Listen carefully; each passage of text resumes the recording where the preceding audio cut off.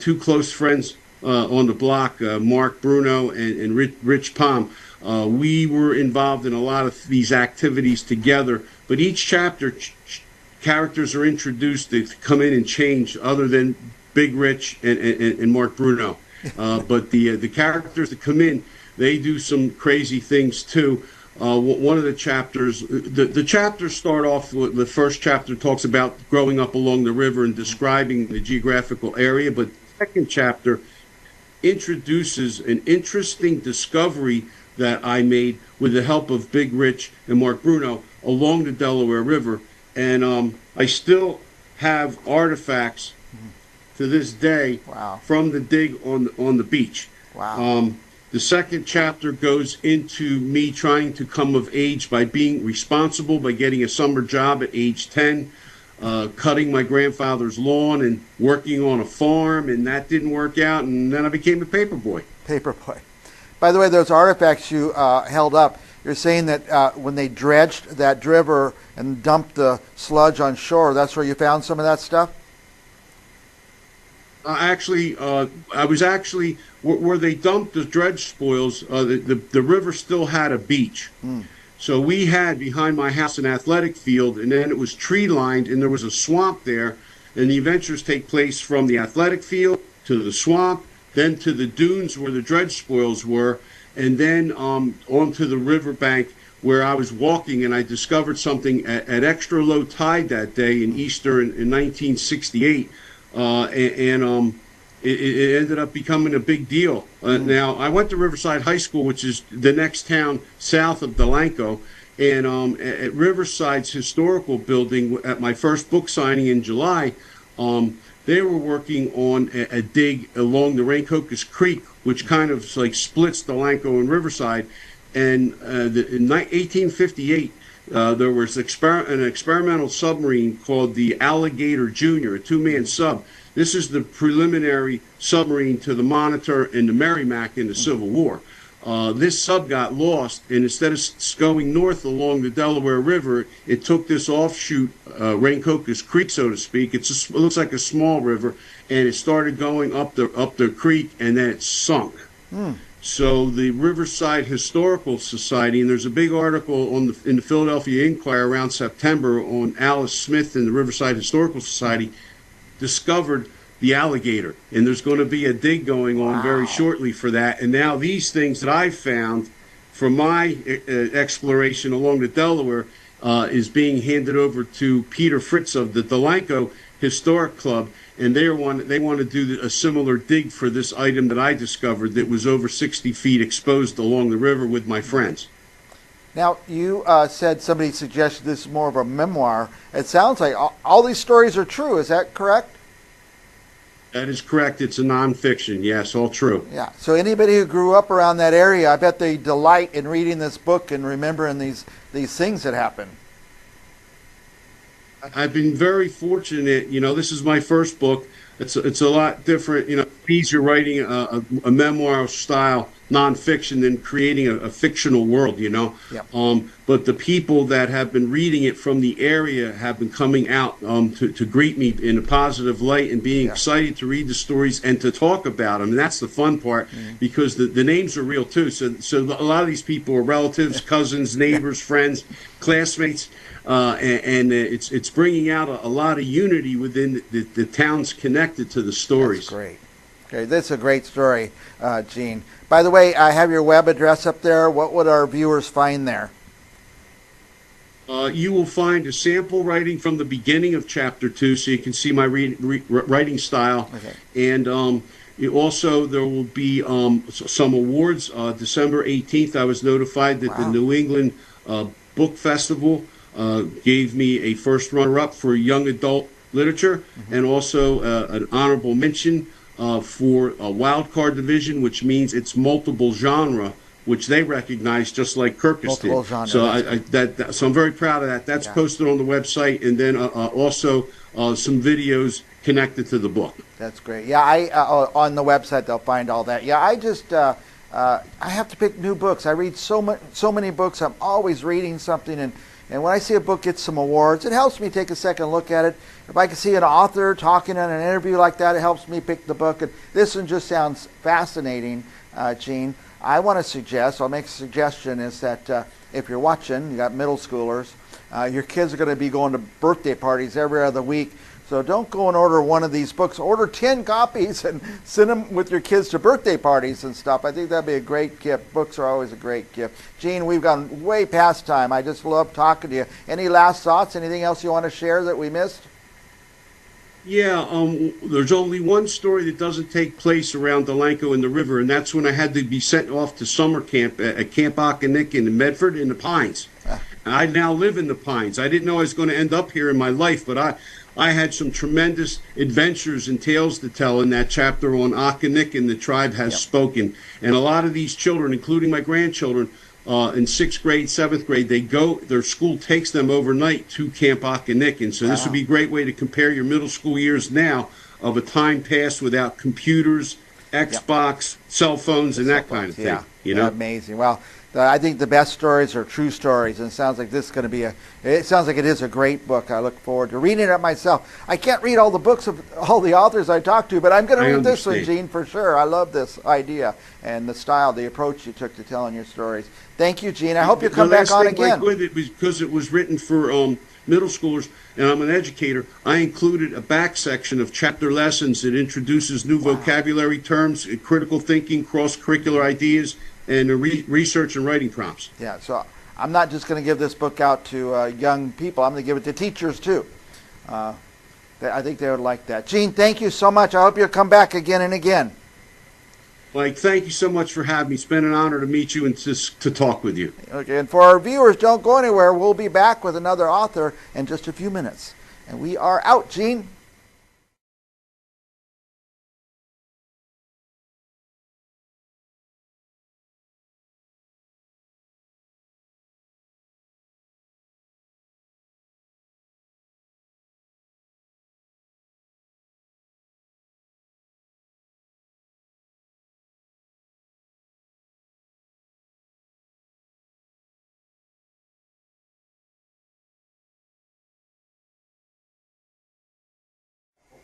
Hello, this is Hope Roski with Business, Arts, and Events, coupled with Weddings and Celebrations.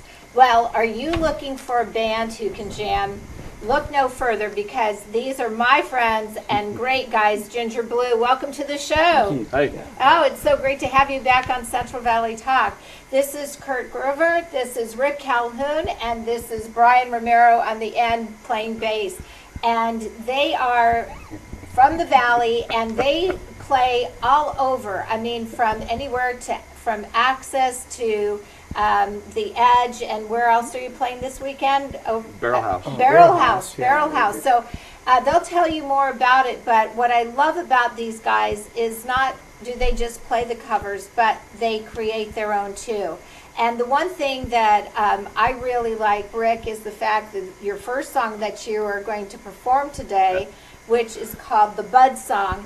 And if you folks like Jimmy Buffett, this kind of has that Buffett kind of vibe, and you are all in for a real treat. So I'm just going to give it to you guys. Ginger Blue, you're my buddies. Have at it. Ready? 1,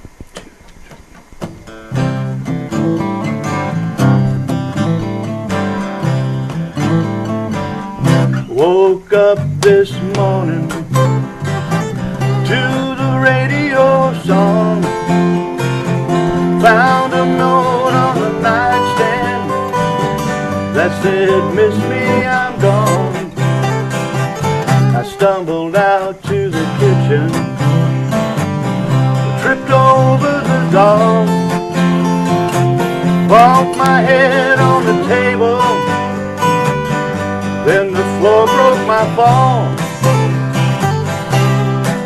Now I'm sitting underneath the Bud sign, drinking an ice cold beer, tapping my feet to the music, and wishing that you were here.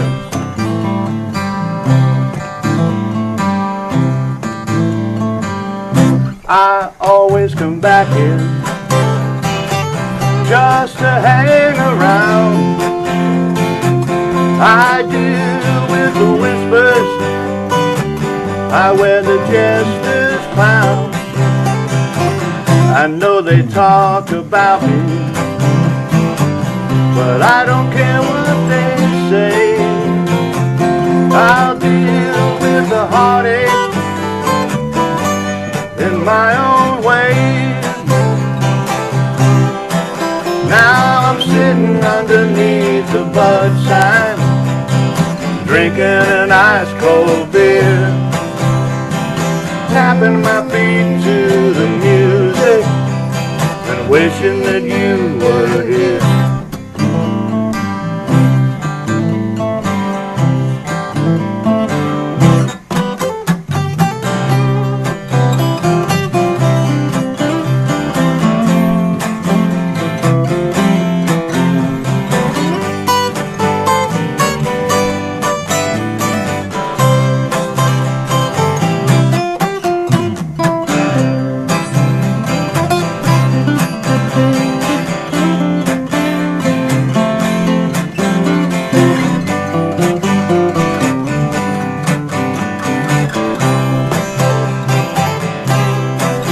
Now I'm sitting underneath the bud sign, drinking an ice cold beer, tapping my feet to the music and wishing that you were here.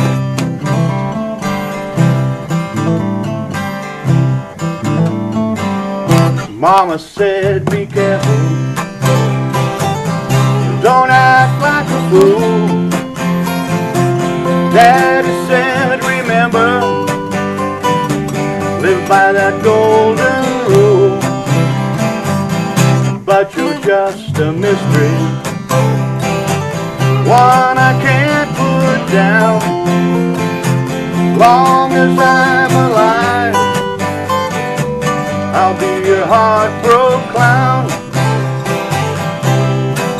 Now I'm sitting underneath the bud sign, drinking an ice cold beer, tapping my feet to the music and wishing that you were here. Yeah, I'm sitting underneath the bud sign, drinking an ice cold beer, tapping my feet to the music and wishing that you were here.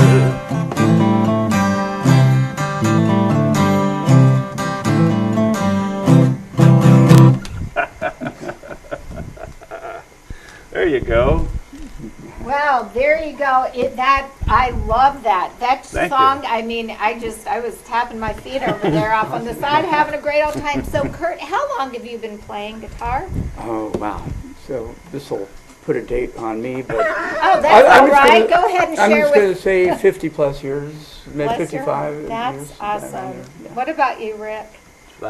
Since I was 15, so I'm 71, so there you go. There you go. Everybody do your math. All right, Brian, how long have you been playing? I started playing guitar in the 6th grade, so that would be 1973. Wow, that is A long time. Yeah, well, you know what? The music is the passion, and that's fantastic. So, how long have you all been playing together, and how did your group come to be?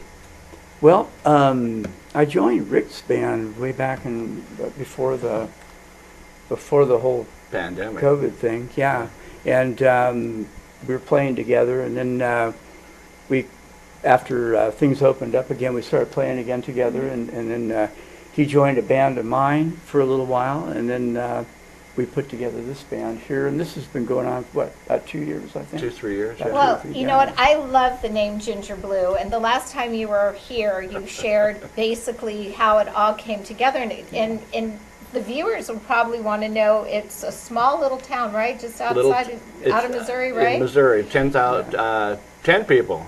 10 people. I always liked the name. Stephen Stills had a band called Manassas, so I always wanted a southern town, and I went through every town I could find on the map And you found the one I that had found 10 Gin- people, right? Ginger blue. Ginger blue. Yeah. Well, I'm going to have you guys play again, and you're going to do a cover here called Spooky. And if you folks at home know this one, sing along with them. It's great. All right. 1, 2, 3, 4.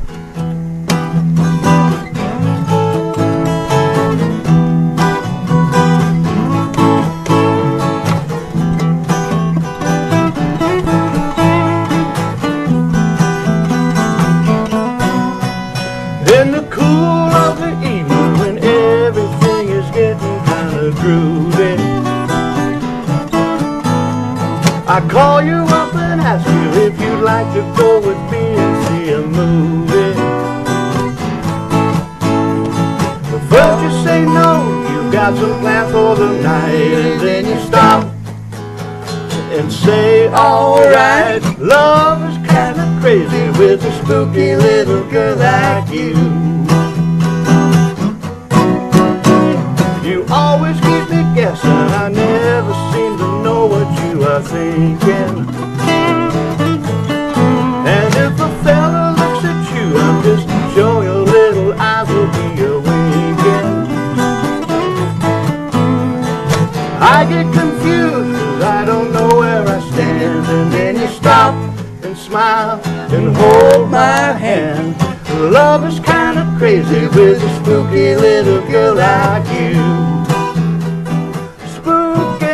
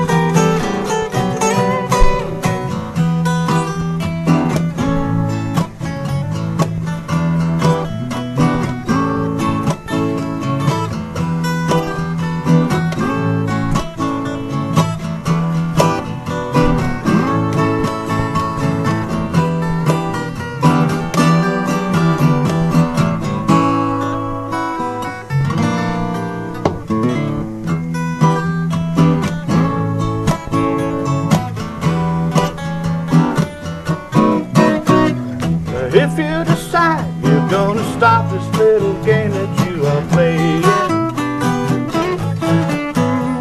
I'm gonna tell you everything my heart's been dying to be saying. Just like a ghost, you've been haunting my dreams, so I'll propose on Halloween. Love is kind of crazy with a spooky little girl like you. Spooky, spooky, yeah, yeah, alright. I said spooky, spooky, yeah, yeah, alright. I said spooky, yeah, yeah.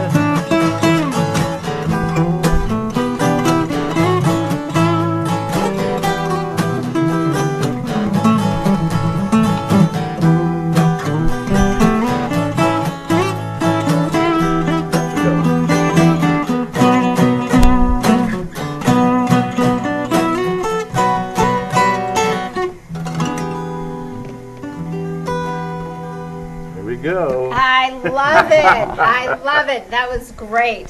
Now, you're going to be playing where this weekend coming up? If folks want to get out there and see y'all playing. Well, Friday night we'll be playing at the Axis at Tesoro Viejo, and from 6 to 8. I'm And, laughing because he lives there and he couldn't even say I know. Yeah. And It's a then- mouthful. And then I know you're going to the Barrel as well. Barrel correct? House, yeah. Barrel House and, as and well. River Park. That is from 7:30 to 10, And that'll be Saturday night. something like that, yeah. Okay, We're so making our debut. That's Oh, our first event, so we fantastic, need your lots of debut. people. Yeah. well, I know I saw you guys at On the Edge out in Clovis, and that was just a great venue. So if people want to follow you, how can they do that? Go ahead. Well, we're on Facebook, Instagram, and YouTube as Ginger Blue, classic rock and originals. Right. That's where you'll find us, and we've got a lot of songs, a lot of music on there, and little posts and photos and so on. And you know, you can kind of find out where we'll be playing next. Yeah. That sounds great. We're going to be at On the Edge on the 25th, 25th, yeah. also in Well, January. I'm sure I will be there. And then I know too, coming up in April, it's going to be Porch Fest. And my guess is they're going to be gracing the presence down here Yep. at Central Valley Talk at 1212 North Van Ness at that time. And that's usually that last weekend in April. Well, I know it's sad, but you guys are going to be closing out with a song called Dirt Road. Tell us a little bit about that song, Rick, because you wrote that one. I wrote that. A friend of mine from high school, we were on we have a high school group that still talks to each other, a bunch of old people. And she came up with, she said that she was listening to the rain and with a cup of coffee in her hand, and I said that would make a good line for a song, and so she challenged me to write this song. Well, it's better that it's dirt road versus old as dirt. You know. Anyway, now I'm glad it's dirt So, road yeah. because it's a great song. I love it. Gentlemen, take it away. All right, thank you.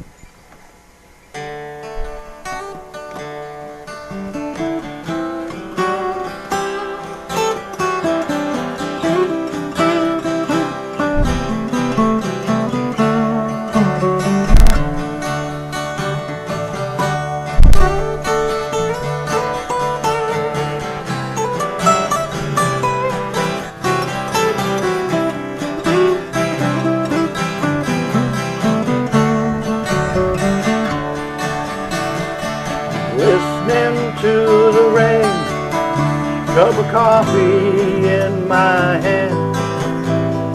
The words we had last night, I don't understand. I packed up my bag and climbed into my truck. Me and this old guitar have had enough. I need a dirt road to anywhere. I wanna feel the earth beneath my feet. You can't outrun the rain. Heartache is the same. Give me a dirt road to anywhere.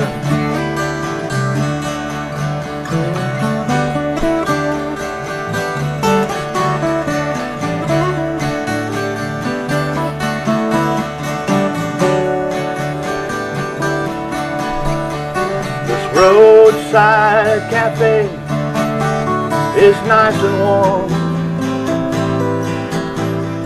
Reminds me of home, safe from the storm. This big city life, it was your dream, but I prefer sitting by a slow running stream. Give me a dirt road to anywhere.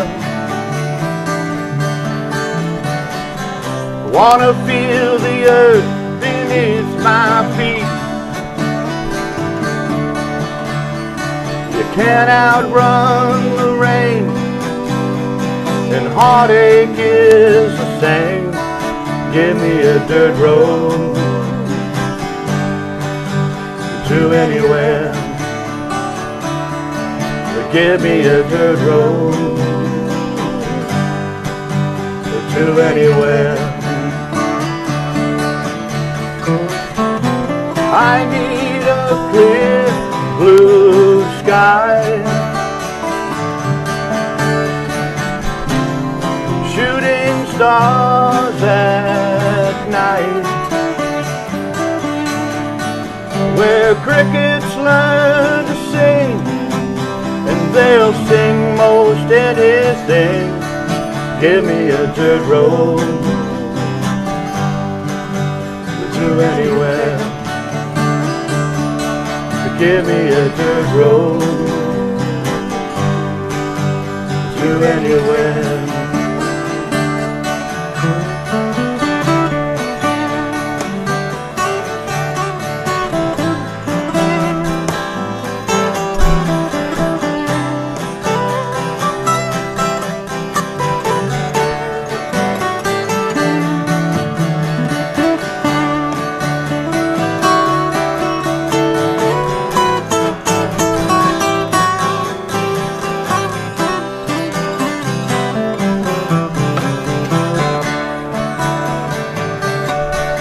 I need a dirt road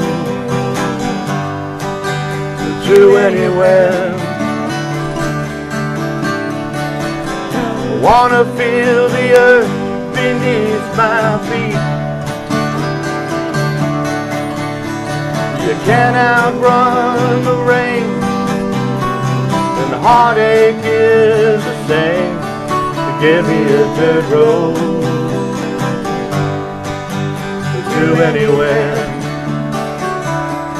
But give me a dirt road to anywhere. I wanna hear a rooster crow, feel the wind when it blows, wear a firm handshake seals the deal. An old pair of jeans that are busting at the seams, but you put them on anyway. Give me a dirt road to anywhere. Wanna feel the earth beneath my feet. Can't outrun the rain, and heartache is the same. Give me a dirt road to anywhere. Give me a dirt road to anywhere. Give me a dirt road to anywhere.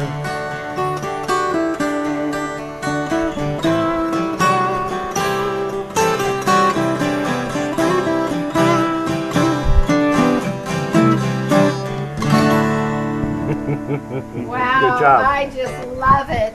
Kurt, it's great to see you. Rick, same. And Brian, good to see you. You know what? We're missing Gordon and Joanne today.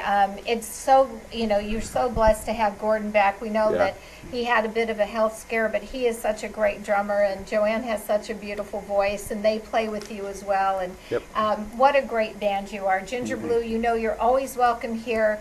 And folks, look them up. Is there a phone number or something too? If people want to book you, even for corporate events, how can they get in touch with you? Yeah, we can contact either Rick or myself. My phone number is 559-712-1543. And Rick's is right down there too at 559-304-6994. Yes. That's it. And they do all sorts of events, folks. So reach out to them. They're great, easy to work with. This is Hope Roski with Business, Arts, and Events, and Weddings and Celebrations. Ginger Blue, thanks so much. Thank you. Thank you.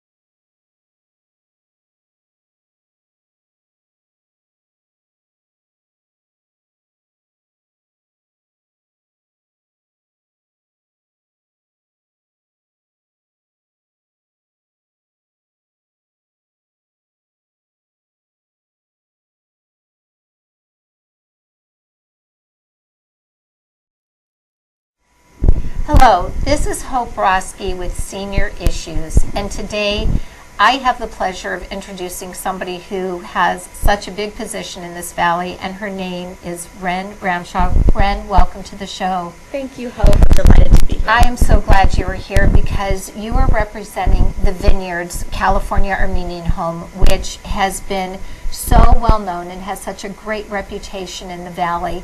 And when we talk about senior issues, it's not just always about the seniors, it's about the families that are involved and having to make decisions moving forward as parents are becoming older and where is the best place. So I'm hoping that you can shed some light on telling the viewers a little bit about all the wonderful things that the Vineyards has to offer. Thank you, Hope. I really appreciate this opportunity. As you mentioned, it is about our residents and their goal of finding the best place for them to live at the stage where they're at in their life. But a lot of times it is the family who are doing a lot of the research online, boots on the ground, planning the tours, coming out to look.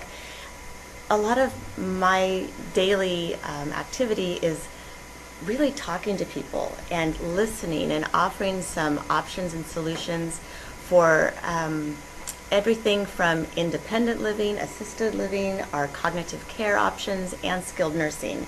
And it could come in the form of a phone call, grandma fell down, she's in the hospital, we need to do something, to someone coming in off the street saying, my husband and I are planning our retirement, we'd like to hear what's going on with your independent living. Right. And I just gave some of your listeners jargon: independent living, assisted living, cognitive care, skilled nursing. All of those terms, maybe you and I know what they are, but for the average listener, they might have an idea, but what does that mean in the world of the full continuum of care? So the Vineyards California Armenian Home does offer all of those levels of care for people over the age of 60. So if you're looking at independent living, that would be something like, I want to move into a community where I have lots of different activities. I don't want to have to cook anymore. I don't want to have to do my sheets and towels. I want everything to be one bill where I just write out my monthly rent and everything else is taken care of. To a degree, it's like resort living because of all of the activities and things that are done for you, which is Right. great. And you still have that sense of independence. You can come and go as you please. Lots of friends that are your own age. You like the same type of music and kind of those touch points. Assisted living would be all of that, the resort, plus you don't have to deal with your medication and your prescriptions, and if you need a little help with your activities of daily living, or a lot of help with your activities of daily living, the grooming, the dressing, all of those hygiene issues that can be just more time consuming and problematic as we get older. That is assisted living. And then cognitive care is if there is a dementia diagnosis, Right. which is it's further down the road of mild cognitive impairment or age-related memory loss. So we actually have a very robust, dedicated cognitive care at the Vineyards California Armenian Home. We will be expanding our neighborhood, our cognitive care neighborhood, by we're going to have 52 apartments.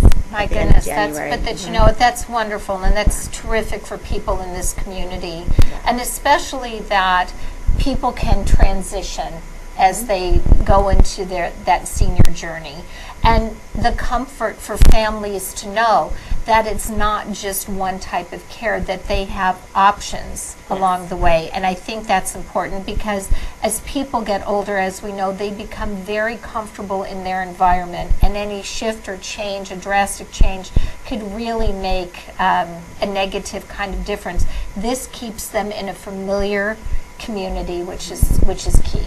And the Vineyards California Armenian Home is built on 40 acres of beautiful, mature, park-like setting. It is a park with safe walking paths. And when I say walking paths, it's also for walkers and wheelchairs.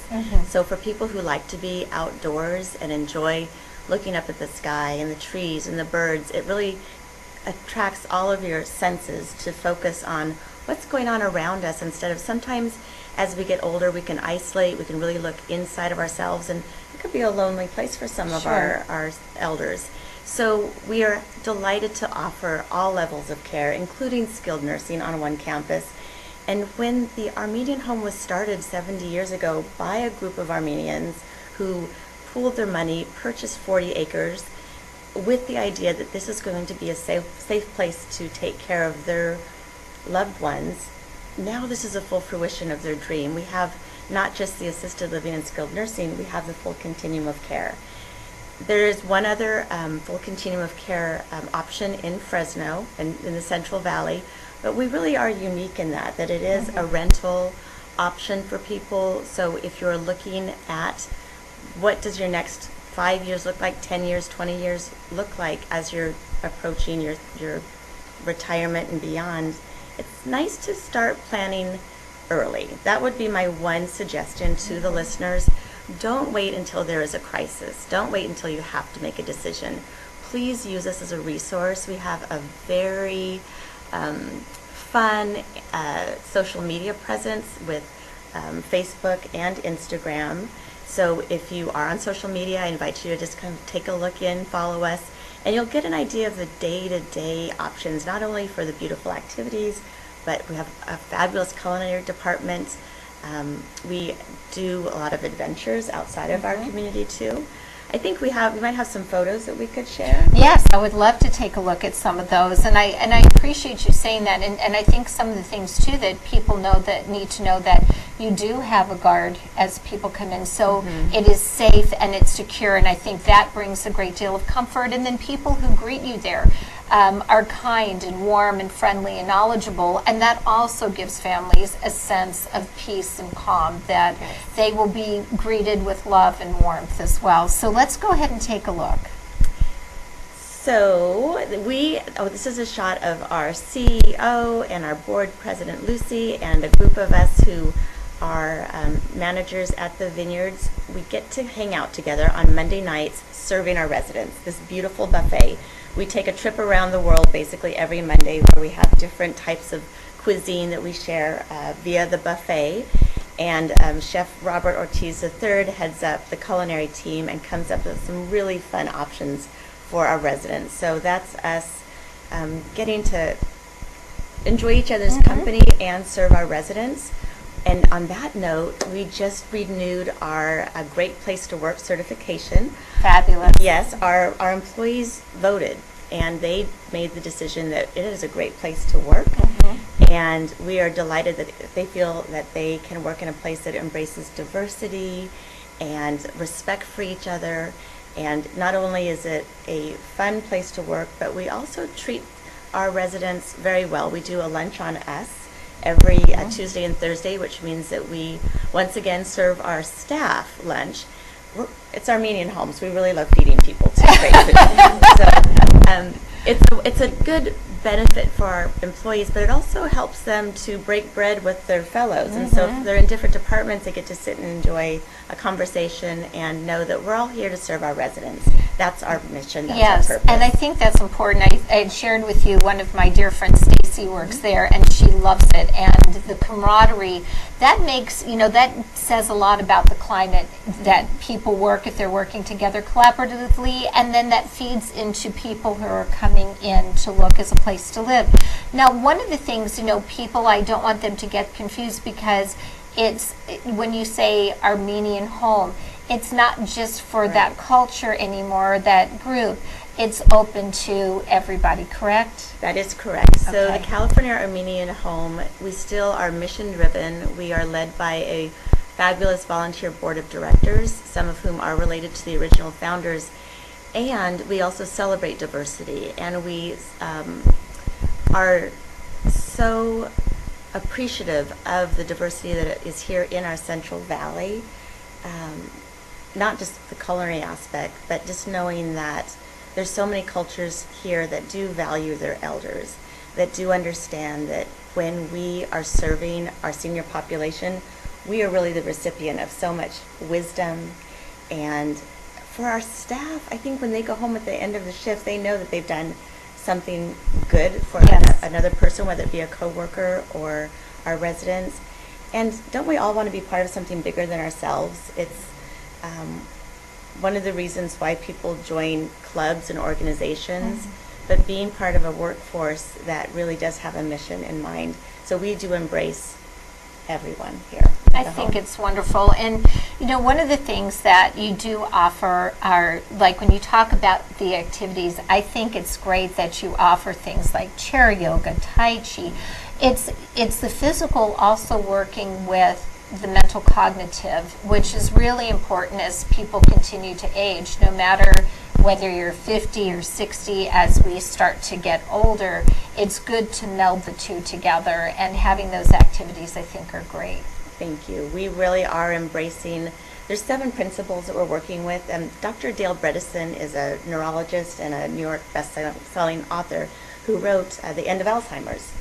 And through his wisdom, we are taking the health and wellness approach of using his 7 pillars for our cognitive care, and that does embrace the physical, the culinary, less stress, good sleep, making sure that you are every single day embracing life on life's terms, because as we get older it gets a little more difficult, and our job is to meet our residents wherever they're at in this particular day and offer them the tools and the support and some really fun activities too. We have something called a Tovertoffel.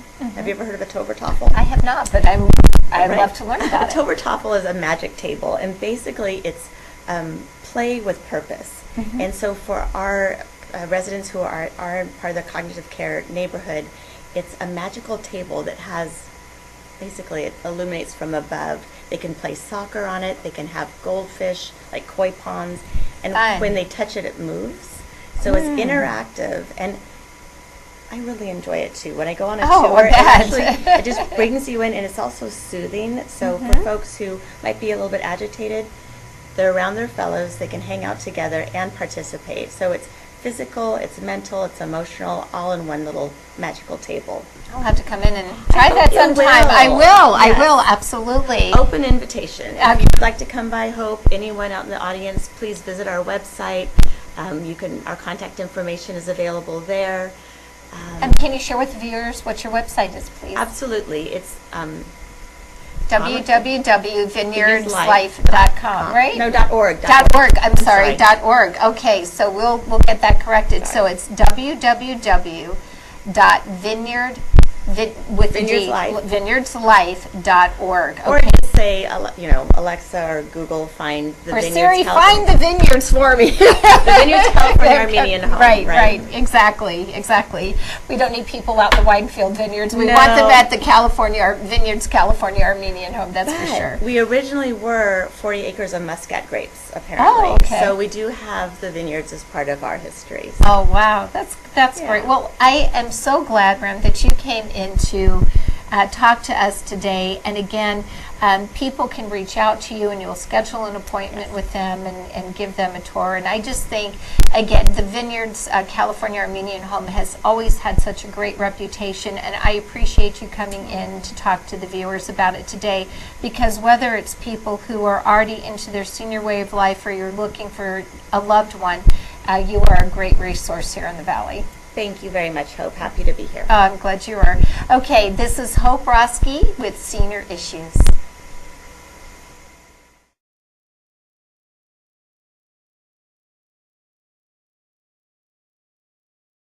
Speaking of putting together a wedding, are you looking for somebody to plan your next special day? Well, if you are, I have 2 people here who are extremely knowledgeable about that. I'd like to welcome to the show Jill and Darren Jones with Stoic Events. How are you? Good. How are you? Oh, fantastic. Welcome to the show and Happy New Year. Happy New Year. Thank you. Well, speaking of New Year's, tell me what you have going on with Stoic Events, because I'm sure you're starting to gear up for that wedding season. So, Jill, what's happening right now? We have been incredibly busy. Such a blessing. We have a wedding this weekend, starting out the year right, and then we really don't have very many openings for this year, which is always nice. That's what you call a nice problem. Yes, it's a very nice problem. We actually have opened up our horizon from the last time we were here, and we're starting to travel more. So we're not just staying in the Central Valley, we're going throughout. So that's kind of fun. Okay, so Darren, where are you traveling? Well, we already did a couple weddings on the coast so far, in Paso Robles so far. We're going to Pismo, right? Pismo. Got one in Pismo. Yosemite. Yeah, we got 2 in Yosemite this year. Fantastic. Excited about that, yeah. Okay, so how far out are people booking? Because obviously you're pretty booked, you're saying right now, but so how far out should people be looking to book with you? Well, depending on what their needs are, if they're wanting someone that's more involved in the planning process, I would say a year.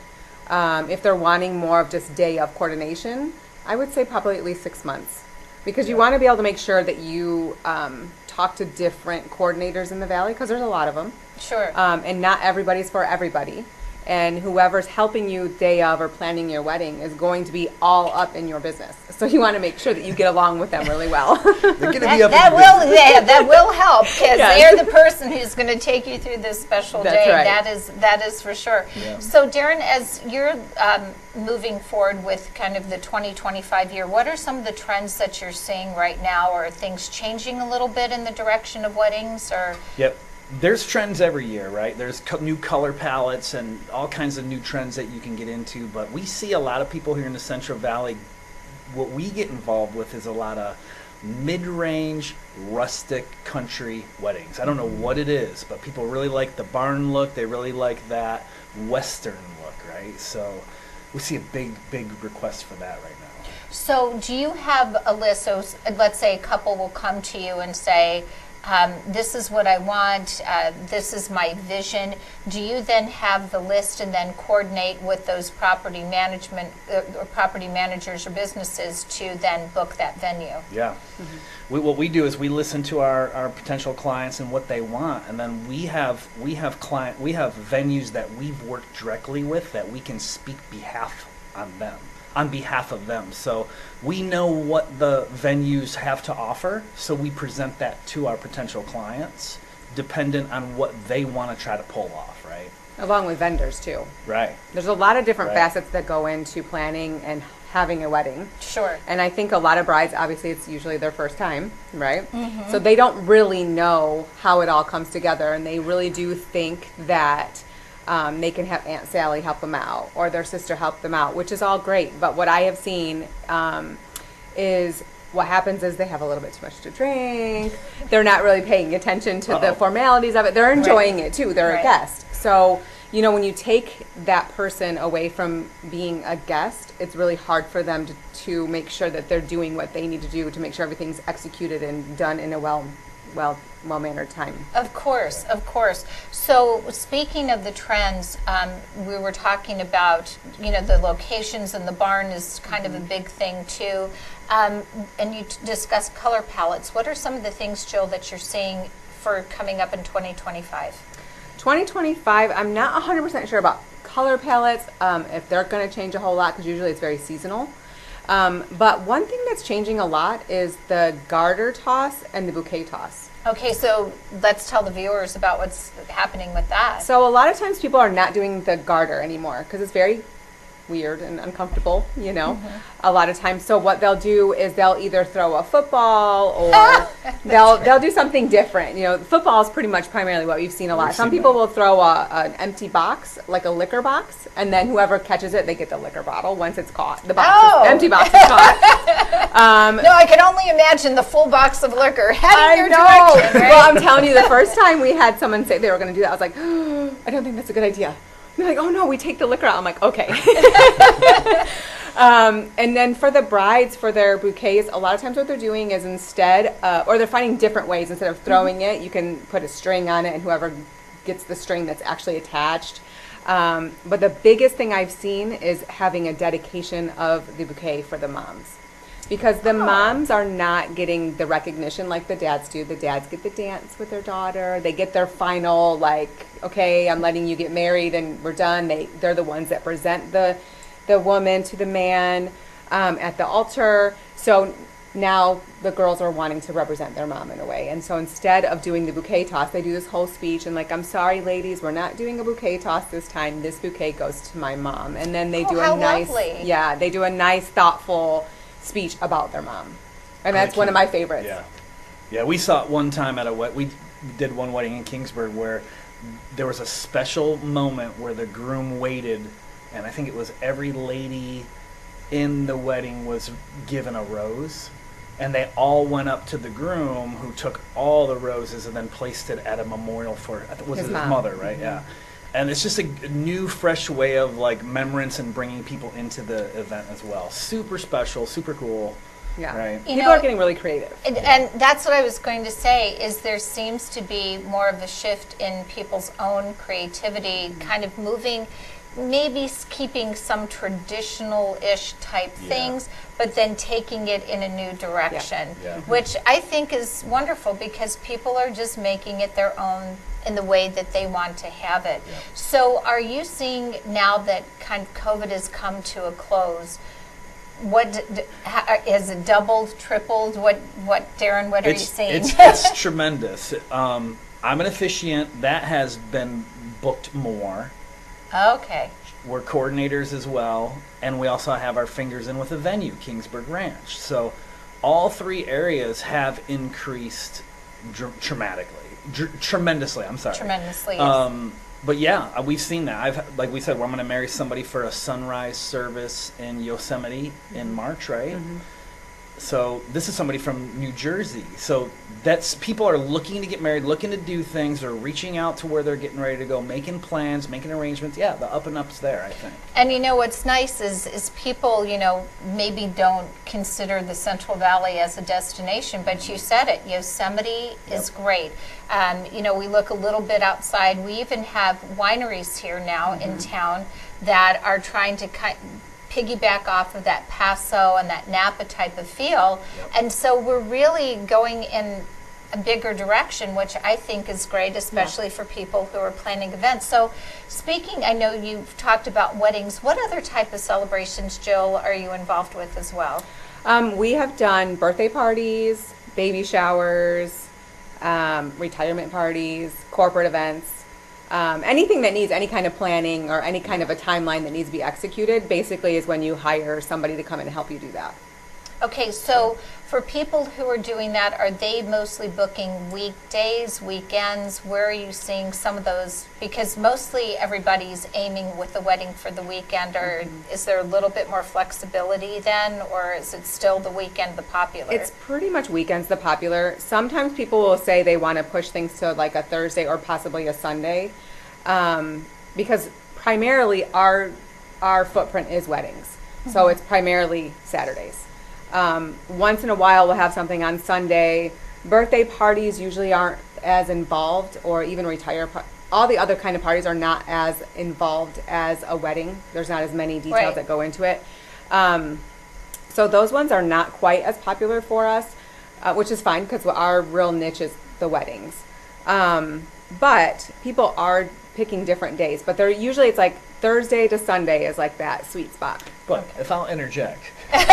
May I interject? Last year we had a wedding December 31st, leading over into the new year. They wanted to get married and celebrate into the new year. So there's a wild day to pick, right? But then we've also like had hot days outside in Fresno and freezing cold days. So it's, I think that we're just seeing people that are just looking for windows of availability too here. Because like you say, there's a lot of people in the Central Valley, and it really matters where you get married too. And if your venues are closing up fast, you got to try to find a place to get married. You need to right? be a little bit flexible that way. So let's talk a little bit about the direction of entertainment. So, you know, we know that it takes booking in a year. That's wonderful. But then once you book the venue, then there's the source of entertainment. What type of things are you seeing right now going in with the weddings? Oh my goodness. We could talk about this for an hour, because people are bringing in so many cool, unique things to weddings, like late night bacon wrapped hot dogs at 10 o'clock, popcorn food trucks, like anything you can think of that is a wow factor and a comfort factor for the guests, right? Really, but I've really also cool seen stuff. it where they're like really amping up on it, where they're getting the mariachi band, they're getting the live band, they're getting the DJs, they're having them all. Like they want all of it. Big budgets. Oh, okay. Big budgets. budgets. Yeah, big budgets. Okay, so speaking of which, because everybody's budget will look different, what do you, depending on, let's say you want all the bells and whistles, what should a couple be looking at? I'll let you touch that, because I think the big question is going to be really that's going to be the big question that you start with before you get married, is your budget. So, I always like to tell people you can do a low budget wedding for 10 grand probably is the Okay. lowest. But typically for an average wedding, you're looking at least 25,000 and up. So I always start with my brides and say, okay, before you start, what are your non-negotiables? Let's pick your 3 non-negotiables. How much are they? Okay, now then break it down from there. So like what I like to do is reverse engineer everything. So you say, this is what I want, this is what I want, this is what I want. They're my non-negotiables. I have to have these at my wedding. I don't care how much they cost. Okay, well, if that's the case, then these other few things, we need to decide, are we going to ex-nay those? Or Right. are we going to find more ways to make money to pay for those? Sure. Up our budget. Maybe go ask grandma, or maybe go sell some stuff. I don't Grandma's know. not Like, going to give it to you, man. Grandma's not going to give Don't it to you. always count on grandma. You never know. You know. You never know. You never know. But I'm just saying, you just kind of get a little bit more Right. creative. But if you reverse it, then you kind of know where you stand. And like it also when you're talking about a budget, you're also talking about your guest count. And I think that's probably where your biggest part of your budget's going to go. So it really kind of, it so depends. It's such a case by case. Right, and what's interesting is then you were saying, they're bringing in taco trucks, and Yeah. so the food part of it looks very different today too. It's not always just the formal sit-down type of dinner. So people are definitely, they can be creative, and you are there to help guide them through it all, which is wonderful. And I think it's great, Darren, that you're an officiant as well. Oh yeah, we Yeah. have fun with it. It We could- have fun with every aspect of it, right? Because it's their special day, it's your special day, and you can make it any way you want. So you mentioned how people are getting kind of away from traditionalism. Absolutely, they are. They want their special day to represent their special relationship. So Right. we've seen so much since we've talked last that the experience is so much more than last time we talked, that you see so much more of what's happening in the Central Valley, and there's a lot of people getting married, man, like that are literally getting pushed away because there's nowhere to get married, or there's some services that are just booked solid. Right. So- Well, and you had mentioned COVID and what has Right. happened since COVID. And I think, during COVID time, the thing that was popular was the micro weddings, the smaller 50 and under weddings. And people that's still kind of a trend. That's still kind of happening, but not as much. Right. So I think people are like, okay, now we can do this. We can get back into real life. The safety of being here again and open is like really starting to become more open. I think it took people a few years to kind of really start to feel comfortable because, once we did finally open, you had those big weddings and people were still getting sick. Even a year later, people were still getting sick. Sure, And then they sure. felt bad, like, oh man, maybe I shouldn't have done this, or, but I think people are realizing like, okay, it's time we can move on. And so now they're like planning the bigger weddings again and not so many micro weddings. Even though micro weddings are still a big thing, some people just choose to do that because they don't want to do a lot of planning. Right. So if people want to plan a micro or macro wedding, how would they be able to get in touch with you, Darren? Well, it's simple, stoicevents.net, right? That's STOIC, Stoic Events, or Instagram's where we promote a lot of our current events, a lot of our promotions, and that you can find us anywhere linked to stoicevents.net. That sounds great. Well, I am so glad, Jill and Darren, that you came by the studio today and talked to us about the trends and what people really need to be prepared for if they're planning on that special day. Thank you. Thank you. Thanks for having us. You bet. This is Hope Roski with Weddings and Celebrations.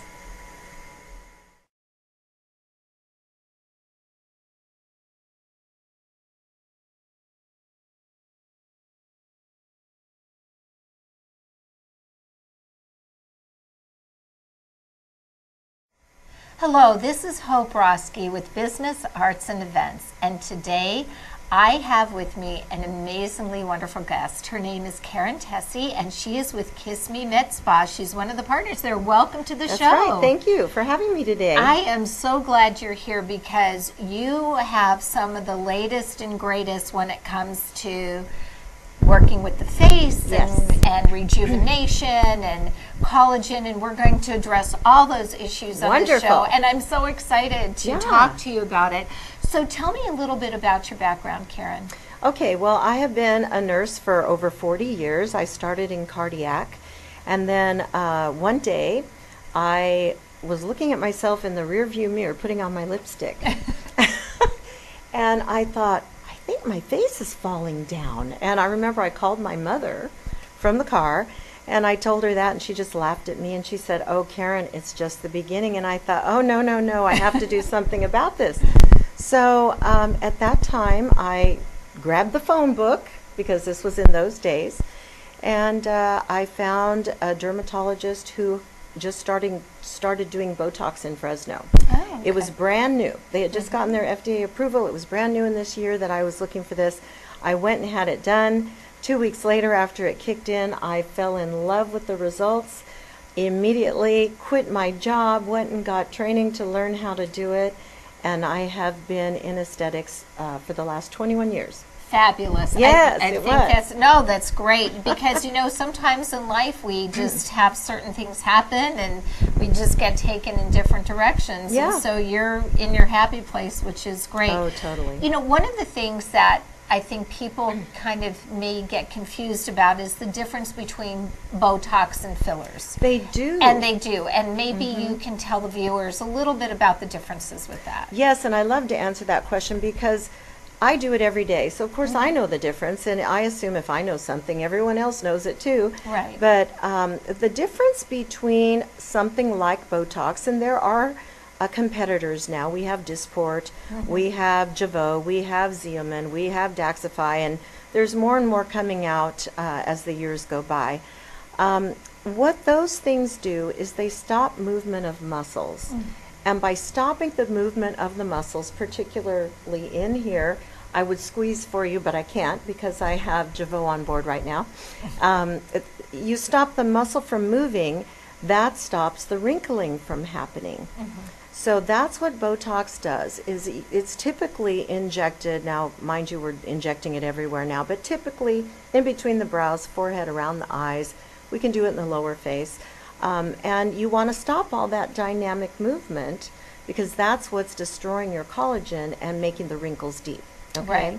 So what fillers are, they're made out of different materials. The majority of the fillers are made out of hyaluronic acid. Hyaluronic acid, if you look at it, if you squeeze it out of a syringe, it looks like hair gel. And we all know what that looks like, just a clear, thick gel. And those products do exactly what the name infers. They fill up something that has lost volume. So, as we age, the corners of our lips kind of tuck in like that. We look like a little pruny thing around the mouth. So we can actually put a little bit of filler in the lips, and it just brings them back out to where they used to be. We can do cheeks in the mid-face to lift the cheek. We can do it in the chin to give projection along the jawline to help give a little bit of an angle there. We can put it in the hands to make the hands look younger. Under the eyes, we can put these things a lot of different places. So in a nutshell, the difference is if you want to stop the movement of a particular muscle group, you would use something like Botox, Dysport, those products. Right. If you want to add a little volume to something that's sagging down and has lost its perkiness, that's where we reach for filler. Okay, great. Well, and I think you did a great job in clarifying that part of it. So let's talk a little bit now about the laser, because that's something new that's being introduced. And you brought in some wonderful video, and I'd like to take a look at the first part. And if you could just tell the viewers a little bit about what they're going to see here in this particular one. Okay, so I'd like to first explain to them what lasers are and what lasers do. There are many different types of lasers. There are lasers that will melt fat, lasers that will tighten skin, lasers that will reduce hair, lasers that will remove some tattoo. There are lasers that help with snoring, lasers that help build collagen. There are dental lasers. I mean, there are lasers that do all kinds of things. Treat melasma, which is a brown, sun damage, sunspots, through here, lasers that treat little tiny veins and redness. I mean, you name it. Lasers do all kinds of They're magical. They're magical. They really are. They really, Yes. really are. And there's new technology coming out all the time. We ourselves, I think we have 8 or 10 lasers now that do all of those things that I was talking about.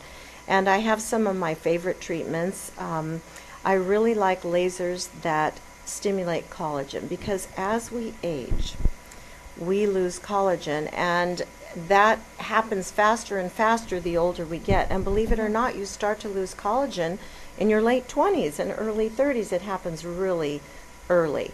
So, like anything else, the sooner you start treating something, the better it's going to be in the long run. And that's why it's so good to be proactive instead of coming in reactive many times. So just having that knowledge ahead of time and saying, okay, in my 20s, I'm starting the process of losing collagen.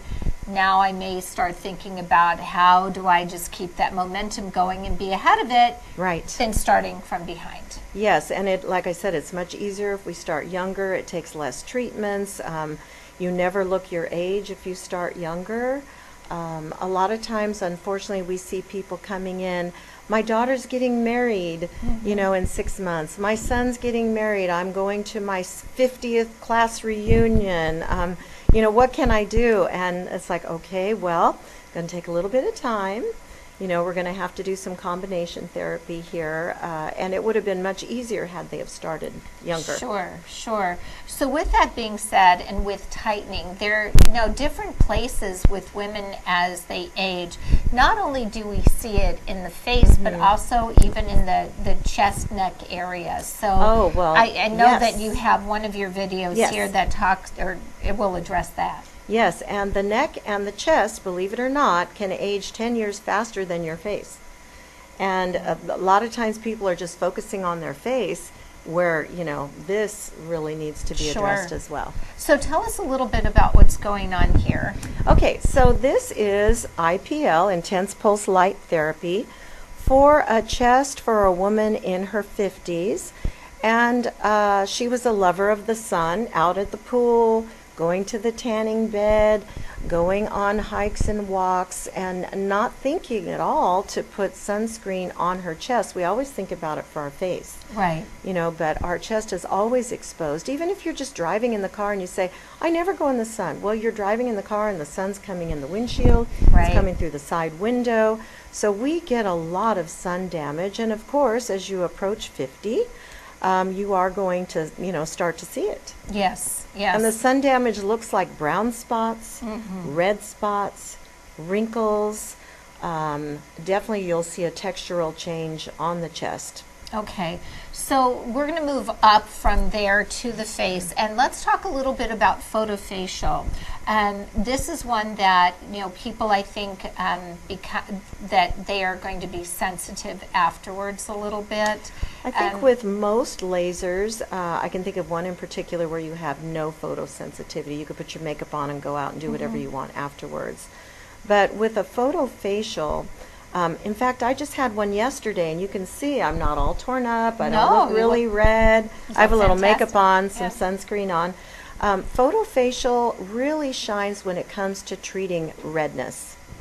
So if you have rosacea, if you have a lot of little broken capillaries, I had a few capillaries under my eyes that were broken, and I did the treatment yesterday, and I noticed today completely gone on one side, little residual left on the other.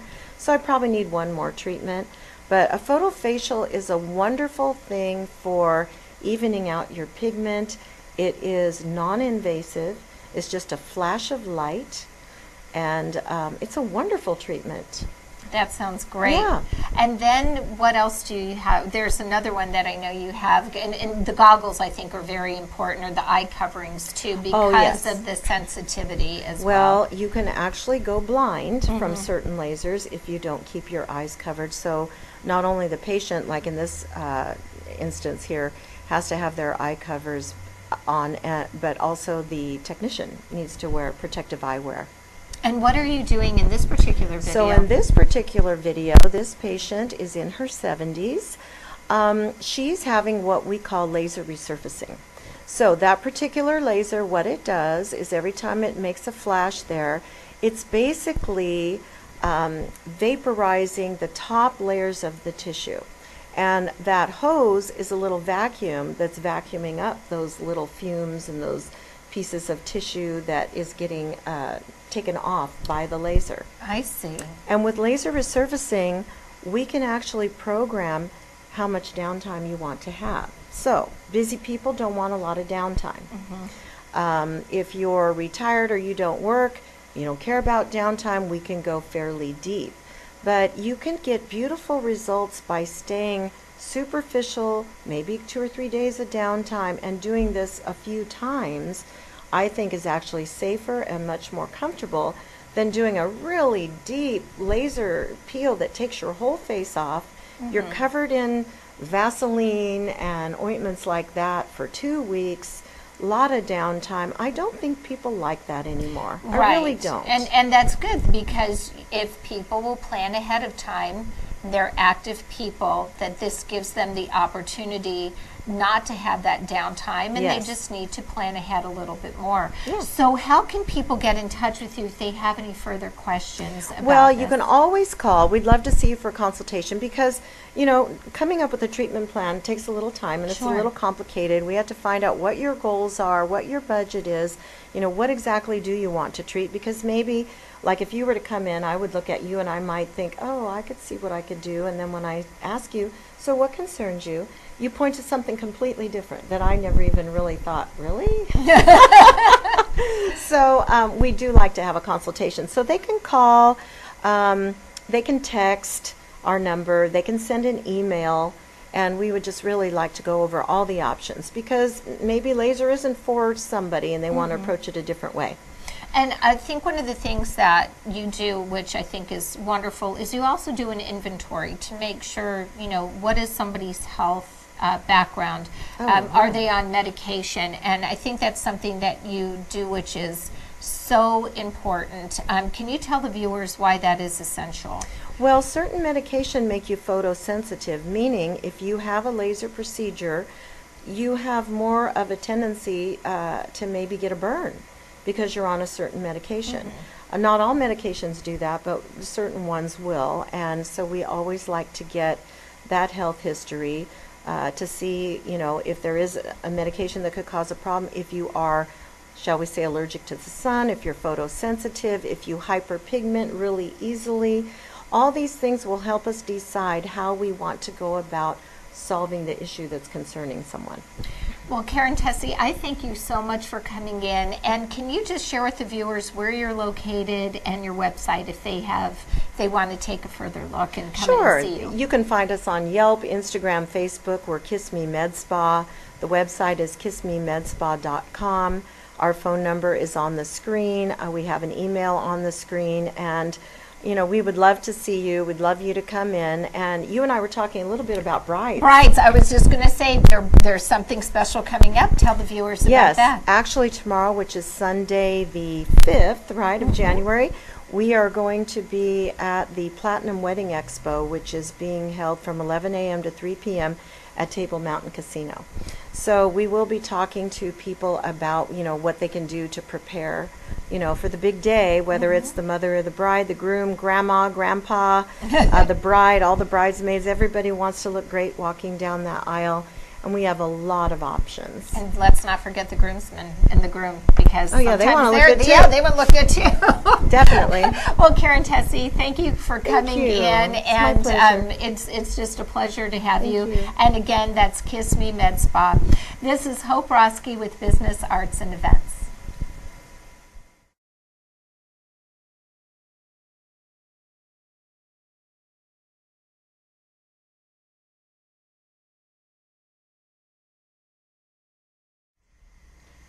Welcome back to Central Valley Talk, where we celebrate what's going on in the Central Valley. Good things are going on, and there's so many of them happening.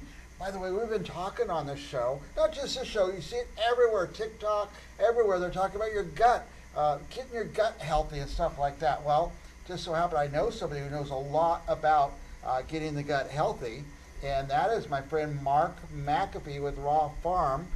Welcome, Mark. Known you for years, buddy. You've been coming on this show longer than anybody else. You can claim that you got me first. By the way, look at the camera. I look taller than you. I am taller than you, Mark, because I've been drinking the raw milk. In real life, he's about a foot taller than I am, but I gave him the trick chair, I guess. What raw? You mean raw milk? Raw milk, What's that all straight from the about? cow, unchanged by any kind of processing. And tremendous amount of value there that's lost in pasteurization. The bioactives, as they say, the word bioactives is actually a scientific term. And it's interesting. I'll quote Dr. Tien Lin of Cornell University, Okay. supported and funded by the National Dairy Council. This is not the raw milk guys. These are the guys that pasteurize. They do pasteurize. They do a lot of pasteurize. The National Dairy Council is the big dairy guys. They identified that after COVID in 2021, consumers were wanting these bioactives that are so anti-inflammatory, antivirus, anti-carcinogenic, anti-tumor, all the things found in breast milk, by the way, because humans are mammals, and take those things out of raw milk and make a new patented food. This is a massive study done in 2021. So, quote, the other side has completely supported what we're doing. Yeah, they do. Yeah. We just make the milk safe. We do testing, good conditions, healthy cows, chill the milk immediately when it comes out of the cow. All those things to make sure the milk is safe and people love it. It's delicious. It is delicious. Now, I watching these videos and TikToks and YouTube about the belly gut. Yeah, the gut. And people are always trying to sell me something, a product, something synthetic that they made that's going to get the good. gut, yeah. What do you call it? Good? It's the gut microbiome. Microbiome. And the interesting thing is the scientists have told us, and they've just discovered this in the last 20 years, it's not something that's particularly old. Although I will say Hippocrates said this, all disease begins in the gut 2,500 years ago, the Greek doctor. But the scientists tell us that 80% of our immune system is the gut microbiome, which is the food and the bacteria in your gut. It's that churning, digesting area down in our gut. The intestinal area is where 80% of our immune system is. Well, you remember back to COVID, they said, don't come to the hospital, we can't help you because if you're sick, we can't help you. Well, the bottom line is if you have a strong immune system, you can help yourself. And that's what's really exciting that people are saying, wait a minute, why don't I build a strong gut microbiome so I can be adaptive and resistant to the thing coming next year? And so people are waking up to that. It's exciting. Yeah, we do things that kill the good what do you call them? Germs, The bacteria, the Bacteria. cultures, the biodiversity. Yeah, antibiotics do it. Now, antibiotics can save your life. Yeah. But once you've taken around antibiotics, you better rebuild those bacteria. And you make them stronger and better by eating whole foods that don't have preservatives, antibiotics in them. But also making sure you ingest a biodiversity. You have different kinds of bacteria that get to your gut. And that's where raw milk and raw milk kefir can really add that diversity of good bacteria back into your gut if you've lost them. Yeah. You know, I got to tell you, Mike, this is kind of fun. I'm Scottish, McAfee, right? Been to Scotland a couple times, love it. I got a call, an email from Dr. Mike Butler. He's a Scotchman, and he wants to change the laws in Scotland to allow legal raw milk. And so he's invited me to participate with him to create world-class raw milk for the Scottish people. I am so excited about that. Are you amazed that you have to have a law to do that? Well, they made raw milk illegal many years ago in Scotland. Even though in England, raw milk's legal when the Queen drinks it. Yeah. So, or Queen used to drink it, she's passed now. That's why she lived so long. 100-something years old, Yeah. wasn't it? Yeah, she had 6 cows at Buckingham Palace for years and years and years, and Charles drank it and all the kids and everything. Yeah, it was royal milk. So, yeah, raw milk's great for you, and it helps you live long, healthy life, and it's great stuff. And there's no laws against it in the United States. Oh, yeah. Well, California raw milk is legal, always has been. And my credit goes to Altadena, the big dairy in LA, because they were always standing the guard at the gate, make sure they didn't change the laws. But raw milk's always had legal raw milk and very high standards. Now, every state has their own standards. The FDA hates raw milk in any form because they have one standard, it's got to be pasteurized. And that's what they do. They mandate pasteurization. But in California, we can do what we want to do. Arizona has similar laws to California. The state of Washington does. Idaho has legal raw milk. Pennsylvania has legal raw milk. And Connecticut and Maine have legal raw milk. But anyway, it's a patchwork puzzle of state by state. In California, it's legal. Completely, 100%.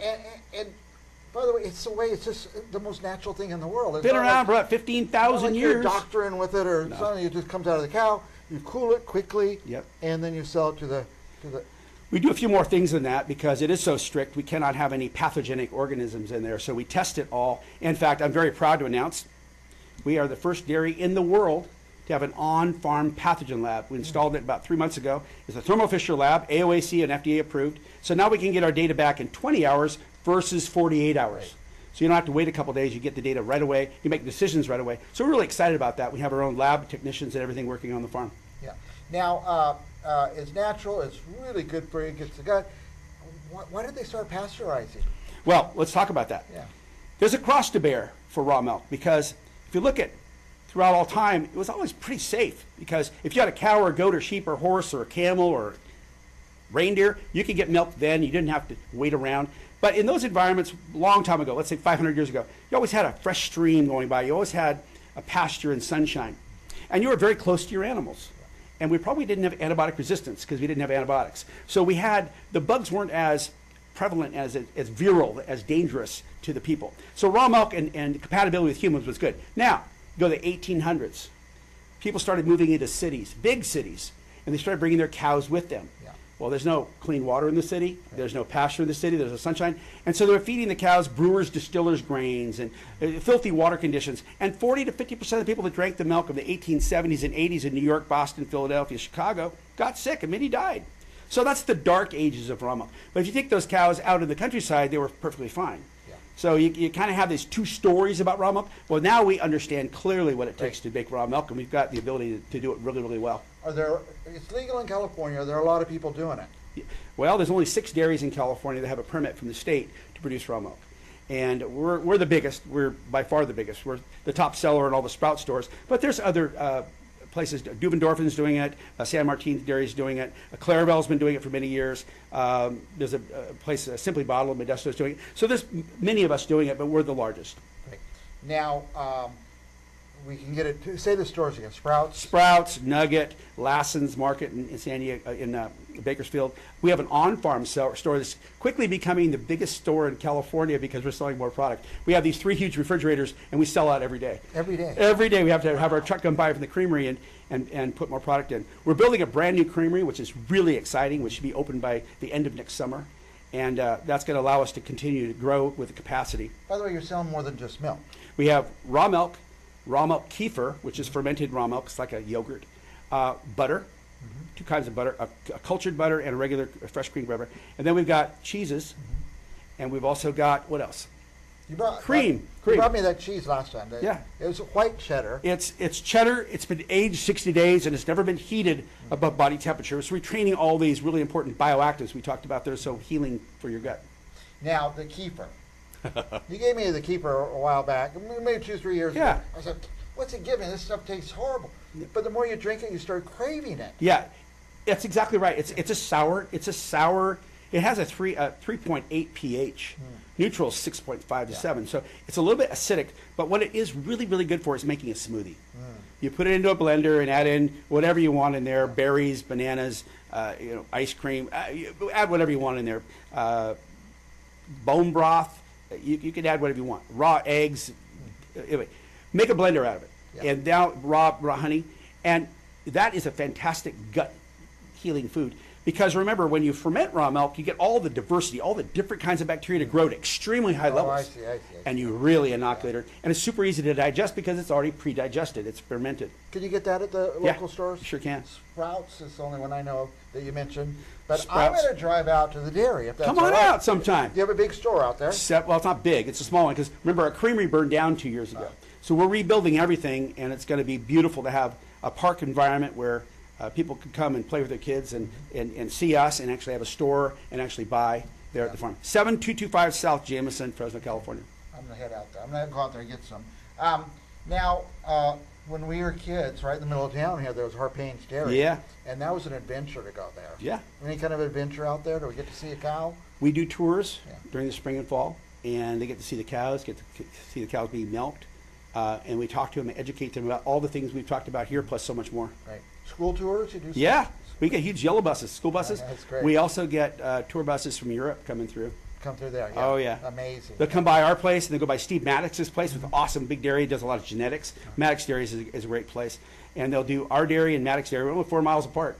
That's great. Wow. Yeah. The dairy capital of the world. We're becoming famous. Yeah. Raw milk. Oh, no, raw? What's it going to say on the carton? It's going to say raw farm. Raw farm. But inside is raw milk. raw milk inside. And you get the cheese, what's Cheese, butter, cream, milk, kefir, all of them branded. Just says Raw Farm. Raw Farm. And you got to remember my shirt here. It says Raw Goodness. And there's a little heart down here someplace. A little heart. Yeah, We put love in there. Heart. Last thoughts, Mark? What's that? Last thoughts? Last thoughts? Take care of your gut. Yeah. Feed your children well. Well, the thing about these, COVID's starting another pass through. Yeah. So now's the time to build up that immunity. Build it up. Yeah. Build it up. Remember, 22,000 people a year die from the flu. Oh, my goodness. You want to have a strong immune system. Yeah, definitely. For our viewers, don't go anywhere. We're going to have another guest right after this. But thanks to Mark McAfee from Raw Farm. He's the CEO. We'll be right back. Oh, by the way, go to rawfarmusa.com. Thank you.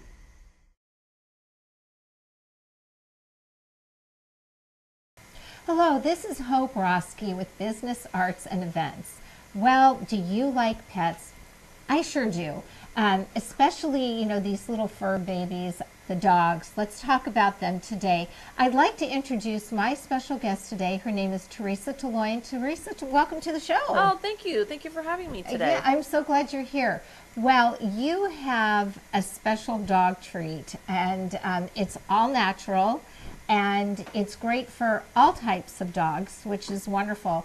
And what I love in this bag, this is called your business, Luigi's Barkery, which is so cute. Not bakery, but barkery. Barkery. And you make special dog treats. So how did you even come up with this idea? So a few years ago, my dogs, I noticed that they just weren't. They were lethargic, they weren't, like their coats were kind of dull. So I kept getting this idea that I wanted to make these dog cookies from all natural people ingredients. Oh. And so I ended up consulting a food scientist, and her and I together came up with these ingredients for my cookies. All right, so you were talking about ingredients and something that humans can obviously have too. So what are some of the things that are in your dog treats? So in my dog treats, there's applesauce, there's bananas, there's pumpkin, there's peanut butter. I use oat flour, vitamin E oil, honey, and cinnamon. Wow, that doesn't mean it can be good for people. And people can eat, as long as you don't have a peanut allergy, wow. Humans can eat them too. Oh my goodness. Okay, well that's good. That's interesting to know. So do you do this out of your home or at a certain type of kitchen, or how do you create these I do treats? these out of my home. I'm in Clovis, California. Okay, and so if people are interested in getting these for their dogs for the holidays, can they reach out to you to ship out? And if so, how far do you ship? I ship pretty much all over. Okay. I do deliver between Fresno and Clovis. Free delivery. Great. Yes. That's and then super. they can reach me if they want to order any cookies. It's 559-341-093 is my cell phone. And that's how they can reach me. Okay, so with that being said, I know that you have 3 different sizes. Yes. And each one looks a little bit different. Can you tell the viewers about the different sizes and what they look like? So if you have a small dog, like a tiny poodle or a Yorkie, I have very small cookies. And then medium size would be like a beagle or a pug. And then a larger cookie would be for, let's say, a German Shepherd or right. Now I know for the like the little toy poodles, they're really cute. They're like a paw print, which is just like it's so adorable. And for the medium-sized dogs, you have like the dog bone. It looks like a dog bone, yes. And then the bone enlarges once you get to those bigger dogs, like a German Shepherd. And I've watched and I've been around you for a while as you're at certain markets around town, and people just come up to you and they're really impressed because these ingredients are natural. And, just like as somebody who has a baby, they want the best ingredients for their child. And people look the same way with their dogs as well. Yes. One of the things that you're very creative with are doing baskets. And with the holidays, what can, viewers who have pets get their little fur babies for their holiday treat? So I do make baskets, and they're custom. So let's say in this basket here, I have a dog calendar, I have a bag of cookies, I have a mug, there's a magnet, there's towels. I mean, it's just whatever you would like to put in the basket. Sure. You can give it as a gift, or you can save it for yourself, for your own pet. Excellent. So looking at the dog biscuits, about how many dog biscuits are in a bag? There's about 30, Okay. 32 cookies in a bag. And I know one of your customers has a little toy poodle that doesn't have teeth, a poor thing. But what does she do so the dog can consume it?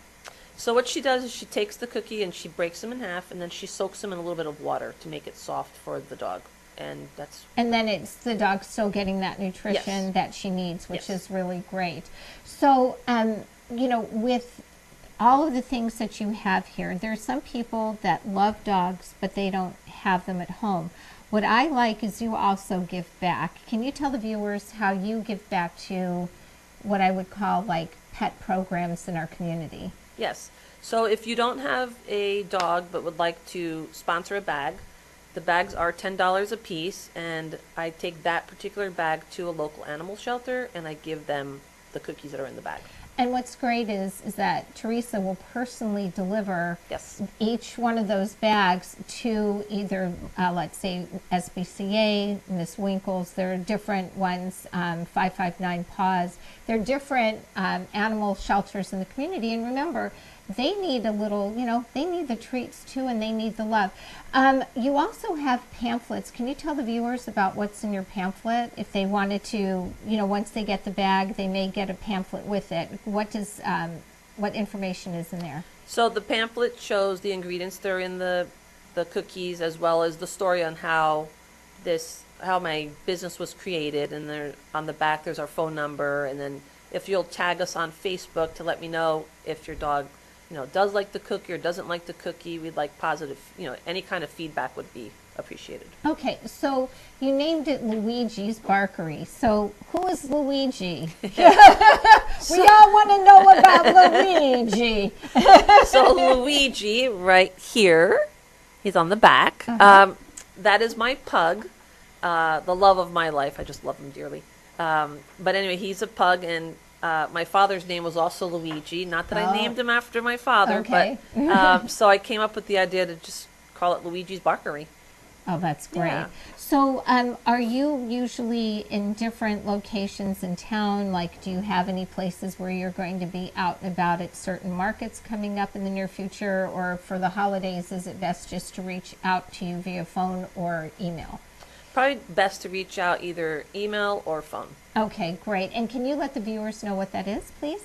So my phone number is 559-341-0933, and then my email is teresa.delesio@yahoo.com. Excellent. Now, one of the things that I'm really impressed with is the longevity about how long these treats will last. What is the best way for people to, like, if they're not going to use them every day, what is the expiration situation typically? So there is a shelf life of 2 years, and you can keep them in your refrigerator, or you just keep them in a dog container, Sure. like a doggy bowl. And you can, as long as the lid is on there, it stays fresh, or you can keep them in the bag. Excellent. Okay, And so each that's bag, good to I'm know. sorry to interrupt you. No, that's okay. Each bag, inside of the bag has my cookies that are vacuum sealed.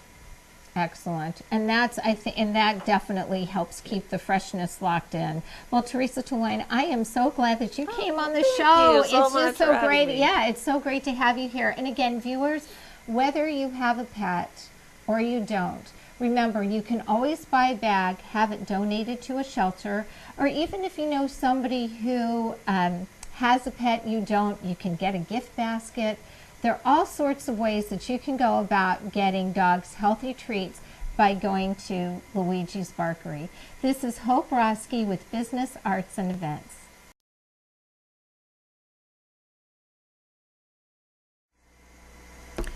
Good afternoon. This is Hope Roski with Weddings and Celebrations, and I am here today with the beautiful Elaine Yervin from the Vault Jewelers. It is so good to have you on the show. Hi, how are you? Good. Well, you're sporting your pink. I've got a little bit of pink colors in my shirt because we are coming up on Valentine's Day. Exactly. And the Vault has so many beautiful pieces of jewelry for customers to come in and take a look, and I just wanted to be able to share with the viewers some of the things that you have to offer.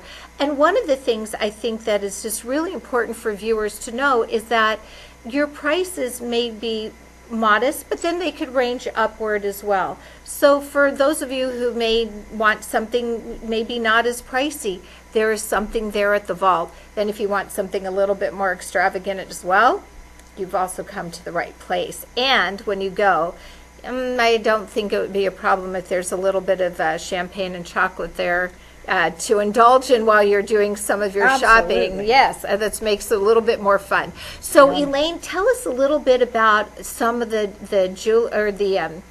brands that you have that you're promoting right now through Valentine's Day, and then we'll start gearing in a little bit more into the wedding aspect of it as well. Sure.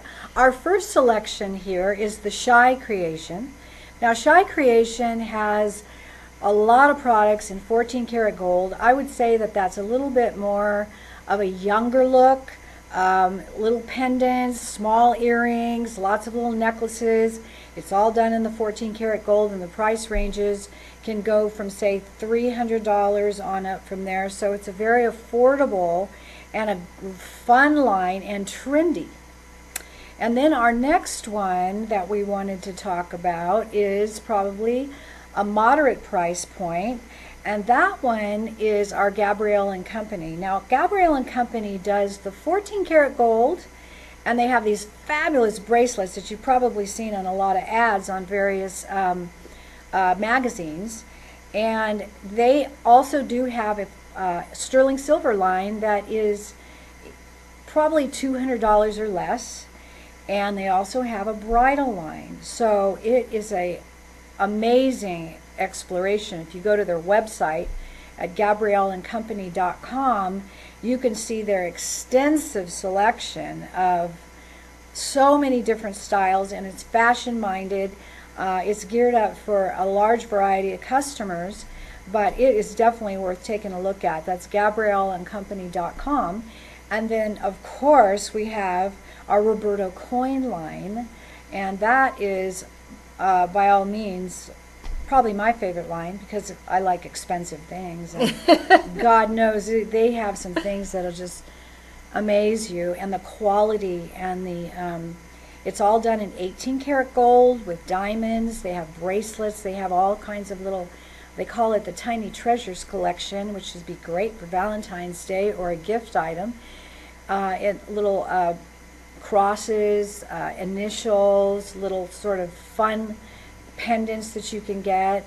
They just are amazing. And another thing I want to say is Valentine's Day is a great holiday. It's sharing your affections for maybe your significant other, but it also might be for your grandson or granddaughter or somebody that's special in your life. And another area that we're going also you might want to be thinking about is coming up is going to be birthdays, anniversaries, and special occasions in your family that you might want to come take a look at all the different areas that you could take a look at, whether earrings or bracelets or pendants. And we are always there to show you things. You don't have to feel intimidated coming in, because we don't push you into buying something the minute you walk in the door like some stores do. So anyway, there's a large variety of different things. And also, it's bridal season. Yes, it is. Yes, it is. And, you know, with bridal season coming about, you know, we talk about the June bride. So this is definitely, you don't want to be late on that, especially if you want to get something, I would say, more customized. You want to be ahead of that by doing so. With that being said, one of the things I want to go back to Robert Coin if we can. Oh, yeah. What would you say sets Robert Coin apart from the rest? I mean, the Gabrielle collection was lovely. I love the bracelets. You could probably use them as stackables. Absolutely. But and looking rings. at rings. So with Robert Coin, what sets them apart from the rest? Well, Roberto Coin is a designer. He comes out of Venice, Italy. So if you know a little bit about that, is a area that makes unusual things, more unique things. I would tell you that is probably one of the most high quality lines of all the things that we have in the store. And even though you're going to pay more, it's going to be something you're going to have for a lifetime. And it's not going to be breaking. It's just a Right. really good quality line, and the fashion is incredible, and it trends towards European unusual looks. Different things. And I think that's, something that people need to take a look at, what is also unique, and the Roberto coin certainly has that. So as you were talking about bridal season, what should people, which line should they be taking a look at with that? Well, let's take a look at our most well advertised line, and that would be Tacori. Tacori has been a trendsetter for a very long time, and their look is a little more vintage, a little more unusual, very well made. One of the things about Tacori is that they allow you get married, you buy a Tacori, and then let's say 5 years from now, you feel like you'd like to have something a little different. They'll let you trade in your original purchase, and you can get 65% of the cost of that, and you can upgrade that into a different setting. So a lot of girls have about 5 years or so, maybe a couple of kids, maybe a little longer. They want to do something different. And that line again is, and similar to we were comparing with Roberto coin, it's made here in the United States, down in Los Angeles, and it's made in the USA, so that's definitely a positive thing. Yes. And so if you have anything that you want to, they have a warranty with their product, and it's very well made, and it's a trendsetter. And, one of the things, too, is that if somebody is looking for that special ring and it is a Tacori and you don't have it at the store, you can certainly show them what's online and get that for them for the special day, correct? Absolutely, yes. They would be happy to do that. And being they're just in Los Angeles, it's very easy for us to order that. Absolutely. There's one more line that I know that you wanted to talk a little bit about today, too. So we talked a little bit about Tacori. Can we take a look and see what is coming up next? The A. Jaffe line is a very good quality line. It's a beautiful line, and many times people will find, the younger person will find something in A. Jaffe that is a little cleaner lines and a little bit less expensive than the Tacori. Again, it's very well made. It mostly comes in 14 karat, 18 karat, and also platinum, as the same as the Tacori line does. It's well made. I also might mention to you that, and we won't get into a long subject of it, but a lot of the brides nowadays want to order what we call lab-grown diamonds. Yes. So they want a bigger setting. They want a big look. Maybe they'll even order a little small band, but yet they want a 2 or 3 carat stone. It's all about the bling. It's all about, yeah. And I just went to my dentist the other day, and she was so cute. And I was telling her, and she said, "Oh, so that's what my nieces have been wearing. I've gone to several weddings, and I was wondering where they got these 2 and 3 carat stones." So I hate to let the secret out, but they really look pretty good, and I don't see that there's a value as there is in a genuine diamond, but you can certainly get the size. So if you want a big bling, these two lines, the Tacori and A. Jaffe, and also the Gabrielle has bridal as well, you can get just about any look you want between those three. And we also do, as she said, custom made jewelry. Absolutely. So we have it all for you. You just need to come in or look through the pages of the bridal magazines and whatever, and we can do it. And I think, your store is so centrally located up in Fig Garden Village at Palm and Shaw. And, it's been there for how many years? Over 35 years. 35 We've been years, in Fig Garden yes. Village, yes. My husband and I have been working in that situation, in that business, and the jewelry business, for many years. And it's been a wonderful experience. So we've grown a lot, and we have a lot of good lines, and we picked out the creme de la creme of it, the best ones that we feel. are out there, and people are, other jewelers don't have what we have. And I think that's what can set you apart from the rest too. And when you walk in, it's such a nice, warm family feeling as well. And you know, myself included and other friends of mine have only been able to sing your praises about what a great place it is and how much they trust going in. And that says a lot. And I think that, you. yeah, absolutely. And you know, it's the fact that you have sustained all these years also is a tribute to you and what you have provided for people in this community with their jewelry. Wow. So, yeah, and you know, again, folks, you know, if it's not, quote, Valentine's Day, you know, there are graduations that are also coming up in the spring and special pieces that you can get for somebody who you love and cherish. Jewelry is a statement that will last you a lifetime. And I think that's something that's, you know, as people think about, well, what do I get? And the selections are just in abundance, which is great. And that you can help them narrow down to specifically what somebody would want is also great. Is there anything else you'd like to share with the viewers before we wrap things up? Just mostly that we are open, our store is open Monday through Saturday from 11 to 6 o'clock. And our phone number, everything is on the screen for you to take a look at. Our website is, just go to our website or come into the store. And thevaultjewelry.com, right? Yes, thevaultjewelry.com.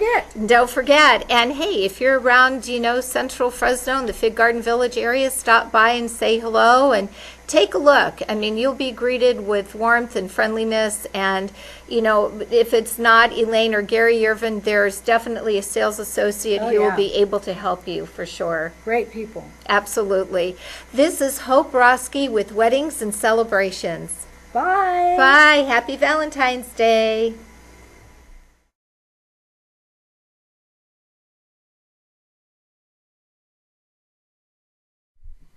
Welcome back to Central Valley Talk. Central Valley of California, we're the center of agriculture for the whole world, and there's a lot of industries around that help people in the ag industry to do what they need to do. And our next guest is Udi Sosnick. Welcome, Udi. Great to be with you, Mike. Now, you have Orange Enterprises. Correct. And I understand you're not just for the Central Valley. You take care of the whole world? That's correct. We started in Fresno, and now our systems are really nationwide, worldwide, and what can I tell you? Technology and agriculture years ago was strangers to each other, but in recent years, to what extent technology can assist agriculture is unmeasurable. It's unmeasurable, yeah, the growth, the ability. I was looking through your website, Udi, which is an incredible website, trying to figure out what it is you do, and I'm kind of getting a little bit of a handle on it, but you provide so many services to... Absolutely. We, you know, in the time that we have, I'll try to focus primarily on what is on everybody's mind right now, which is the issue of labor. Labor, yeah. Labor in the United States became, especially in ag-related industries, in service industries in general, but in agriculture, the whole issue of labor became major. Major from a standpoint that A, you cannot get enough labor, and B, it's very expensive, and a lot have to be tackled, both from a standpoint of regulation as well as management. And we are well known nationwide for our pet tiger system, payroll employee tracking system that is being used all over the country, primarily to capture data so you can pay people correctly, both on time, on attendance, on productivity.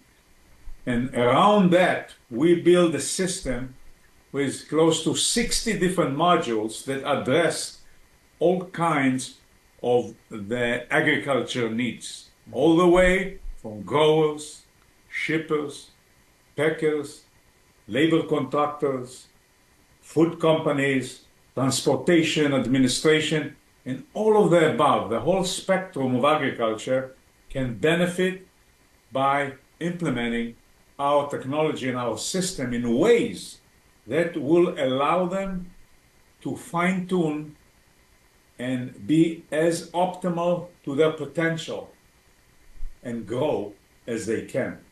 The system is driven by the latest technology, and all around us, even in Fresno, for example, in the San Joaquin Valley, you can find labor contractors, you can find packing facilities, you can find all kinds of operations that all their HR and payroll tracking, all is being driven by our systems. From small companies with, a dozen or 30 or 60 employees to operations that have tens of thousands of employees. Wow. The technology revolution is amazing.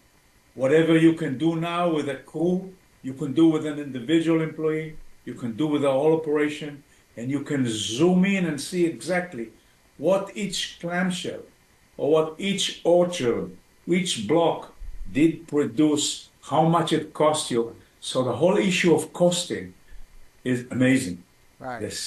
The structure might of the database of PetTiger, the relational ability of that structure can correlate everything, the employee to the block, to the product, in ways that never before were possible.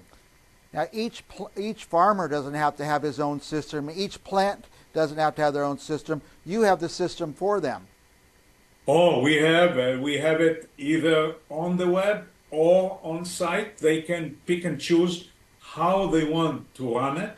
But definitely, the beauty is that each one in the operation, as you can see behind me in the background, can have access to what they need on their phone.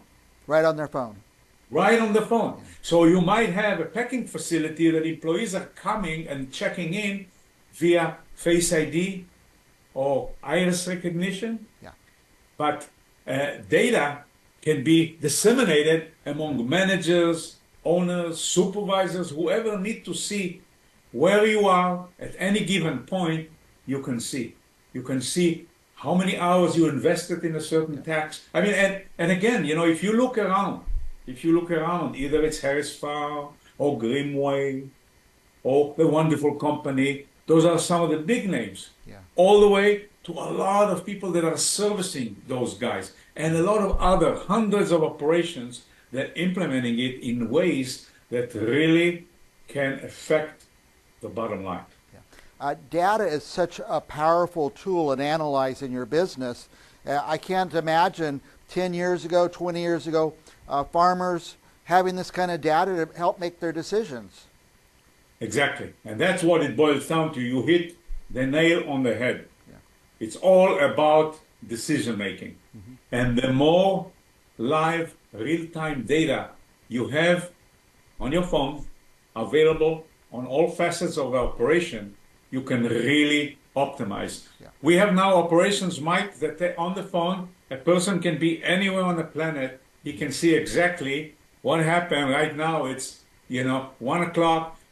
How many pieces were picked from that specific block and by whom, and what was the variation between the crew, how many each one picked. So you do have the ability to drill in ways that later on would allow you to make improvements. Yeah, that's just amazing. There's some workers who are really, really, really productive, and some that aren't so productive.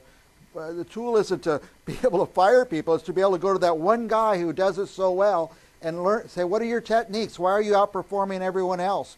And that's exactly the case. You can really break it down and compensate based on individual productivity.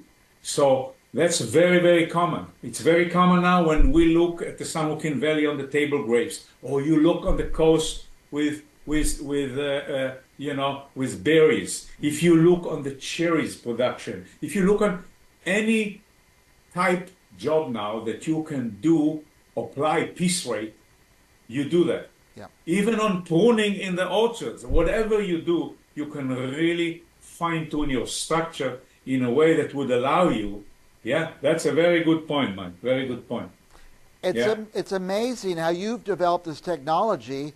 I mean, somebody's helping you develop this, I would imagine. All right, we have offices in Fresno. We have offices in the Silicon Valley. We have people that really, working day and night to implement all that. And keep in mind, there is a lot of other elements to that have to do with equipment, that have to do with HR. For example, you might have a group of employees that you are hiring, actually in Mexico. On the way, you train them what will be their task. You provide them with housing. You measure the work. You are able to comply with all federal and state regulation in the process. And it's just mind-boggling to what extent in today's world to be a grower.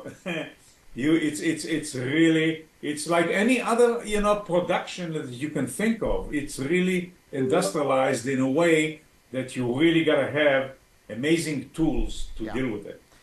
When I was a kid in the 1960s, my dad would, at the end of the day, pay the workers cash by the box. How many boxes you do? He didn't ask them what country they're from, if they have social security number, none of that. But nowadays, you can't do that anymore. Is that right? We're living in different times.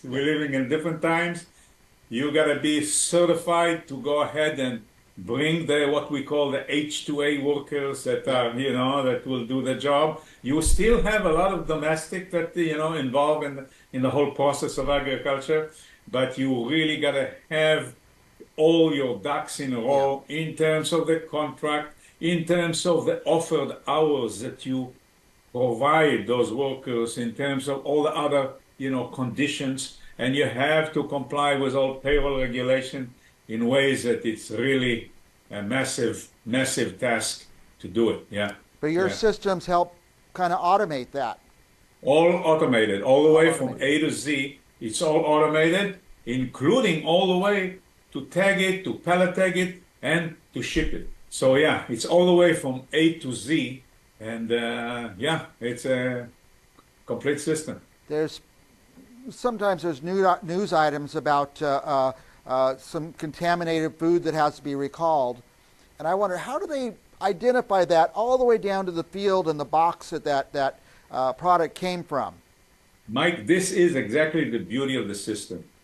The beauty of the system is that it's all start from the individual that was a picker, the field it was on, the box, the clamshell it went into, the pallet that it went into, and then wherever was the destination of storage or the destination of the customer, the end customer. So all along the way, you're able to track. So from, we call it traceability. So from a standpoint of a recall, you're in a better position to go ahead right when it happened. Yeah. You are able to drill down and try to identify the source. Right. And again, we are now dealing, especially in California, or generally speaking on the West, with mass organization, big, huge acreage, big production. So you better be equipped with all the technology that really can zoom in when you do have an issue. So instead of a farmer having to recall his entire crop and his entire business, Absolutely. they can narrow it down right to the box and to the source. Absolutely. And man, what a giant use that could be. Yeah. And again, it's all that whole database structure that I'm talking about associated also with the GPS, with location, so you can always identify where the person is, where the field is, and you can really correlate all those things in ways that will also allow you to, have better yields next year. Udi, this is amazing. You have my head spinning. I understand databases and I understand data. That's how I live my life, is trying to make decisions in quick time. In quick time, you don't want to spend months, studying something. Is everybody using this? Yeah. I mean, it's really becoming more of a standard. It's no longer a question of a choice. And again, due to the nature of farming size, see, we remember, years ago, you used to have small family farms. You still have family farms, but then economy of scale, led us to, bigger size. Bigger size, over operation, number of employees, equipment-wise. You really have to computerize. You really have to manage. And what a better tool to manage than a good system that take all those things into account, specifically to your business. By the way, on the screen, I should have told you I have a website, www.pet-tiger.com. Right. You actually, you can see, Pavel. Go ahead and move a little bit. You'll be able to see it's www.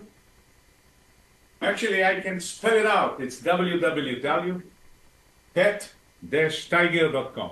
That will give you, or if you put orangesoftware.com, no problem. So we have it on our screen here for people. Oh, if you have it on the screen, I don't see it. But whatever you can get to us, wherever you are, we're always open for business. Very good. Udi, we're out of time. We've gone past time. I always go overtime with you because it's so fascinating that this exists.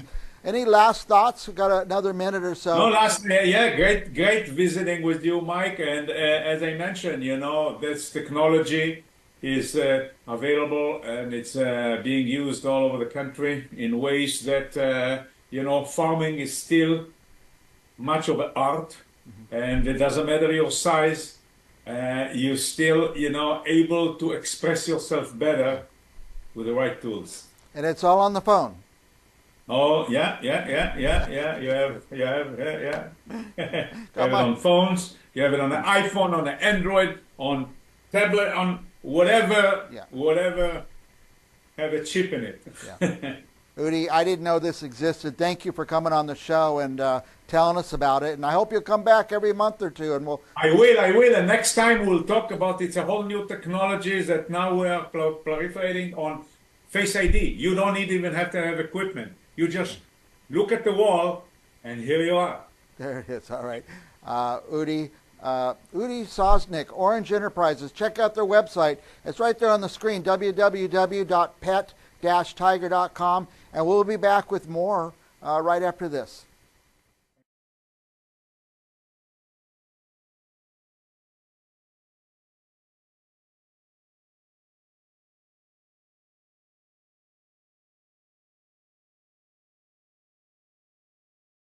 International talk show where I get to talk every day to authors from all over the world about their books. I'm here in California. Our first guest, his new book, by the way, I'm going to put it up here. You can take a look at it.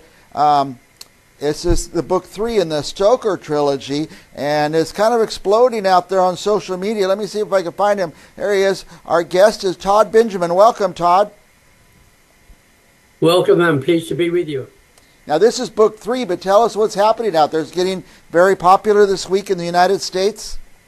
Well, actually, the emphasis this week has been on book 2. Book 2. The Taliban. Here it is. Which yesterday was the book of the day on the online book club. Wow. And it seems to have created a lot of interest because on Facebook alone, there were over 100 comments. Okay. That is good. Also on the other media, too. Now, by the way, here's the cover of book 2, and this is basically Charlie, is that right? That's right. The cover of book 2 is Charlie with his car. Right. Because he gets his first car at that time, and he drove around in an old Ford for a few years, but in the 30s, of course, it was a new Ford. Yeah. By the way, before we go too far, I just want to put the book one up, Charles and Charlie. This is where it all started with his father, I think, who's also named Charles. Yes, that's right. His father was named Charles, and that's why the son, who was named after his father, was called Charlie, and he remained Charlie throughout his life. Throughout his whole life. By the way, I see some themes in your books, like such as war, flying. Are they pilots? No, the first one, yes, Charles was a pilot. He was more than that, but he piloted in the First World War with the Royal Flying Corps, and before the Air Force existed, it was the Royal Flying Corps. Yeah. And then, and that was book one, and the story afterwards, of course, of the hard times of the early 20s and the coming to terms with what had happened. And Charles dies during that book, leaving a young Charlie, aged 15 or so, to try and deal with the world with his mother. And so that's the story of Charles and Charlie. And of course what happens to Charlie then, when he goes to college and meets the wide world which he hadn't experienced before, it has a dramatic effect upon him. That's the story of Charles and Charlie. Charles, in book two, The Tallyman, which is the story of the 30s and the rise of Nazism, of Mosleyism in this country. Of course, Mosley with his fascists was he idealized Hitler and thought he could do the same in England. But of course, in the end, he failed. And Charlie has to deal with a lot of that, as well as his personal life, which becomes very complicated during that book. Now you, I think, weren't you born in the early 30s?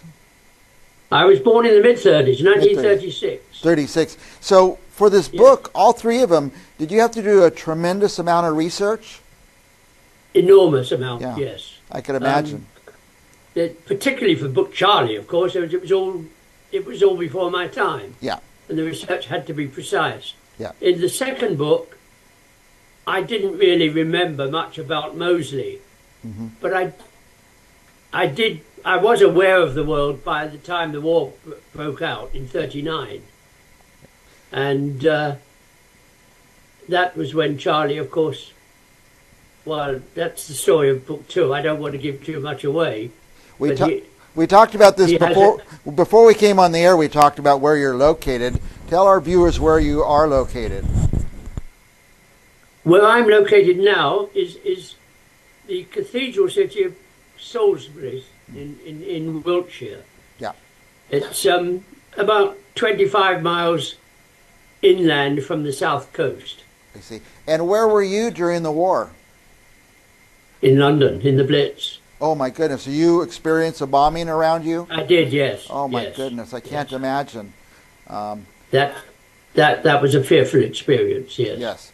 Now you grew up, and did you go into the RAF? I did, but not until the 50s. To the 50s, yeah, way after the war. Yes, well after it was all over. Yeah. And I was in the RAF for the beginning of the V bombers and things like that. Did you fly? No, I was in air traffic control. Oh wow, amazing, amazing. Now I don't want to get too far. I know this one. Here's the cover again. Book 2, The Tallyman. But there is a book 3. Is that right? Here's the cover. Book 3, of course, is the story of the Second World War. Ah, okay. And that really is much about the war. Yeah. It's much about Charlie. It's much about all the characters that we've met in the first 2 books. And of course, it tells the story of the war from 4 viewpoints. From Charlie's, as a commando officer, from his friend Bobby as a tank driver, in the desert from his brother-in-law, Harry, who's in the Navy, and he has to fight the Atlantic War. So you get those three views of the war, Yep. and then the fourth view, of course, is the view from the people at home suffering the Blitz and the doodle bugs and everything else that went with the war. Now, for those of us who didn't live through, I wasn't even alive during the war period, but I guess there's enough, you have so much research in there that we're going to learn a lot, those of us who weren't alive then. I think we'll learn a lot about that period through your books. I would hope so, yes. Now, tell me, let's go back to the one that's getting some attention, book 2, The Tallyman. You said it's on social media and you're getting hundreds of comments over the last day or two? You know, certainly it was listed as the book of the day on the online book club yesterday. Okay. And I was just staggered last night to see the number of people who reacted to the advert of the book. Nice. And they were like I've always been. They were excited about the story. Yep. Yeah.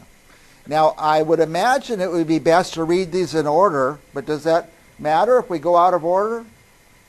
Well, they stand alone as novels, but I think, to be honest, to get the best of it, you really should start at the beginning. Yeah. Because you learn about the people, and the end of book 1 leaves you hungry to read book 2. Yeah. And the end of book 2, of course, leads you into book 3. And I so, bet, yes, I think they should be read in order. Yeah, I bet that book 1 really would help a reader understand why Charlie turned out to be Charlie. That's right. And that's terribly important in of what happens later. It really is. Todd, what's next? You got another book brewing over there? I've written for the last couple of years, I've been writing my memoirs. Oh, yeah. And that's an interesting story because oh, do excuse me. Because I've been fortunate enough to lead a very interesting life. Yeah. I had the experience of the war as a boy. Mm-hmm, mm-hmm. I had the experience of the services in the 50s. I built 2 or 3 different careers until I was 60 odd, and then I became a writer. How I traveled the world. How old were you when you started writing, or when you published your first book? My first book was published when a few weeks before my 80th birthday. 80th birthday, yeah. So see, here I sit at 65 thinking, maybe it's too late for me, but you're inspiring to me, Todd. Well, I must admit I surprised myself, but it's a wonderful feeling to have done it, and now I just feel like an established writer. Yeah. Yeah. I'm interested in your memoir. I know you grew up, you're the only Jewish kid in the neighborhood, and then you're growing up, all of a sudden the Germans are dropping bombs all around where you live. It's got to be an amazing story. That's right. That was the story of my childhood. Later in life, there are other stories, very personal stories that I think I won't talk much about until they're published. Yeah. But I've been fortunate enough. I had an office in Singapore for 10 years. Oh my goodness. And that was a fascinating life, traveling to the Far East. What was your career at that time? Sorry? What kind of business were you in at that time? Chemicals. Chemicals. Nothing to do with writing. Well, it was, because I used to write sales manuals. But I was in chemical business. Mm-hmm. Mm-hmm. And my company grew through the 80s and the 90s. And it was very successful. I was pleased about that. Yeah. It's become even more successful since I left it. But, there we are. Yeah, there's a lot of changes out there with all the new technology and understandings of things. It's amazing. Everything changes so fast. Yeah. By the way, Todd, we have your web address on the screen. What would our viewers find there? On the well, they will certainly find out about the books, and how where best to buy them. Yeah. They will see a certain number of comments from people, from reviews and things that people have written that have kindly sent them into the website. Nice. And they will get a better idea, perhaps. They will see a little bit about my life and get a better idea of a rounded picture of the author and his work. Nice. I am learning that just from doing this show how important it is to, I read an awful lot of books, but how important it is to put down a little review, some words, or at least check off a couple stars or something like that. I think that's very important.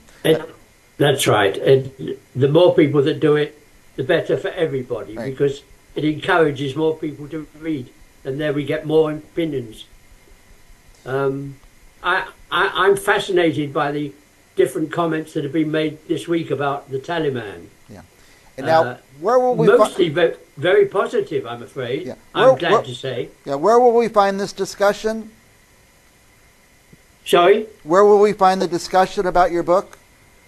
You'll find it on all the social media sites. Okay. If you go to the online book club, okay, on each site, they're there. The online book club has a page on almost every social media site. Nice. And you will find the details there. Okay. And as I say, I'm fascinated by what people say about the book. Yeah, they see it from different points of view, and they draw different conclusions, and it's very interesting to see. Yeah. People are so different. Yeah, I'll post some of those links when I put your video out there. I'll post those links so people could just click and go look at those, or maybe they would even get involved in the discussion. That would be great. I'd love to see it. Yeah. And I'm happy to join into any discussion that people want to make. Yeah. Todd, I so enjoy talking to you, but they're telling me we got to go. But I just want to give you a minute if you'd like to add anything about your books or anything you want to talk about in the whole world. Well, the books have become a second world to me, and they're very much, the characters live in my mind very vibrantly. I think what I'm most proud of in the books is the number of characters and the depth of character of each. So that they're real people, and they're real to me, and I hope they're real to the reader. Yeah. Well, that's what I love about a series, because the characters will live on longer in our imaginations and in our minds, since there's, okay, three books total. Todd, I really appreciate you coming on the show, and I hope you come back again in a couple of weeks or a month or so. Be nice to chat again. Yeah. Let me see how I get on with my memoirs. Okay. And for our viewers, I'm going to put up links to order these books and how you could kind of check out that online book club and things like that. And Todd, I'm just so anxious to read your memoirs. I hope you do. All right. And for our viewers, I look forward to it. Don't go anywhere. We have another international author, coming up right after this. Thank you.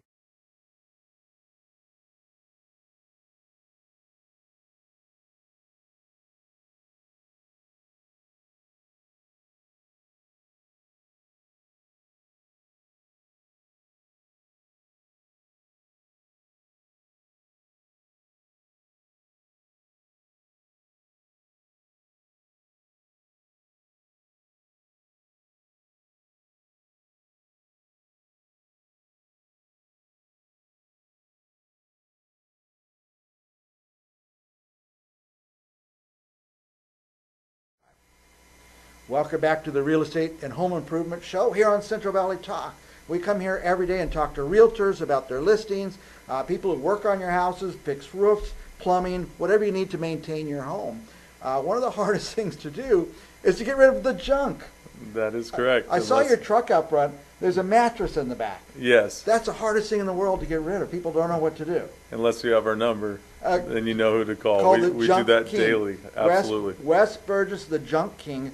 And you go all the way in the house, all the way in the bedroom and carry it out? Absolutely. You Yeah. just point and let us know, and we make it disappear for you. I can't tell you how many times me and my wife or me and my kids are trying to work that mattress down the hall or around the Yep. corner. So just call you. Absolutely. Yeah, And that's not good. just that, anything that's non-hazardous material, Okay. we take it. So anything from appliances, anything. Anything that's not considered, like usually paint, pesticides, even over 10 tires is considered hazmat in Okay. California. So So anything nothing- outside of that, we'll nothing take everything. hazardous. Brush? You do brush? Absolutely. Yeah. Every single thing. Yeah. Yep. What kind of thing? What's the biggest things, the most common things?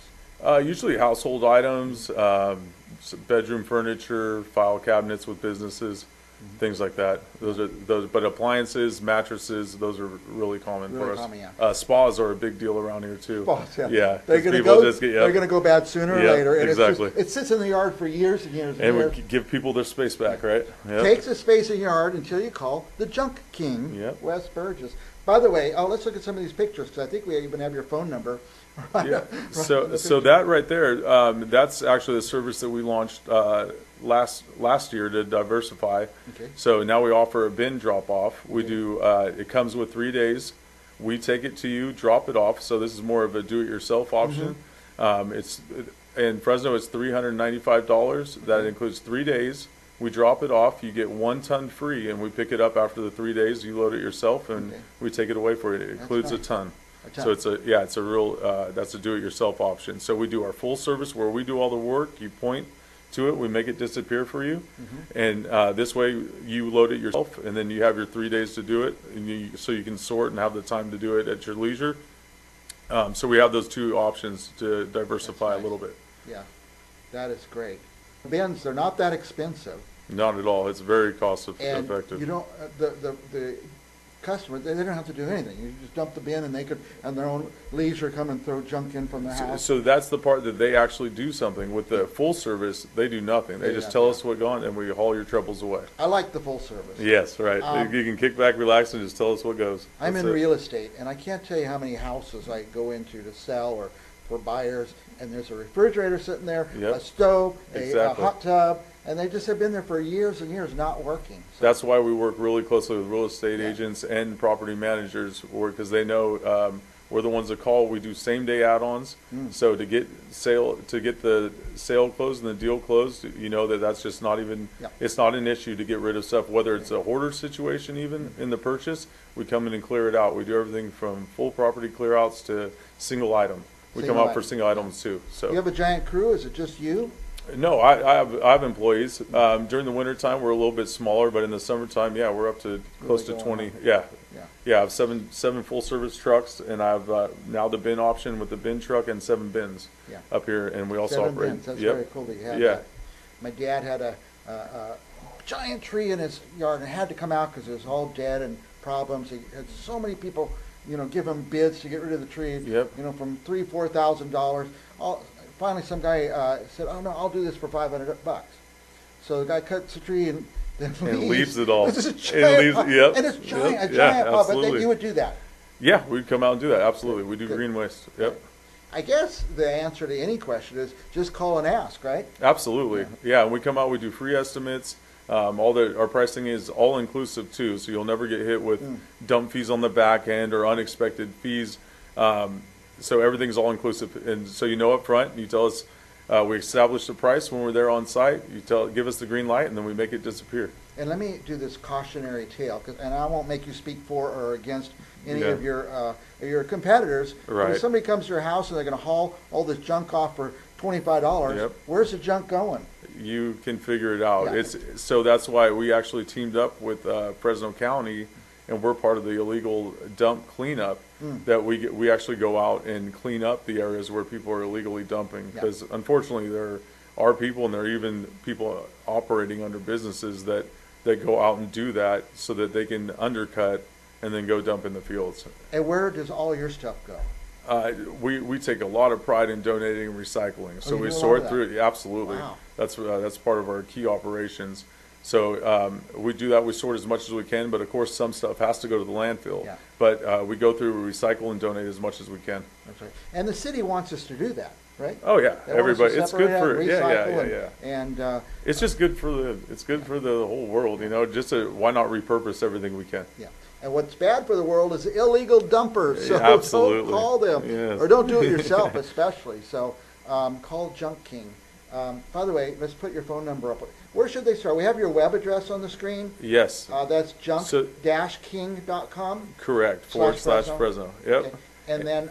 And we also operate out of Bakersfield, so Oh, we you do? actually cover from Madera, north of Madera, up to Merced, all the way down to Bakersfield and everywhere in between.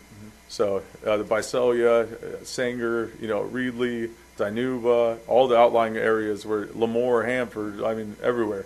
We travel there. I've already memorized the phone number, 888-888-JUNK. How That's- easy could that be? Exactly. If you don't know if you want to use them, you don't know if you can afford them, just call them and find out. Yeah, and we do free estimates. So we're happy to do it. We'll come prepared to do the job on the site once the pricing is established and agreed upon.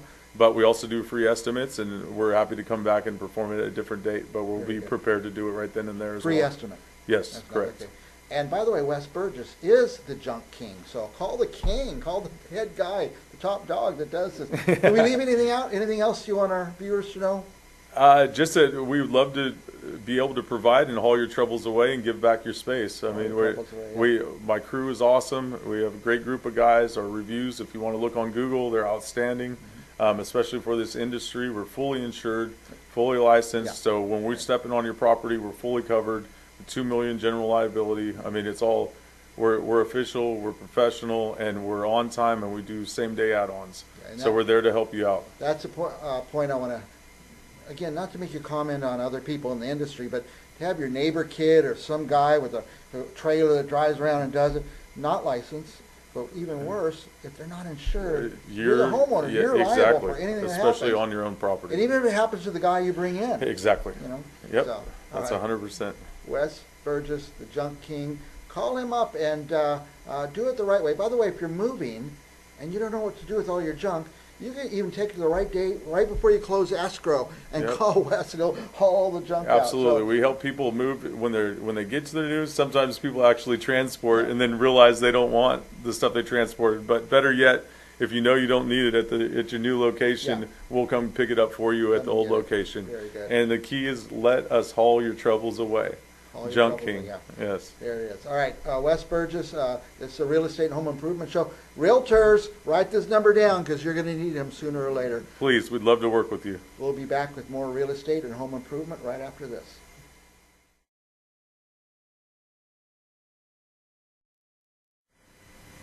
Welcome back to Briggs on Business. Today, by the way, is January 22nd, 2025. We're going to have a very timely conversation today. Did the world change? Is something different? I just feel this giant lift of confidence in the markets and everything. I don't know. But I don't know anything about markets and things like that. But I know who does. We have a guest from time to time. Welcome. Let's see if I can find him. There he is. John Grace. Welcome, John Grace. Is it a new day? It's an all new day in America? Well, many people believe, Mike Briggs, we're off to the races. Happy days are here again. We've got a brand new administration, and so many businesses are so optimistic, imagining that the next 100 days are going to be unlike anything you've ever seen before. So, you can place bets wherever you like, and everything you put a dot on where you throw your dart, that means you're going to see new highs. That's what a lot of people are just suggesting and relying on, I think. But, John, people who have been through a few years, like you and I have, we've seen all kinds of things happen. There's no real certainty, is there? Well, nothing's certain, and particularly with this administration, there are a lot of uncertainties, and so it's viewed as a very pro-business attitude. A lot of the restrictions that some people have a problem with might get removed or reduced, or people get pardoned. Imagine that, right? After you do all kind of damage to person and property. You walk away with a pardon. So, I mean, does that mean that it's a new version of Wild Wild West? And as long as we're on the same side, we can both do havoc and survive. the way I look at it is, no matter the sports, I like to use a sports metaphor because everybody likes sports, right? And no matter the team who you're rooting for, they have two components, don't they? An offensive side and a defensive side, right? And particularly with football, they're pretty well equally weighted in terms of the number of people. Right. It's entirely different teams, right? Entirely different players that want to advance the ball and those who want to keep your team from advancing the ball. So the real problem, or the opportunity, I should say, is before we just keep smoking the hopium, saying happy days are here again and we're off to the races, it makes sense to me to look at this from a defensive situation relative to how can investors determine in advance what kind of loss they can live with, and we'll go through an example, and then how is the portfolio designed to maybe work within those parameters so that if the market's off X, but you're off Y and your number's closer to Y, what do they say, right? If you find yourself in a ditch, stop digging. So how might investors limit their losses and set those parameters in advance up front so if the bottom does fall out, it's you don't need a Hail Mary pass just to get your team back in the game. So I would say, let's take a good example here, Mike. We could talk through this, and hopefully this will make sense to your audience. Let's suppose that your audience are very affluent. They've sold two businesses for $2.5 each. That means they've accumulated $5 million from the sale of the two businesses. And most advisors suggest that, a 4% withdrawal is probably pretty reasonable to live off of it. So 4% on 5, that's what, $200,000 a year? I think most people would be very happy with that kind of income in retirement, right? Yes. You can kind of do whatever you like. But let's suppose, to your point, I mean, we've been, through two 50% losses in the same decade, 2002 and 08, 09, two in the same decade. Now, let's suppose that there's a 50% loss in this couple's future. I don't know when. I'm just saying, let's just imagine. Well, let's see. If you're used to getting the $200,000 and your account value dropped from $5 million to $2.5 million, if you still need that $200,000, what must your withdrawal rate do? It's got to double. It's got to go from a 4% withdrawal to an 8% withdrawal on the 2.5 to get the $200,000 a year to live the way you prefer to live. Now, you tell me what you think this plane might do after it's been cut in half, and we're now taking withdrawals of 8%. It's going to drop faster, certainly. It's going to drop faster. It's probably going to be a hard landing. And that's the point that I think you're making. I'm certainly trying to do my best to make, to say, look, folks, who knew these firestorms would just come out of nowhere and just absorb all these homes and displace people, some for years, I imagine. And I'm so sorry that's happened to clients and people around the country. The fires here and the snowfalls over there. But the real question becomes, how can we survive and thrive? So we're suggesting that people look in advance to see what kind of loss can you live with, and how might you prepare your portfolio so that in advance it moves to safety. You might not stay in the same shares you owned. You might increase your cash balance from a starting amount of 5% to 100%. What is the portfolio designed to do in advance? So when things get ugly and you're busy, the portfolio becomes more defensive, so that look at Warren Buffett. What was he just a year ago, sitting on something like $160 billion? And if I'm not mistaken, I think that number today is more like $325 billion. And he's what, 95? Yeah. I mean, he's not trying to recover. Right. I think who knows what he's doing. I imagine, because this is one of the things he does, he's built up a fantastic war chest. What does that allow him to do? Be able to buy from distressed sellers. That's not a bad thing. He's getting his cash pile ready. Yeah, and we don't want your audience to be a distressed seller. We want them to have the cash and the capability to plan in advance so they can buy from distressed sellers, and that way enjoy the next wave, as opposed to having a whole lot of regret that they may not outlive. So you need to decide how much income you could afford to lose, and then decide a strategy to be ready, because the downs always come. It's never not happened.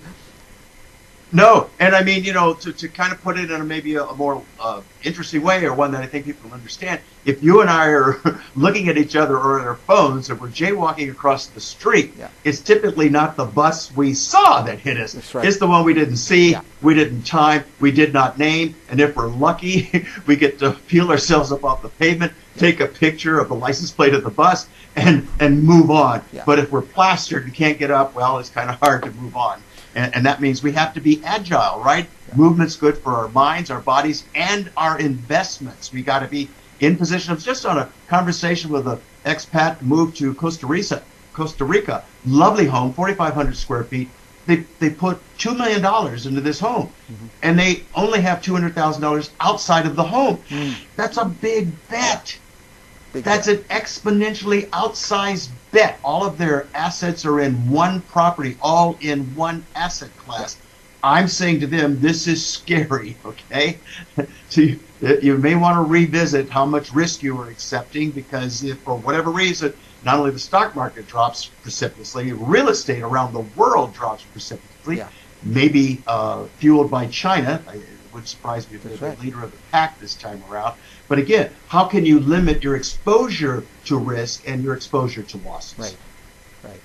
And in the example of the house in Costa Rica, they put it all in one spot pretty much, because $200,000 is not really that much to, No, $200,000 next to $2 million. I'm like, we don't have any cash. That's what he said. It all went into this beautiful property that's gone up 50%. Okay, well that just means you further extended your risk. And if you put $2 million, because they bought it all cash, $2 million of your hard-earned money into one place, and now it's worth $3 million, you kind of go, right, I'm Tarzan. Well, suppose you wake up and Tarzan meets Jane, or something happens, and what was $3 million goes to 1.5. I'm just being ridiculous here, but you put $2 million of your hard-earned assets. This wasn't the bank's money. This is your money. And the value goes from $3 million to 1.5.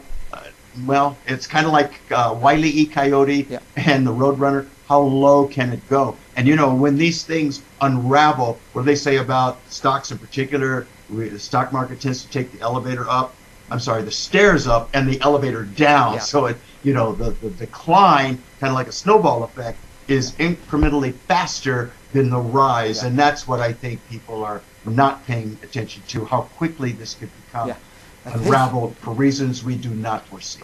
I think I told you the story in 2008. It's going down. I didn't even realize it was going down. I still had 20 employees on the books, and by the time the year was over, I was bust. So yes, that's exactly what we're saying in terms of riding that, trying to cross the street. You didn't see the bus coming, and then all of a sudden you wake up and go, "Oh my goodness, everything has changed." Look at the Pacific Palisades area. I mean, it's always been a glorious place to live. Okay, who imagined 5,000-6,000 homes would just be crushed? I mean, gone. Who was prepared for that? And by the way, there were some people who were prepared for that in that community. One story I found, a gentleman made up a sprinkler system on his roof and around his grounds using the pool water. So his house survived. He was able to help some of his neighbors increase their odds of survival. He was much better prepared than most. Now, that's the good news. His house survived. He doesn't have any electricity. He doesn't have any gas, all right? And the smell, I have to imagine, can't be terrific.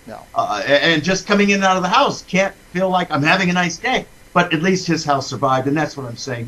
We all want to be able to tell the story as opposed to be in the news where they're talking about those nice people who are gone. And by the way, in your bus analogy, that you didn't see the bus coming, but a bus is going to come every 20 minutes. So, you got to get ready.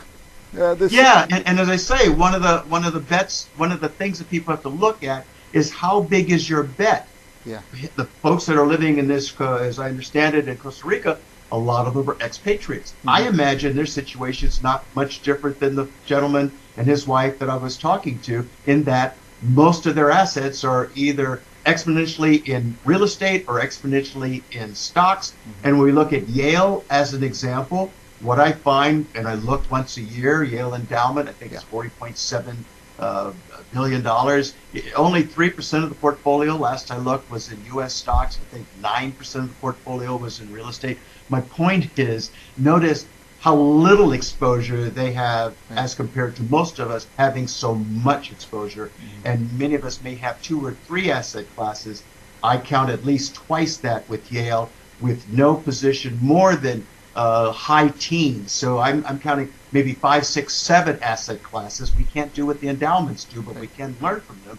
And we can see they don't have a 30, 40, 60, 70% bet in any one place, less than 20% in any one place, but 6 or 7 different legs under their portfolio stool. That's just going to make for a stronger portfolio no matter what happens or when it happens. Yeah. Watch Yale. Watch Warren Buffett. What are these guys doing? And they always seem to be ahead of the curve, that's for sure. Well, I think they do their homework, and Buffett is famous for, he and Charlie Munger passed away, his partner, but they would suit up. They would suit up to go to the office, get out of the house, and then I think each of them only had one. It's kind of interesting by itself. Well, actually, Warren bought another one in Laguna where they would go to for the summer, but he sold that, and he said he wished he had not really bought it. Of course, hindsight's 2020. But what I'm saying is that they went, they dressed up, they read, they did their homework. They didn't just throw darts in the dark, which is what you and I are seeing right now. And as long as whatever I threw the dart on, if that target's going up in value, I get to think I'm so smart. But when it reverses itself, I don't feel too smart. In fact, I may live with regret. And unfortunately, if we look at what happened to adults after the Great Depression, stocks dropped 80%, took 20, 25 years to come back to even. New York real estate dropped, 70%? Oh yeah, it came back to even. In 4 decades it took New York real estate to fully recover. So what does that mean? If we were adults and we were in our 40s, and then it took 25 years for stocks, assuming we didn't sell a share, and 4 decades for real estate, assuming we still held the same property, neither of those came back while we were still here. It's kind of tough to have a nice day. I'm afraid a lot of us as adults then died with regret. Yeah. Now, I know, and I'm not going to ask you to predict the future, but there's a lot of confidence being projected, but it's really a lot of uncertainty right now. We don't know if there's going to be tariffs. We don't know what's going to, they're going to go put some people out of business because they don't like them or something. It's kind of an uncertain time as well. Yes, it is. But, one of the things that is certain, and that's looking at the real trump cards, if you will, that's on purpose. That, of course, would be Father Time and Mother Nature. And let's look at longevity. Let's look at mortality, right? There are not more people showing up on the planet. There are not more people coming here. There may be other places they might be welcome, but I'm just saying that the average mortality in other countries outside the U.S. is well into their 80s. In the U.S., it might have gotten up to late 70s. But here comes 76 million people. Bill Clinton and Donald John Trump turned 78 last year. Boomers were born 1946, 1964. Here comes 76 million people following them. Meantime, right now, if I'm not mistaken, 11,000 people a day are turning 66. So here come more and more people who are getting to the age, for example, with their traditional retirement accounts, where you have to start taking withdrawals. So before you could, buy low and hold and hope, but now you bought and you must take withdrawals from your traditional retirement accounts. And every year, no matter what your account did last year, the IRS requires you to increase your withdrawals every year that you're alive. So again, we really want to look to see how can we limit those losses? Because if your required distribution is 3, 4, 5%, and you stick around and now it's 6 or 7 or 8%, again, no matter what your account did, man, I would submit to you that it's really incumbent upon us to see what we can do to limit our losses, because we may not stick around long enough to see the recovery. And a lot of people are worried about getting old and not having enough money, and then long-term care and health issues show up. There's just a lot of things that we can see happening right here as we're witnessing all this uncertainty, not quite sure which way is up. Amazing. It's always a wake-up call when I talk to you, John. We kind of say the same thing, but it just wakes me up. Oh my gosh, he's right. We got to get ready for this. And we've gone past time again, but any last thoughts you want to share with our viewers on anything? Well, I will just say what we're watching very closely, your viewers might want to watch as well. It's a real easy marker. We're looking at the S&P 500. That's the largest index, certainly in this country and most, frankly. and we're looking at the level of 6,000. Now, will we finish the year at 6,600? Some people suggest that. I don't know. I can't foresee the future. If we keep stepping ahead of 6,000, we may have some more upside here. That would be a good thing. And yet, suppose, as I say, let's be ridiculous. Let's suppose, for whatever reason, we wake up and it takes a year or two for it not to go to 6,600. It goes to 3,300. I don't know. All I'm saying is that's why it's so important that every team has an offensive side and a defensive strategy. What's our defensive strategy in the event that the economy or the market just comes apart at the seams? I want to see that in the news. I don't want folks to be in the news going, "Oh my goodness, I lost my house, I lost my stocks." Yeah. and now you look at it, was this avoidable? The answer is maybe. Yep. But you gotta see those exits in the theater before the fire starts. Yep. That's what we gotta do. See the exits. Be ready. So if there's a fire that starts, you know exactly what to do to get your family and your assets out of a building in flames. John, I sure appreciate you coming on and sharing your wisdom with our viewers. I have your web address on the screen. I have your phone number on the screen. And I'm going to close with, I don't know what you call this thing, a captcha or something. Point your phone at this and it'll open up some information on John. Thank you so much, John. Sure thing. And let me just close, Mike. We're happy to sit with some people, your audience, for 15 minutes. No cost, no obligation, to see what this information might mean to them. Yeah, a free visit with John is well worth it. So, John, we will talk to you next time. And for our viewers, look forward to it, Mike. We'll stick Thanks around. so We'll much. be back with another guest right after this.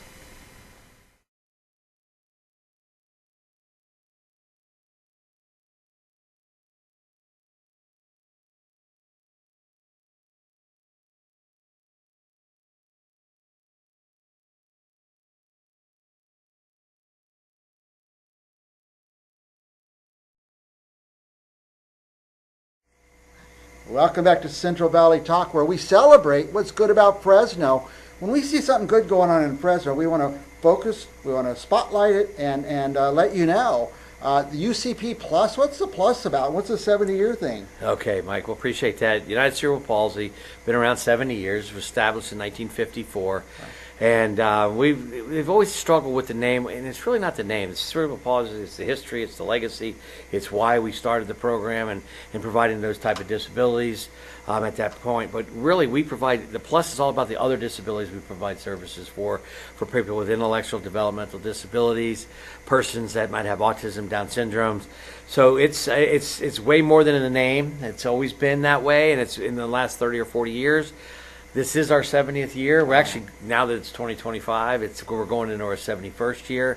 So we might have to change to celebrating the 71 plus. But we're excited. We've got a lot of exciting things going on, and we just want people to understand, that we are more than our name in that respect. But we're really, the plus means the different disabilities that we provide services for. Yeah, a lot of, way beyond cerebral palsy. Correct. The services Correct. in your facilities. It's less than 10% of the population that we serve has cerebral palsy. Oh. Right. At one point back, maybe in the 50s, it was 100%. Yeah. So there's a big difference from that perspective. And by the way, you got something going on. There's Roger standing out in front. Did you drive that thing yourself? No, it would have been a lot of fun to do. It's kind of like the old red steam shovel when we were kids, but it's an interesting process because there's always changes and adjustments. It took long time for the permits and things, and there's no blame to anybody. It just changes, adjustments, and timing. But the timing's right. The timing's excitement. We've outgrown our other facility. It's very tight. It's time. This is a 35,000 plus square foot facility. Our other one was probably 15. Are you already in there part way? No, the only thing that's in there right now is administrative staff. We have about 6 or 7 of our staff that are in there, and sorry to the people that love trees. We didn't mean to take those trees down, but we're replacing them, and it was just because of the structure of what the facility is going to be in that area.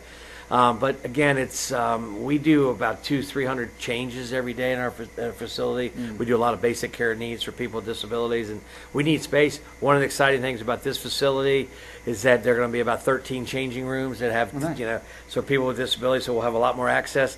So not only will we be able to use it during the day for our students, but even in the weekends for the greater community. That's great. Whether you have disabilities or whether you don't. Yeah.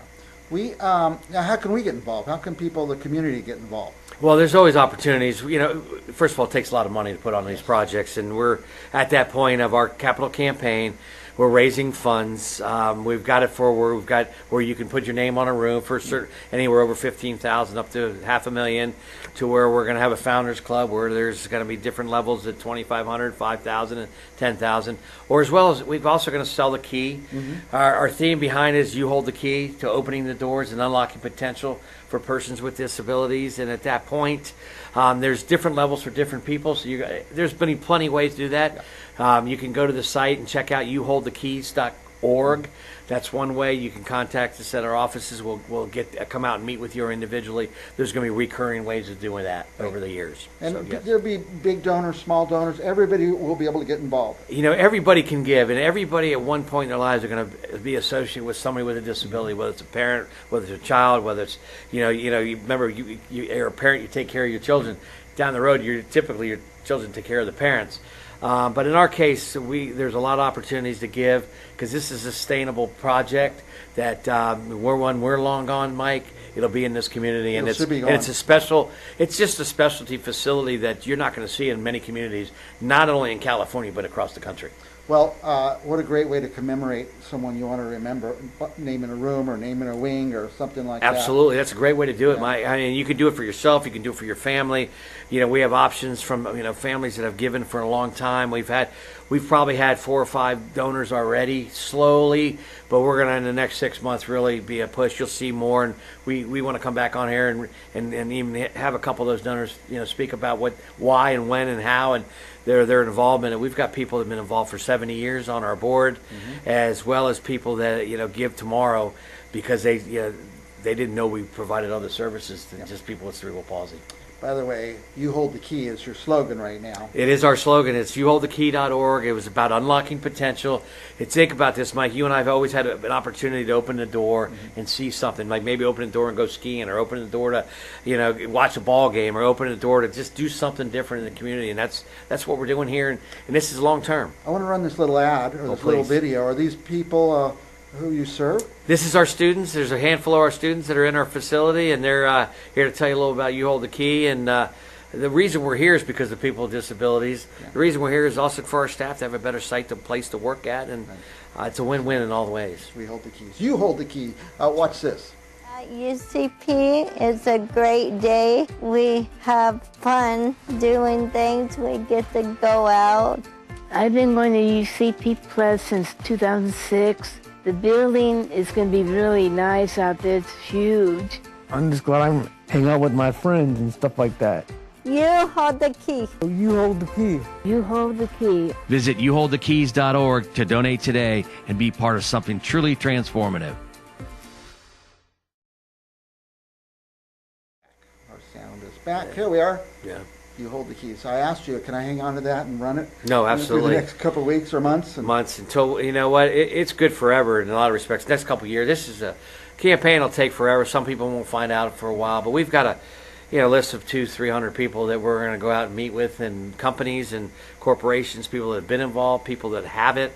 Most people understand what we do. Not everybody does. And it's an opportunity for us not only to gain money, but gain exposure and educate people about persons with disabilities in the community. But this is special for the Valley. This facility serves the whole Valley, I think, and like you said, most cities don't have this kind of facility. No, they don't, and we're working. When we built this, it wasn't just for United Cerebral Palsy. It was for also agencies like ARC, and there's a lot of other programs for persons with developmental disabilities or disabilities in this community. And we did it so that people in the evenings and weekends maybe can feel comfortable getting out into the community. We've always had everybody from our program go into the community. We want from the community to come to us. Yeah. So inclusiveness, and there's just things and growth. It's allowing us to grow. Right now we probably at 120. We're max. Yeah. This facility will probably 250 to 300, and over the days, that's pretty exciting time for us. It really is. Yeah. Roger, should somebody who wants to get involved go to that website? Yes, you can go to our youholdthekeys.org website and check it out. That's all about the donation and all that. If you just want to go to the ucpcc.org website as well, find out a little bit more about us, or contact us, or if you want to just get a hold of us and we'll tell you more, we'll come share what we're doing, and be as excited about it as we are. Yeah, I just love these videos of the progress and keep sending those, and that'll be great. You have a board member here today. Can we acknowledge her? Oh, I will. Vonnie Sturgeon's here with me today. She's my my voice coach. Voice coach. Yeah, so she's one of those that's been around here from the beginning, and the vision of what this is about her. Nice. Thank you for coming, Roger. Last thoughts? Did we leave anything out?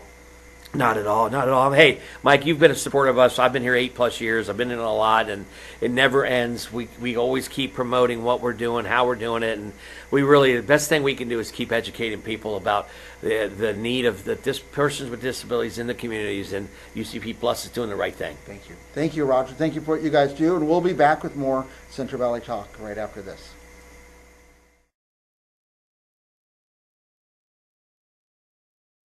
Briggs on Books. Today, Fresno and Valley people, do I have a nice treat for you. I am here with Ashley Morales Guerrero, who is the new owner of Judging by the Cover. Know the expression, don't ever judge a book by the cover. Well, she has a new bookstore here in the Fresno area called Judging by the Cover. Welcome to the show, Ashley. Yeah, thanks for having me. I am so glad you're here. How exciting to have a bookstore, and it's in the Chinatown area of Fresno. Can you tell the viewers, give them a little bit more description of the area where you're located? Yeah, so we are in Chinatown. We are on F Street. It's 1029 F Street, F between Tulare and Mariposa. So that is going to be just west of the downtown area. If you're hanging out downtown, we're like a block away. You just got to go under the underpass, around the baseball field, and we're right there. And you're right there? Okay, what a great location for you. So, everybody hears about what they call the big box stores. And, they've in the past sometimes have been up, down. So what is your vision for your bookstore? Yeah, so we definitely want to grow. Right now we're in a 500 square foot space, and we have a very, very specific focus on books that have been written by historically marginalized folks and local authors. But we do want to expand into a bigger space so that we can get more genres in there. Right now I'm kind of playing with what we bring in based on what our customers are asking for, different themes for the month. But as we grow and expand, we want to keep things more permanently, have a more expanded romance section, more fantasy, because we keep getting asked for fantasy. But really kind of take up as much space as we can and host more of our events in store. Right now we do about 4 events a month, and we do take a couple of them out of the store space. So we do every second Tuesday a silent reading book club at Dulce Up Front, which is in the Fresno High area. And that brings in anywhere from like 50 to 150 people to just read silently with us. And right now our store, being only 500 square feet, can't fit that many people in it. Right. Well, and as a retired school teacher and media specialist, silent sustained reading was just a really big thing. And it's, just even in its silence, having people around you and others around you is inspirational and kind of keeps you motivated to stay with it too, because there's a sense of there are other people there supporting what you do. So what a wonderful concept that is. Yeah, it's a great community event because it brings together people who are reading without like the pressure of a traditional book club. You don't have to read the same book. You don't have to like argue over opinions on the book. You can read your own book and then after share it with other people if you want. Once the silent reading time is over, you're free to leave, but you're also free to stay and mingle with other readers. Okay, that's great. Well, one of the things we were talking about book clubs, and there are so many of them in the Valley. What I like is that you offer discounts to book clubs, and being a retired teacher as well, an educator, you also offer discounts to anybody in the education field. So can you just expand a little bit more on that? Yeah, so we started our book club discount when we were still a pop-up. So if there is a book club that's trying to get a bulk order of books in, 10 or more, we offer 10% off. So we'll bring in the books, and then your book club members can come in and say, I'm getting this for the book club, and we give them 10% off. For teachers, we do the exact same thing. During the holidays, we started giving them just a 10% as long as you show us that you're some sort of educator. Sure. And that's just stuck with us. We decided to expand it throughout the whole year because we do get a lot of teachers that come in looking for specific books. We do books in Spanish and Hmong, which is a huge need in the Fresno what area. A great, that's an excellent concept, yes. Yeah, so teachers are our biggest customers for those books. And we do have books for all ages. So we do from board book all the way up to like YA and adult titles. And so teachers are the ones looking for every age level, and we love having them in and hearing what they're looking for in their classroom. Well, speaking of the little ones, do you ever do a story time for the little ones? Are you thinking about doing that at some point? Yeah, so we're working on that right now. We want to have it in the store space and kind of figure out a way to bring in either a former educator, or we have also one of our community partners has volunteered to facilitate it. So we're working out dates. If you are someone who's interested in attending our story time. I wonder who might, Yeah, we're working on the dates and kind of figuring out the logistics of it, but later this year we will definitely be launching our story time for kids. That sounds fantastic. I think that's wonderful. And reading, we talk about literacy so much, and just the importance of reading. And there are children out there who are learning how to read, and not everybody has the same reading fluency and things, but introducing children to books and the love of reading. I know my daughter grew up in a library. I was a media specialist as well, and she has carried a love of books for years, which I think is great, and that's instilled so much by the family members. What are some other suggestions that you can offer to encourage children to get into reading? Yeah, I think just being around books is a big part of it. I was also a library kid growing up, and when I was able to have books in my home that I was able to take home, that was a big, having ownership over the books really changes how you feel about them. Sure. I also find that a lot of kids, I know a lot of parents don't like graphic novels, but it's very common for kids to get into graphic novels and then start to get into other series. So I say encourage them to read the graphic novels, encourage them to read whatever they are willing to read, and then just slowly expand on that. And we've been very good about making suggestions when someone says, oh, my kid's only reading this one thing. We're really good at saying well, this is a middle grade reader that has similar themes. Right. You can do this. You are absolutely right, because it's a transitional. I mean, the main thing is to find, even if the children are looking at picture books, find that interest that sparks them, and then just continue to move to it, and they progressively pick up into it, and through that their interests may change along the way. Yeah. And even with people who are elderly, and do you have large print books? Can you order large print books for people who may have some vision impairment? Yeah, so we can get large print books in. We do also have a partnership with Libro FM. So if you are someone who is visually impaired, we can also provide audiobooks to you. Excellent. So we have that option. When available, we can also order in Braille. Those are becoming less and less common. Not as many publishers are creating them, but if they are available, we can order them. Well, that's wonderful, Ashley. I just think it sounds like you have such a wonderful vision, and I think it's just fantastic that you are bringing this into the community. And it's so nice to have the smaller stores, I think, around you. It just gives you a sense of kind of like a home feeling and a sense of warmth. And I guess I'll never forget the movie You've Got Mail, and the sense of the small neighborhood bookstore and the presence that it really makes, and how much it really just touches and brings the community together. Yeah, absolutely. Our ultimate goal is to be a community hub. We offer the discounts to teachers, we offer free books. We also have a Give a Book fund. So if you are someone who has extra cash and you want to donate $5 to $10, the next time someone comes in and says, I really want this book, but I can't afford it, we'll give it to them and take it from the fund.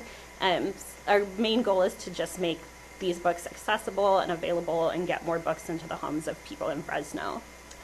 Fantastic. Well, Ashley Morales Guerrero, thank you so much for coming into Central Valley Talk. I wish you all the success in the world, and I will definitely come down and visit, and I would love to be a guest reader anytime you have, offer that reading to children. Yeah, that would be absolutely. fun. Again, how can people get in touch with you if they want to contact you, if they have any further questions? Yeah, so we're online at judgingbythecoverbookstore.com. There is a form there if you're an author interested in getting your book in our store. You can fill that out. If you just have a question, you can send us a message in the contact form, and that goes directly to me. We're also on Instagram. I'm chronically online, so I'm always available on Instagram. It's judgingbythecover.books. Well, great. Ashley, thank you so much. And this is Hope Roski with Briggs on Books.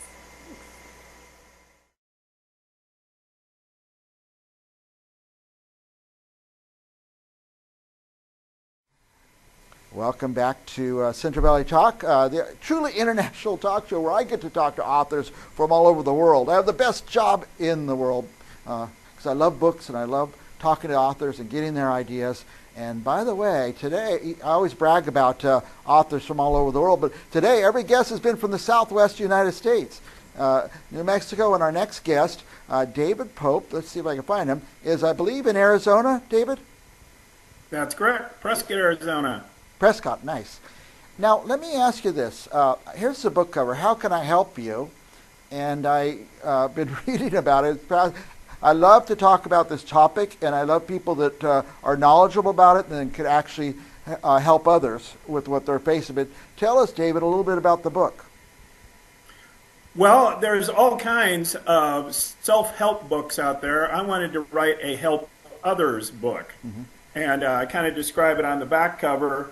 It says, do you have a heart to help others through their struggles but aren't sure how? David J. Pope draws from more than 40 years of experience in the addiction mental health fields to provide you with practical tips, examples, and guidelines for helping others through a wide range of personal issues. So I was in the addiction mental health field in Iowa, Nebraska, and then the last several years in Arizona. And, people at church would come up to me and say, hey, you're a counselor. I have this relative, I have my spouse, I have my kids that are struggling with addiction or mental health issues. What do I do? And I'd give them guidance. Well, at the end of my career, I was thinking I should write a book about that. So I retired about a year and a half ago, and that's what I did. I just feel like everybody is touched by this at some time in their life. And for each of the people who are touched by it, it's brand new. They think they're the first person going through it, but that's not true, is it? Not at all. And I tell you what, if you look at all of the different topics I cover in this book, and you say, I've never had to deal with any of those, write a book and tell the rest of us how you avoided it. Because just about all of us go through some of these things. Some of us go through them several times and several different areas. Yeah. Now, the addiction is a tough one. I've had friends that are wrapped up in addiction, and you just don't know what to do. Yeah, what I try to do in each of the chapters, the first chapter just kind of covers basic ways to help anyone. And I go through a problem-solving models and things like that. And then in the addiction chapter and all the ones on specific issues, I kind of give a definition of that particular area in the example of addiction. My definition of addiction I get from Bob and Mary McAuliffe. They wrote a book a long time ago that describes this, and I think it's the easiest to explain and easiest to see if it fits you. The definition is addiction is an unhealthy relationship to a drug expecting a reward. So there's three things you need. Number one, a reward.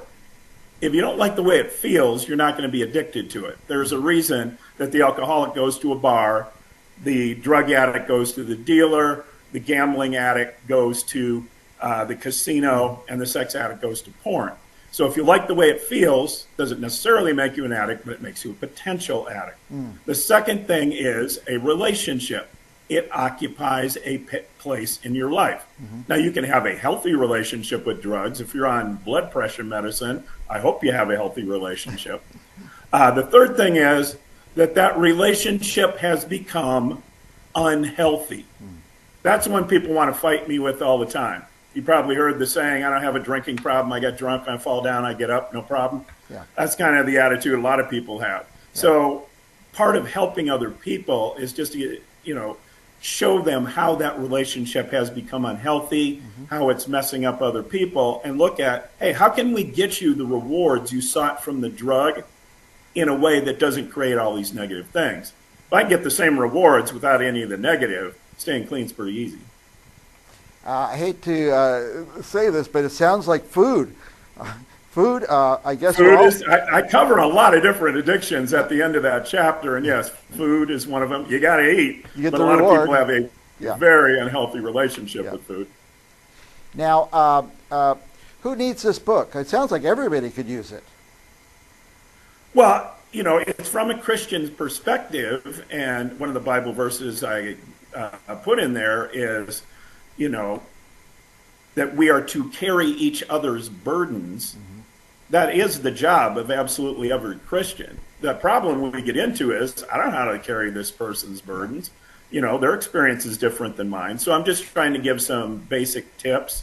At the end of each chapter, I give 5 do's, 5 don'ts. So 5 things you should do to help people, 5 things you want to avoid if you're trying to help people, and then 3 little tips that you can do right now. Yeah. Nice.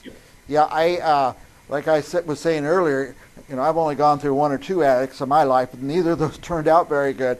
But you've gone through dozens or hundreds or thousands maybe. Oh, literally thousands of people over a 40-year career, yeah.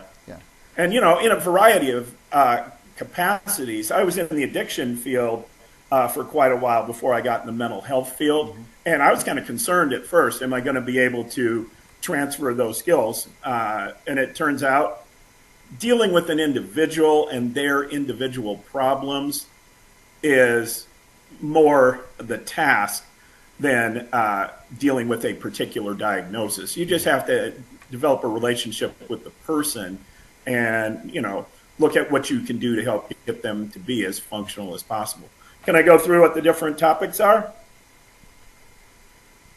Go ahead. Sure. All right. Yeah, I love that. Yeah. Like I say, the first one is the basics of helping, and then we go through addictions, codependence, anger issues, marital and family issues, trauma, shame and guilt, depression, anxiety, grief. That's a big one a lot of people deal with. Yeah. Other mental health issues like schizophrenia, bipolar disorder, and things like that. And again, I define what the issues are and give some tips on how to help in that area.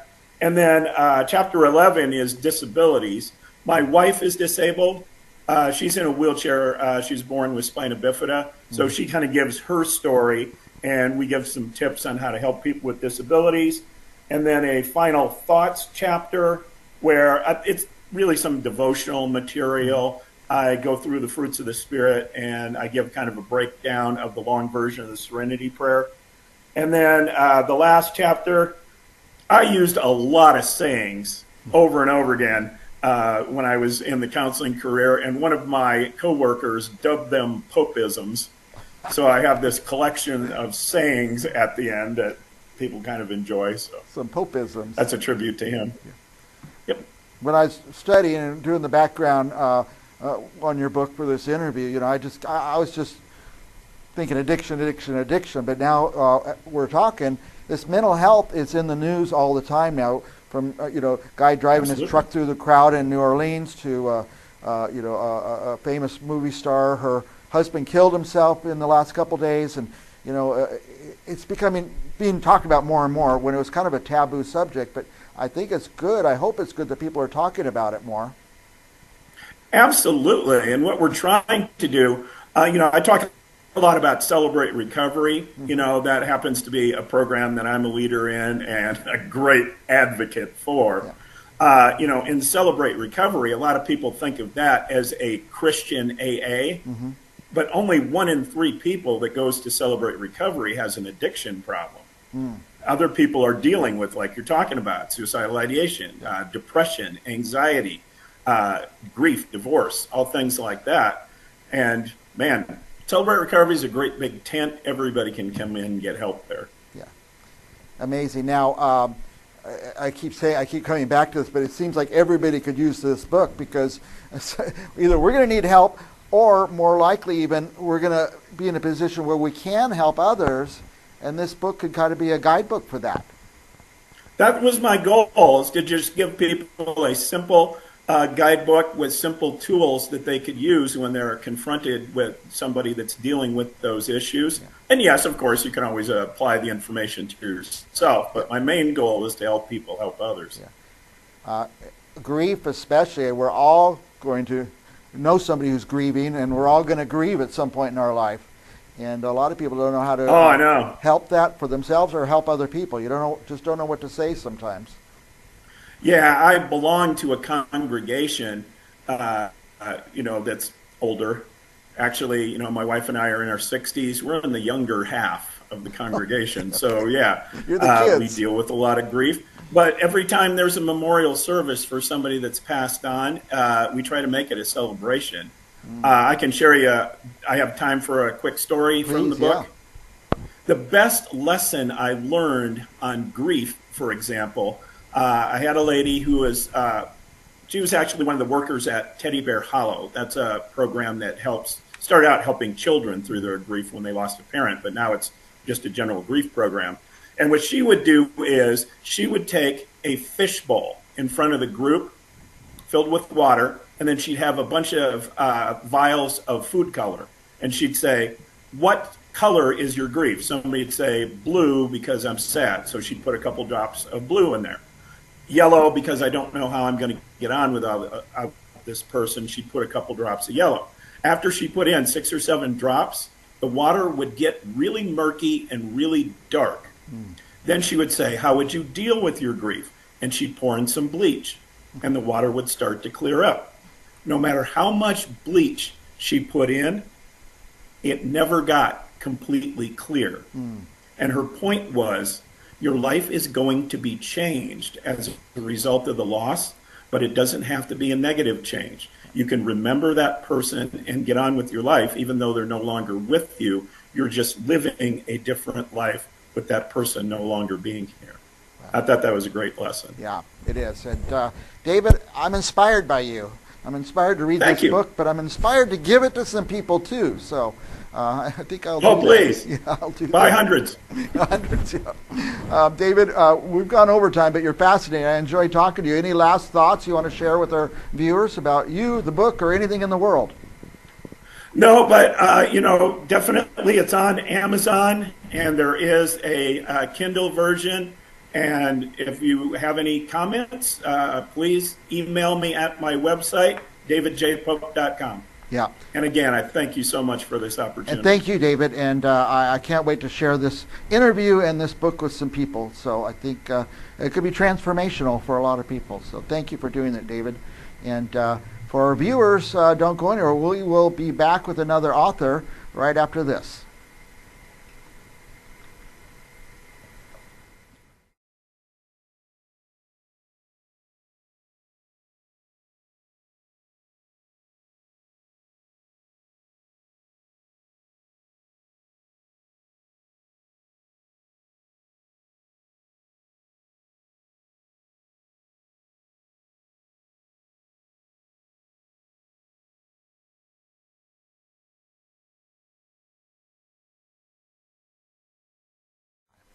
Welcome back to Briggs on Books, our international talk show where we talk to authors from all over the world. And today we truly have all over the world. In fact, we don't get United States authors often enough, but I think we have one with us now.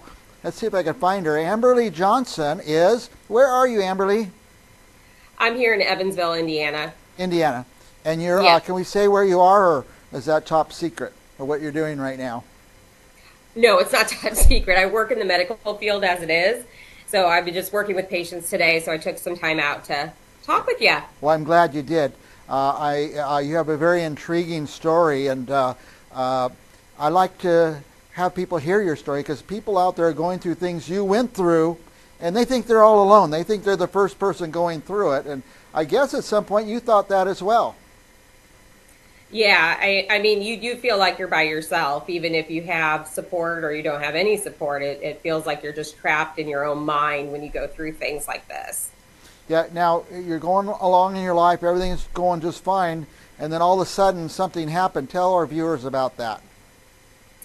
Yeah, it's just your normal everyday. You're having dinner, you're watching your movie, you're getting ready to go to bed, and then the next thing I know, I'm waking up to hearing that something's not right, because I can hear like some coughing or gasping. So I look over and I realize it's him. Your husband. And yeah, my husband. I'm sorry. That's all right. And he just eventually stopped breathing. And when that happened, I had I'm in the motions of 911 and all that stuff. So I'm on the phone with them, and they're trying to explain to me to get him on the floor, and I'm trying to explain to them that he's 6'8". I'm like, he's a big guy, and I'm 5 foot nothing. And they're like, but he needs to be able to breathe. And by the time I got him on the floor, I mean, he completely coated. It was all color flushed out of his face, and then his bodily fluids left. So I really thought I had lost him. And I kept performing CPR as instructed, and then I was able to get that color flush back. Wow. Now, had you had medical training? I mean, yeah, I was working in the field at the time, so I kind of had an idea. And I mean, anybody won't know exactly how you're going to respond to that until you actually are in that situation. Yeah. So I never thought I would respond so calmly and collectively and did how I did, but it just, you just never know until it actually happens. Now, then who came to your house? The fire department? Who came first?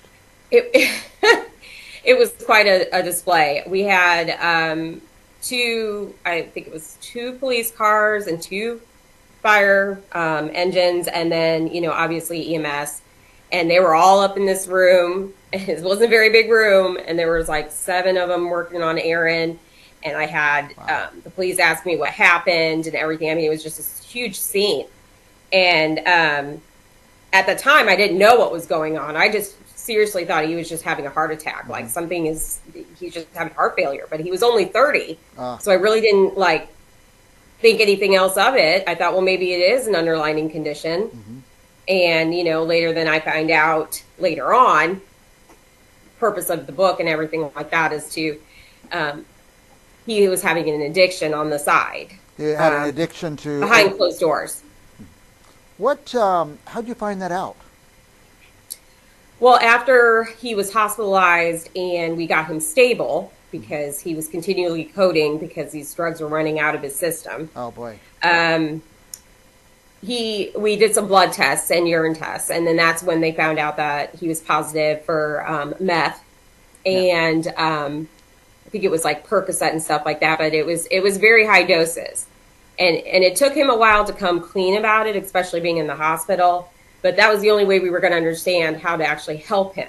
Mm-hmm. They couldn't do anything with it until we knew exactly what was in his body. Yeah. I understand meth is very, very addictive. Yes. Yes. I don't know if there's casual users or not, but I guess you get addicted pretty fast and pretty hard, and it becomes part of your physiology. There's nothing you can do about it, I guess, except to keep taking meth. Well, and the thing is too is it's a cheaper alternative sometimes, and it's easier to find on the streets than it is anything else, you know. And I think that when he was running out of his medication and couldn't get refills on his medication he was taking at the time, it started to become like, okay, I ran out of all my meds already. I shouldn't be running out of my meds. Now I need to find something else. And I think that's where then we step it up and we're looking other places. Right. So. And how did this unfold? I guess we have to read the book to find the whole story, but tell us a little more of the story. Of course. No, but honestly, it was, with addiction is never easy. It's a battle. And there's no real cure for it, but as long as you have support and, you can sit and talk and things like that, it can get better. It doesn't happen for everybody, though. I mean, for me to stick with my husband was a very hard choice. And I know a lot of people will leave in those conditions because it's just something it really is hard to handle. Yeah. Because addiction is an ongoing thing. It will be for the rest of his life. Yeah.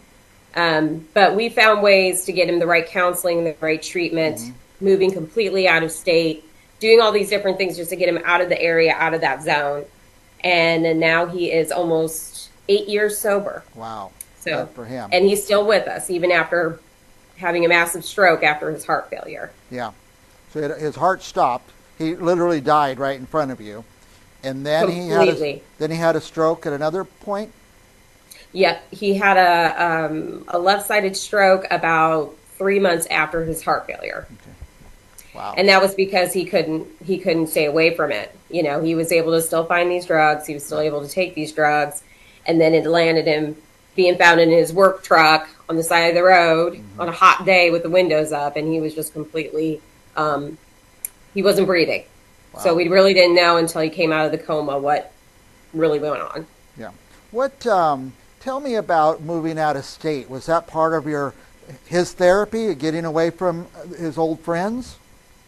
I think that it's a very hard decision, and it's not every decision that some people can make. But I do think by moving him out of the situation and getting him somewhere where he doesn't know anybody, right, and it's just us, and we're focusing on that therapy, we're focusing on that mind and trying to get him healthy and better, right, that when he was safe to move, we moved. And honestly, I'm going to say that I think that that's what truly kept him sober. Yeah. Yeah, I could just bumping into the old crowd, the old friends, old acquaintances, anywhere from the grocery store or wherever going to work. It must be hard. I cannot imagine what it is like to try to overcome addiction, but it had to be very hard. Yeah, and it was very hard for him because we literally, me and him, both left our entire families, friends, everything behind. Mm-hmm. And we just went because I didn't know any other way to do it. Yeah. You know, after he had the stroke, I'm like, I got to figure something else out. Like, where else can I take him? And like I said, now, you know, we've been doing movings and things like that. But I mean, he's doing good. He's stable. Yeah. Obviously, a lot of underlying conditions now and things that keep him from working and just being home. Yeah. So that's another reason why I wrote the book and everything, was to try to help it so we don't get that far. Maybe there's a way that you can stop it before it gets there. Yeah. Who should read this book? Honestly, over the past year since it's been out, I've seen teenagers to grandparents to family members. I mean, I've had a lot of feedback, whether it's, someone has addiction in their family, somebody, whether it's a friend or a family member, and even teenagers feel like they can relate to the book. So I made it relatable for everyone. Yeah. I mean, maybe it's something all parents should read and, anybody. But it sounds like it's a book for anyone. Right. And it does, like I said, it does explain a lot of things that maybe we just don't know anything about, right, and make you have a better understanding. That was my biggest thing, is I couldn't understand it at first. And I felt like by me trying to explain it to other people, it seems like, you're getting a better understanding that it is a disease. It is an addiction. It's not curable, but there are ways to still live life, stay alive, and work towards, staying clean and sober. So are there things in the book, there had to be so much that you didn't know about, I would imagine. Right. And that's what I did. I dedicated most of that to ways working with your insurance companies, how to find funding for your therapy, because therapy is very expensive, especially for addiction, and ways to get around it, because a normal person can get better if they choose to get better. Yeah. And this way, that it's not a financial loss. It is going to be expensive, but yet you can still do it. All right, so your book actually offers resources. That is correct. Yep. Helps people find resources, set them on a path to finding those resources. So. Right, and just making you feel like you're not alone, because I know that that's exactly what I felt. In my head, I was just by myself, but honestly, everybody's going through this somewhere, somehow, and will someday. Right. So it's just good if you have that comfort, that little bit of, okay, it's not just me. Yeah, interesting. Well, you're very brave to share the story. You've done a lot of brave things, like picking up and moving and sharing intimate details of your life, and hopefully somebody will get helped out of this. And I, from what I've understood and everything, we've decided to make a foundation in my husband's name. So all of our proceeds from our book is going directly to a foundation to help others. I mean, it's been known to even if I sell 5 books, that gives somebody therapy for a couple days. Yes. So, you know, for as much as we can raise, then that's what we want to do. Well, I want to just give a hint to our viewers at home. Go order this book, but don't order one. Press that order button 5 times. Order 5 of them and give them away. Somebody's going to need this book. Also, it could serve maybe as a cautionary tale to people. Yes. Like this it definitely, I have definitely seen the positive side, and the reviews can say that as well. Yeah. And the comments I get from people and questions that reach out. And I'm always available, and that's also listed on the book site and, and other sites, obviously through, you know, Facebook and TikTok and things like that. So we do have your web address on the screen, and we have your Instagram on the screen. And since we last saw you, we're on TikTok now too. So I know, right? This is, how can you not be? Now that they're still in business, since last week they shut down for a bit. Yeah. By the way, I'm asking every guest this, but what's the weather like where you are today?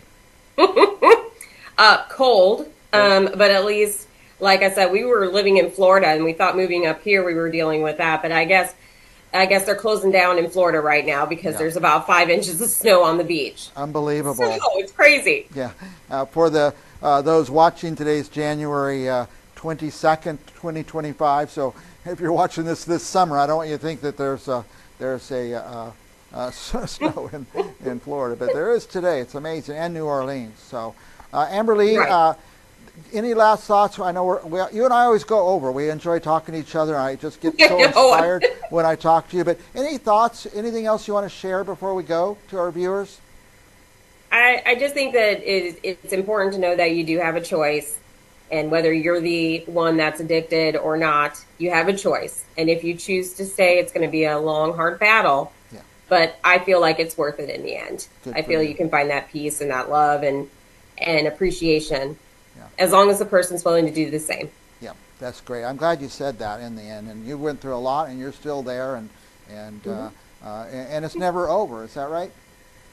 It's just one of those things. This is a continuous battle. You're going to have good years and you're going to have bad years, and you might even have some slip-ups. But the most important thing is if you really, truly love that person, you're going to work with them. And that's what we do every day. By the way, here's the cover again. Addiction from the Other Side. I'm sure it's for sale in a lot of places, but I just went to Amazon and it just popped right up, and I push a button and a book shows up the next day. I kind of love that site for that reason. But where else is it available? It's pretty much available all online right now, whether through Walmart, Target, Barnes & Noble. I mean, it's just everywhere. So as long as you search the name, you'll find it. And then hopefully be in bookstores this year. That's our goal. Nice. And is there another book coming out? We have been starting on a second one. Not sure with that date just yet, but I definitely wanted to update people more about what's new, what's going on in regarding to addiction and different things, because a lot of stuff changes. You know, they're always one step ahead of us, so I try to put as much information as I can. And your story's ongoing, so another book would be very appropriate, I think. So, our guest is Amberly Johnson from someplace, I think, in Indiana. Is that right? Yeah, it's Evansville, Indiana. And we really appreciate that you've written the book, that you're brave enough to put your story out there. And we hope, and I know you hope, that it helps someone. But it's going to help someone if we get the book in people's hands. So order the books, give them away as gifts. And for our viewers, don't go anywhere, because we'll be back with another author right after this.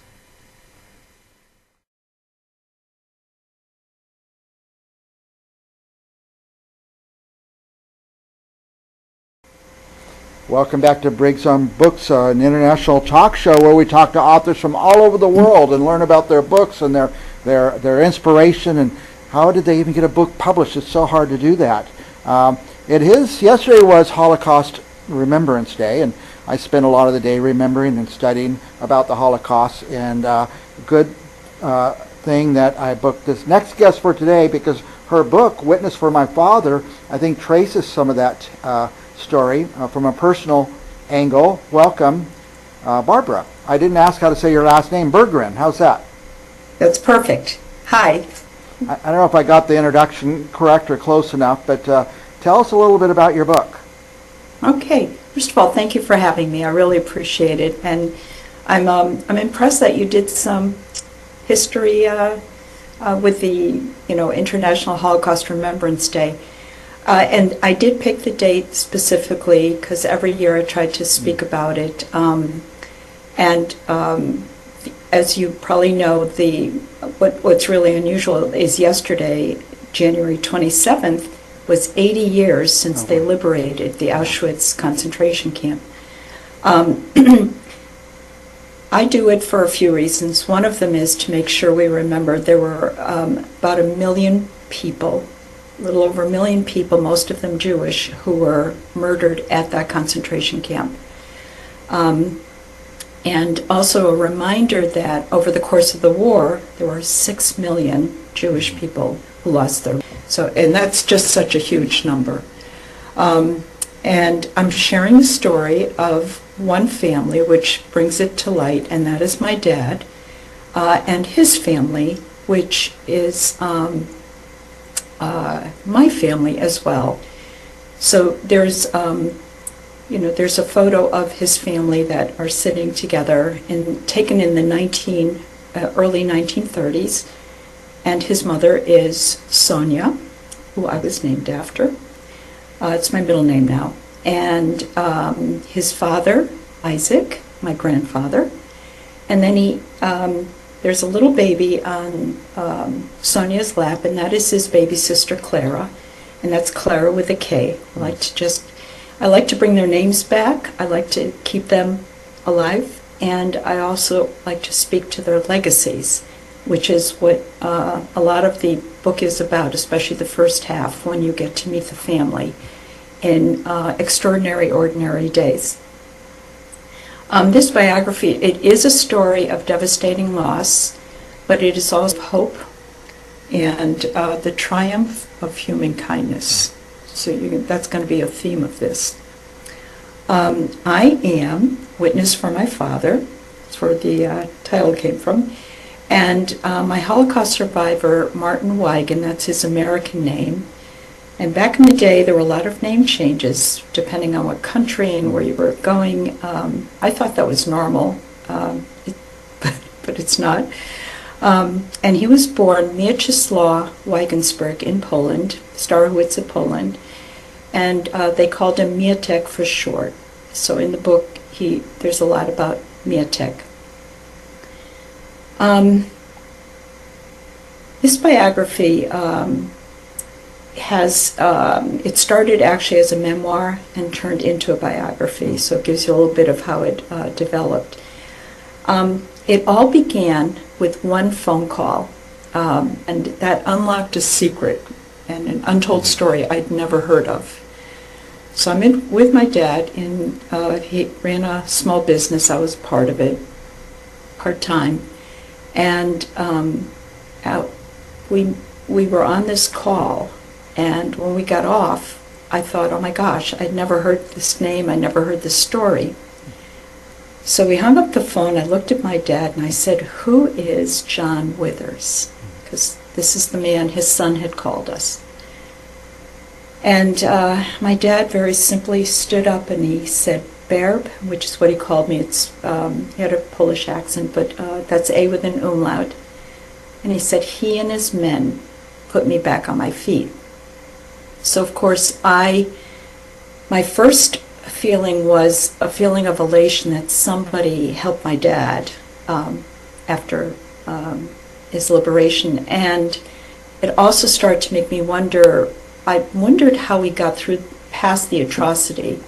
I also wondered how he wasn't a bitter man or an angry man. He was very kind.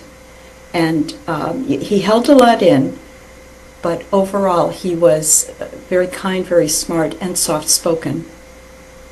So Dad endured 6 years under the Nazi occupation and during World War II. He survived his home slave labor camp, then he went to Auschwitz, then to Buchenwald, and eventually to Dachau concentration camp.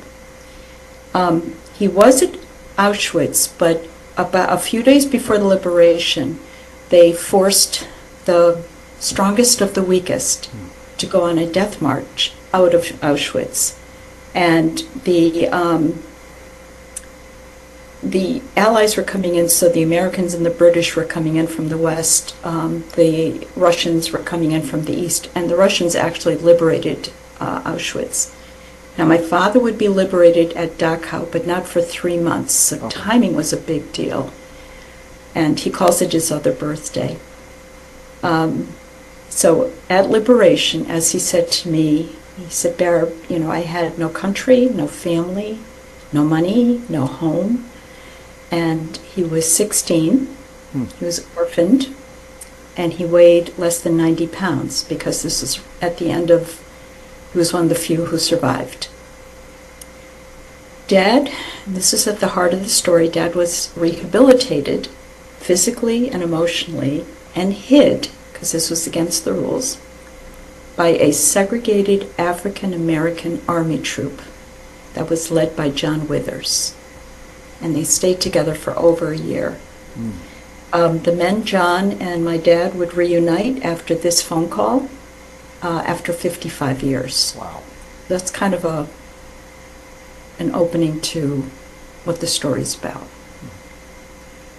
Does your book pick up there or go on from there about the reunion? Yes. There's almost first half is really historical. It takes you into the family. You get to meet them. You get to see how they live. And the second part is it jumps forward, and we start with the phone call, and we go. And there's a lot that happens in the second part as well, because the story took on just a life of its own. Now, you didn't know, you grew up not really knowing the full story? Your dad probably did not talk about it much. That is correct. There are many, many who don't talk about it, and especially, I think, as an orphan. And for this book, I interviewed a lot of survivors. My friend, one of my dad's friends from his hometown, who, they suffered together, they did survive. She helped me understand a little bit more about his town, and I was able to, with other research and also a major interview that I was, the Wall Street Journal actually interviewed my father for the story, and that's a whole other story. But that interview ended up being a gift, because my brother wanted to tape it, and we're very, very private people, but it was a gift because it became his testimony. So a lot of the details came out during the interview, which I was really afraid, because for my father to have to open up now, he was a man in his 70s at the time, really, really concerned me. But that led to hours and hours of interviewing, and the piece actually ran on the front page of the Wall Street Journal in the early 2000s. The phone call took place, by the way, in 2001. So I don't know how much of it you want to... No, this is fascinating. Here is the book cover, by the way, and we've been looking at the pictures as you're discussing them. I was going to ask you, and you told us, why January 27th is Holocaust Remembrance Day. You said it's 80th anniversary of the liberation of Auschwitz? Correct. Yeah. Correct. It was one of the first big camps in Auschwitz. And this is important, for anybody when I teach, even at colleges or community religious places, especially the students. I usually have a picture of Auschwitz, and if you're going to remember any of them, that was one of the biggest killing centers. So part of the education is to, especially living with it with my dad, and he had a tattoo, A19107 on his left arm. And by the way, people who were in the concentration camps, many didn't know this, but Auschwitz was the only one that tattooed the prisoners of war. And I grew up around it. It was part of my dad. So I viewed it different because I was a little girl, and it was just part of my loving father. So he had, best way to describe it, he had a wonderful innate understanding of integrity. So think about going through the camps, being orphaned. He lost his mother and sister on October 27th, 1942. That was when they did a selection in the towns they lived in. And his, this is a very hard chapter, obviously, to write and edit 1,000 times. But he had to, at the age of 14, which is, so some of the details that came out, I never knew exactly. I thought he was younger. I was happy to hear he had his mother with him until 14. And his younger sister didn't make the cut because the Nazis only wanted people who could work. She was only 11. So the story unfolds from a whole different chapter because they were at least together when they were in a ghetto within their hometown of Starhowitze. So he and his father is, in the story, he's a remarkable man. And because of his father, I believe he survived. He learned traits. They were a lot of risk-taking and, changing. I'll tell you a story. One of the things I realized with the decision-making, I taught it was a civics law class at a college, and this is just about a month ago. Usually I customize and I go, how do you teach this? And I thought, the book is a true story. It's a narrative nonfiction, and you had to be, there were decisions made throughout the whole book that changed people's lives. Like the phone call changed my life. And part of it was survival. The other part for decision-making was even John Withers, who was the lieutenant, and he was a black lieutenant who wanted to get his PhD, and he wanted to keep his soldiers safe. He had to make a life-changing decision to keep this boy who walked to their encampment. And you have to read the book to see why he left. He was on his own. And there was a rule that no prior prisoners of war could be taken in because diseases are running rampant, and they weren't really sure, the army itself and how they would react after being tortured and starved and beaten and whatever. So for him to then make a decision, he was going to send him back to a DP camp, displaced persons camp, and when he met him, and there was another boy involved, so without telling too much, but he made the decision and risked getting a dishonorable discharge, and his men he had to cover because they were, I actually didn't know until I started research, they were still segregated in the 1940s. Wow. Can you imagine? Yeah. They also couldn't serve in the same capacity. They were a supply unit.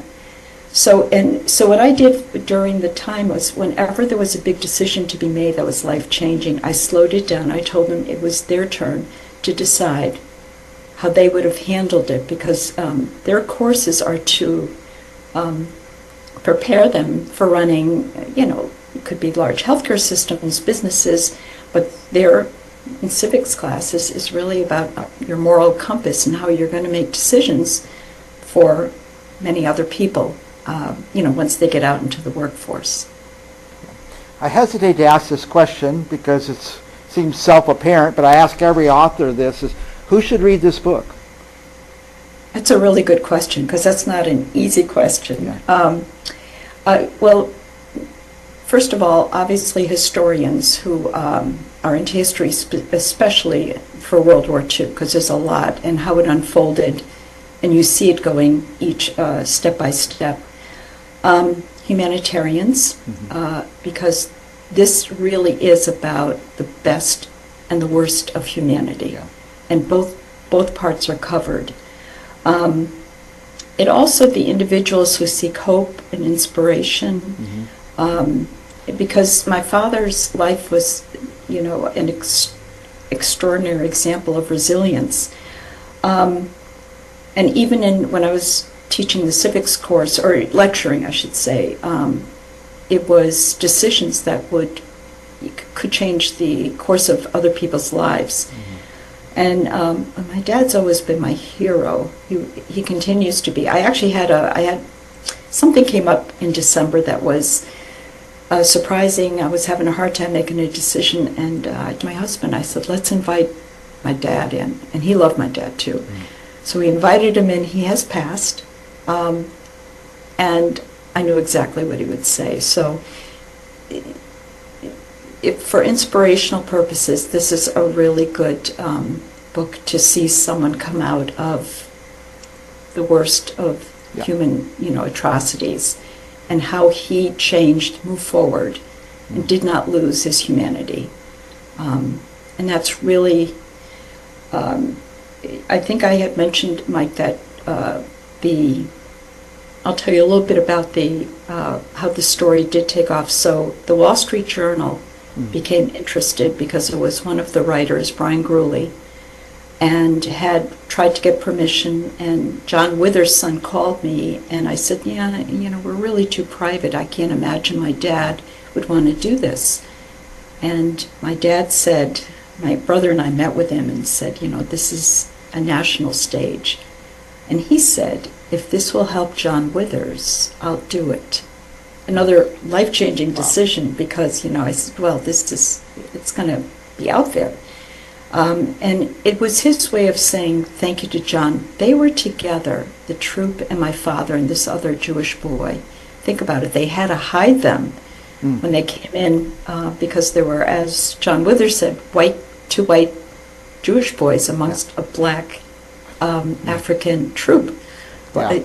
So, excuse me, African American troop.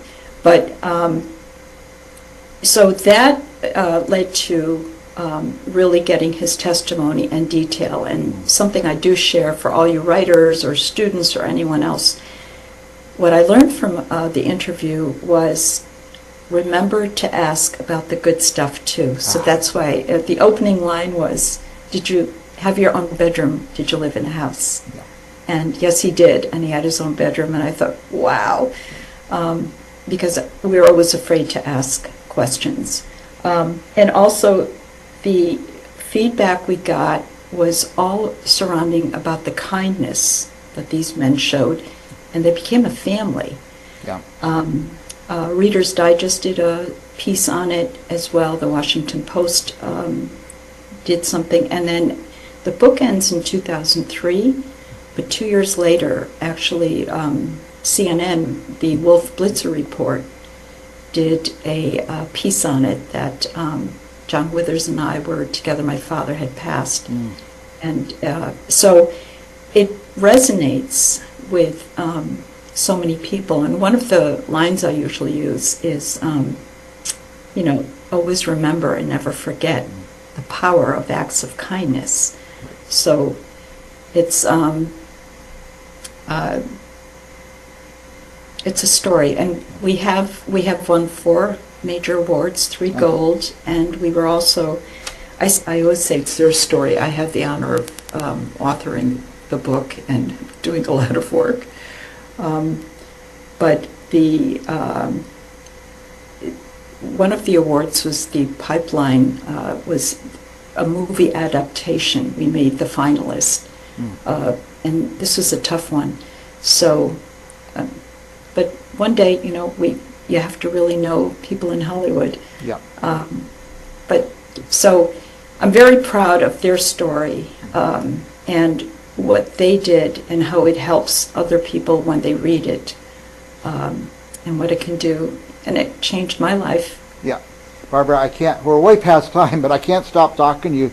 What's most amazing, so many amazing things we have come out just talking to you, but how amazing that one phone call that came through changed everything. Had that not happened, this story would be lost to history. We had we had some, and he had a great story, and I knew that. I knew the camps he had gone to. He finally told me, but I didn't know the details. And you're absolutely right. Yeah. And so it was John Withers' son, John Withers II, who the phone call was with. And he started the call and he said, "Hello, Martin." He says, "I've been looking for you for 2 years." Wow. So he took a sabbatical. They worked for state departments. And so yes, you're absolutely right, Mike. That's exactly what happened. Barbara, I told you before the interview, I wish I could read all the books of the people I talked to, but this is the one I'll read. I'll get it this week, in fact. And I hope you can come back again and again. Before we go, any last thoughts you want to share before we have to disconnect? I'm trying to think if, first of all, the book can be bought anywhere. Amazon, any bookstores, whatever. If they're not on the shelf, they can order them. I think my website is up there, We have and it it's on the just screen, yes. barbara.com if you want. And also, feel free if you have any questions, want to discuss anything. It's barbarasbergren@gmail.com. And I'm, very helpful for other writers. And I'm really just so happy to be on today. I was really appreciate Mike being on this show and having a chance to get to meet you and talk to you as well. So, if there are any questions, I'm really open to that. And just remember, never forget the power of acts of kindness.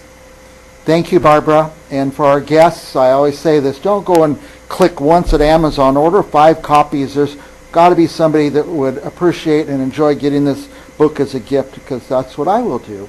And for our viewers, please don't go anywhere. We will be right back with another author right after this.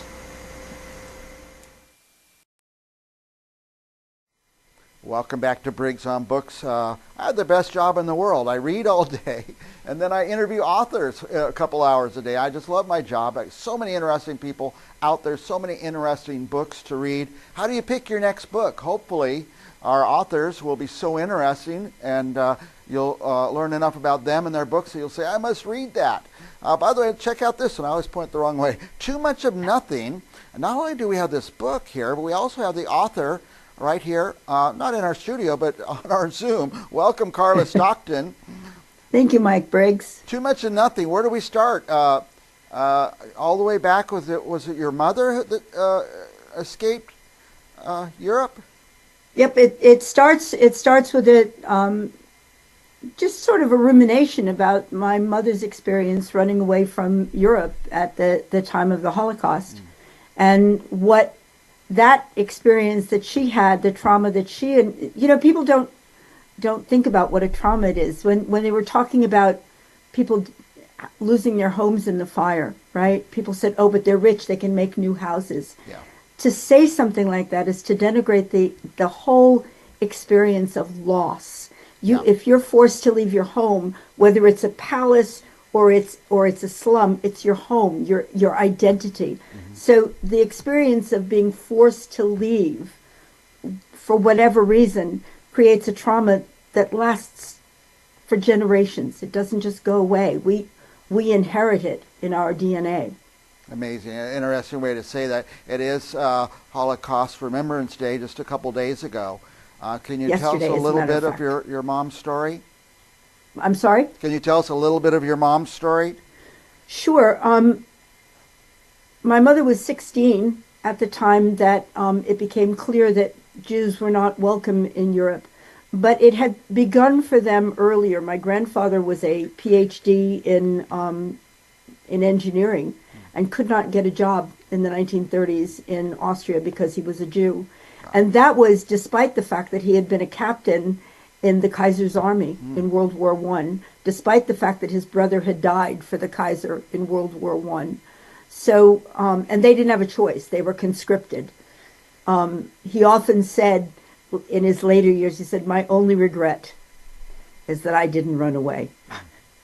In any case, he could not get work. They left Vienna and went to Zagreb, which was then still Yugoslavia, and took up residence there. And my grandfather started his own business. And my grandmother ran what was essentially a salon. All of her relatives played music. and they all gathered every week to play music.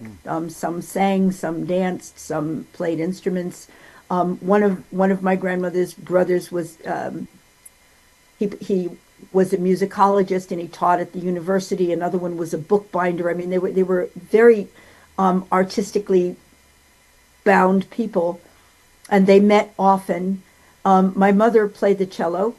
They thought that she would be a professional cellist. She was that good. And her sister, Taya, was a prodigy. She was a dancer who was at 12 already a prima ballerina in the National Ballet. So they had a life there. They had a huge life. My mother was the middle of 5 children. And then came this thing called Hitler, and my grandfather refused to leave until he was sure that my grandmother was the youngest of 10 children, and he was the second of 6 children, and there were many, many nieces and nephews. And he insisted that he couldn't leave until all of the nieces and nephews were gone. And he managed, some left in kinder transports, the transports that took the children to England or to South America.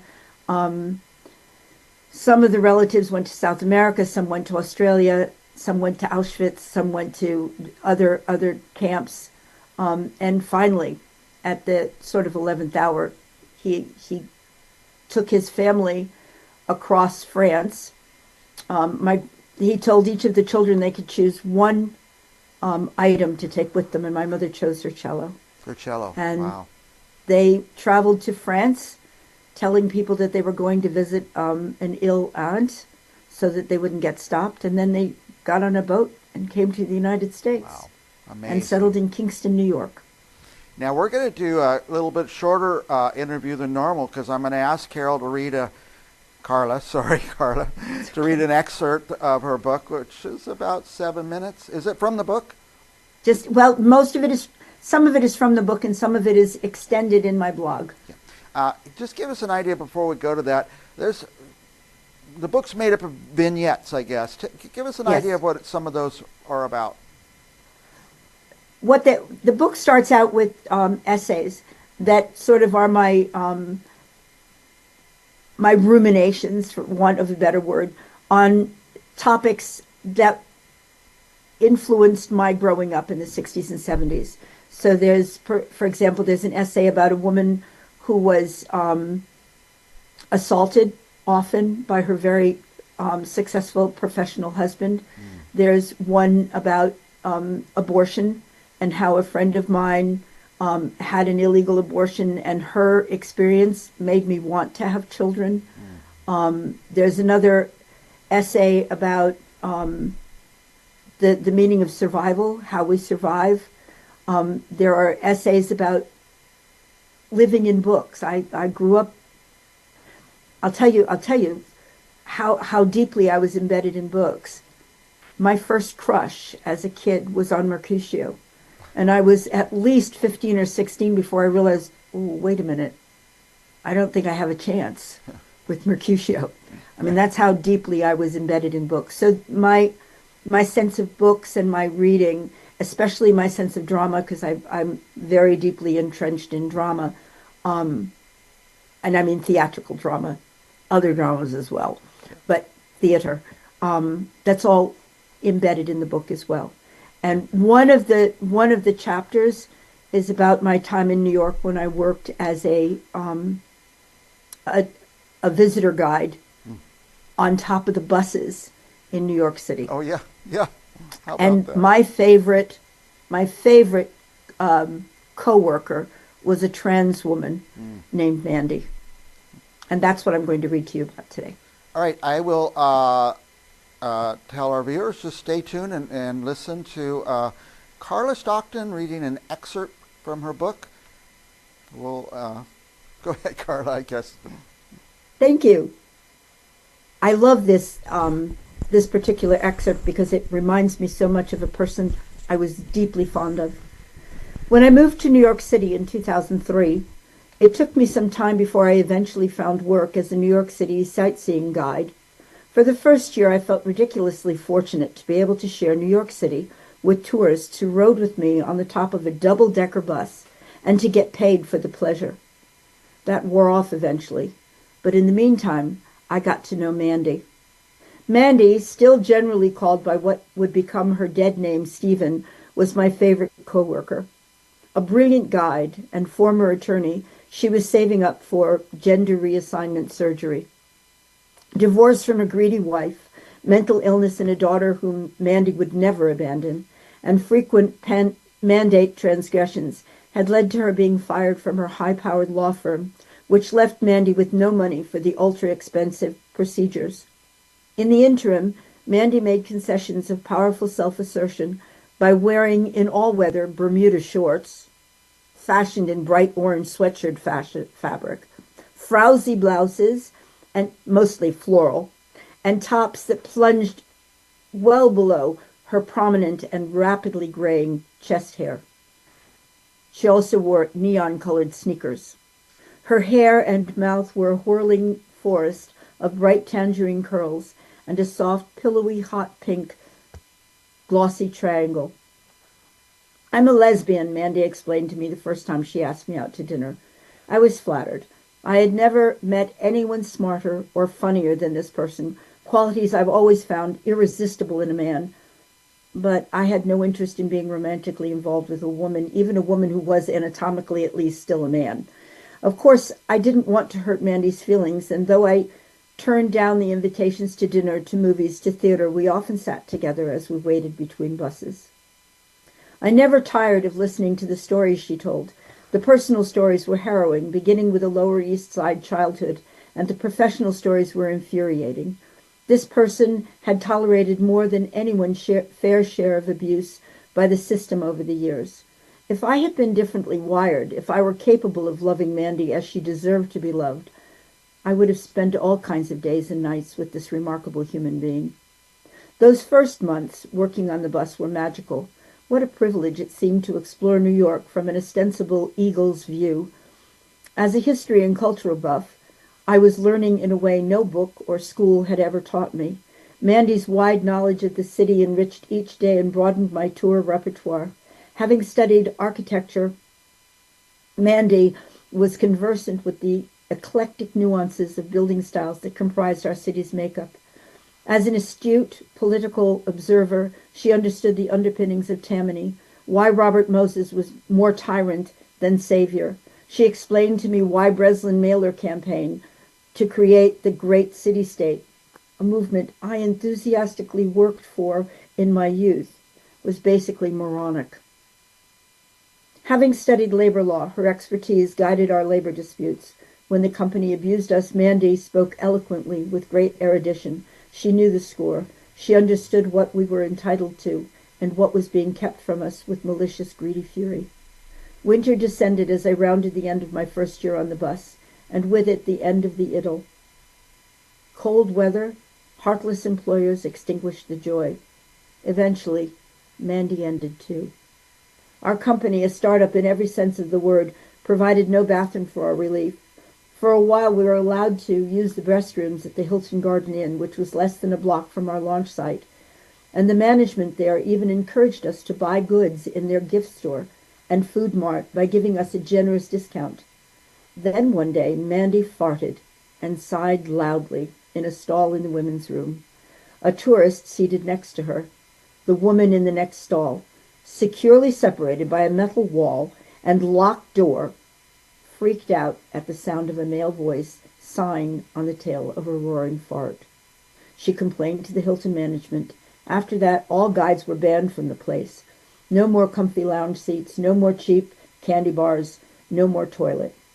I saw no solution to the problem. I opted to take a break. I left the buses to edit a book for a friend of a friend, and to complete the project I went to the UK for a few months. When I returned, Mandy was gone. Conditions Mandy had fought to improve had killed her. Mandy was our advocate, the voice that argued for improvement in conditions atop the buses that were unfit for guides. We had no place to sit. We were required at times to perform chores like helping the elderly up the stairs or carrying baby paraphernalia or luggage up the stairs that put undue strain on our muscle groups, all muscle groups. We stood for long periods of time, jostled mercilessly about. We had no place to get warm, no relief from the harsh winter, exacerbated by the harsh wind generated by the moving bus. Mandy's back and health could not take it. She suffered pneumonia and bronchitis and then was injured and re-injured until she finally had no choice but to undergo back surgery. Like many spinal surgery patients, Mandy did not survive. The company, who never appreciated what an asset they had in Mandy, was relieved. The bloodsuckers were free at last. We who loved Mandy lost a precious friend. I lost a valuable mentor. I find myself wishing for her presence lately. She would tell me why the current state of affairs for trans people cannot hold. She would tell me to keep the faith. Don't give the bastards any power, she would laugh. They'll turn to dust, just like the rest of us. Wow. Great, well-written story. I don't want to say great story, sad story, certainly, but it's a real story. People are living with these issues and facing the issues every day. And a lot of us out in California, where I live, we don't see them that much, but it's going on all over the world. I know we're past time, they're signaling me. Who should read this book, Carla? I think when I was first about to publish this, and my publishers asked me the same question, I said, women, probably women my age or in their 50s who are facing that change that we all go through.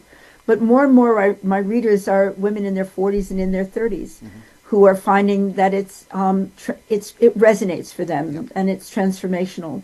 Young men are reading it. I have there are a couple of Amazon reviews actually from young men who have said that it taught them a great deal. I think men and one of my readers said this, that men should read it to find out how we think. When men tell us that we've made choices and we try to tell them that our choices were abrogated, that they were abrogated responsibility and subsumed our choices, they don't necessarily get it.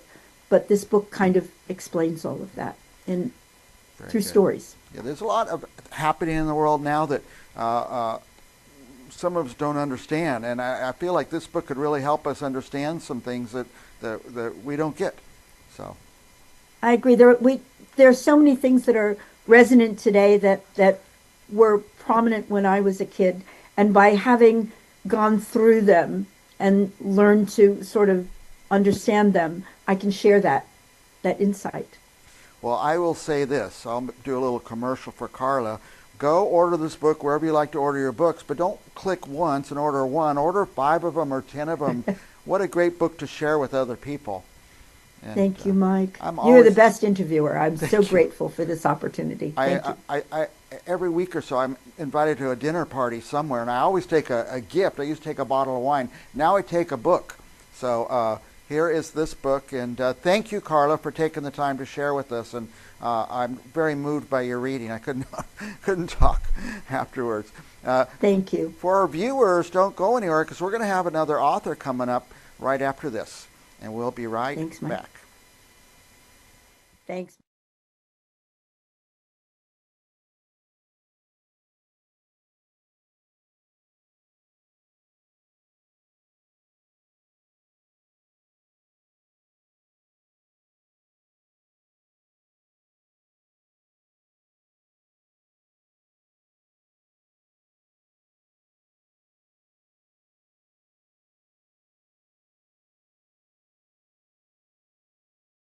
Authors every day. I read. That's all I do. I read, and somehow I stumbled into doing this talk show. Started in 2008, and here we are in 2025, July 15th, 2025 to be exact. And I get to talk to authors and find out, there's something I want to know, what so many of our viewers want to know, how do you finish writing a book and get it published? So many of our viewers are just in that process. There's millions of people out there with books in process. Anyway, we're going to talk about this book. In fact, Sunflowers for Sarita. In fact, it's a series of books. This is book 1 of a series. And so, series of 4. So, by the way, this author hasn't written just one book. She's gotten 4 published. How did she do that? Anyway, our guest is, let me see if I can find her. Where is, there she is, Diane Miley. Welcome, Diane. Hi, thank you for having me. 4 books. Tell our viewers where you are. I am just east of Charlotte, North Carolina. Okay. Close to the East Coast. Yeah. Way far from California. Well, we talk to authors from all over the world, so we get a lot from the Carolinas. I don't know why. There's a lot of creativity there, I guess. What would you say is the genre of your books? They're Christian romantic suspense.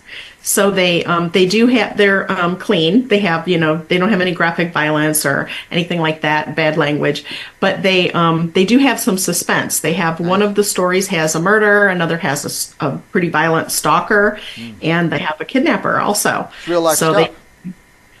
So they do have some scary stuff going on. By the way, even though we rehearsed it and went over, I got them in the wrong order. This is book 1, Lilacs for Laura. Am I correct? Yes, Lilacs for Laura is book 1. Yeah. Now, should people read these in order? It's fun to read them in order, but if there's one that particularly piques your interest, they're all self-standing as well. I mean, you can read just one of them and totally have the whole full story. Each of the books focuses on a different family member. It is kind of a family saga. They're all related to each other. So if you read one in the middle and then you want to go back, it'll just give you a little more background of what happened before that one did. Did their family members, each person, get named after a flower? No, not really. Laura, Lilacs for Laura, and Roses for Rachel. So are these sisters? Laura and Rachel are sisters. Vanessa is in a relationship with their brother. And Sarita is Rachel's sister-in-law. Sister-in-law, okay. Excellent. Yeah, so they're all in the same big family. Yeah, the covers are what struck me, and we're looking at those covers now. It just really pulls you in. Funny how you pick your books, right? I mean, how do you pick your next book? Well, the covers help. Hearing a little bit conversation with the author certainly helps, and things like that, reviews, all these things that you go through. Can you tell us anything about the stories? We don't want you to give anything away too much. Okay, sure. Well, the first story, Lilacs for Laura.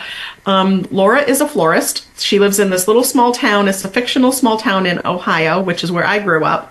And it's called Crystal Falls. And she has her family floral shop. And she meets the love of her life, and they start having a relationship, and then things start going terribly wrong. She has her brother-in-law, who is her sister Rachel's husband, is kind of harassing her, and she doesn't know what to do about it. She doesn't know what to say to her sister, if anything, and things, get worse and worse. And then one day he ends up in her backyard murdered.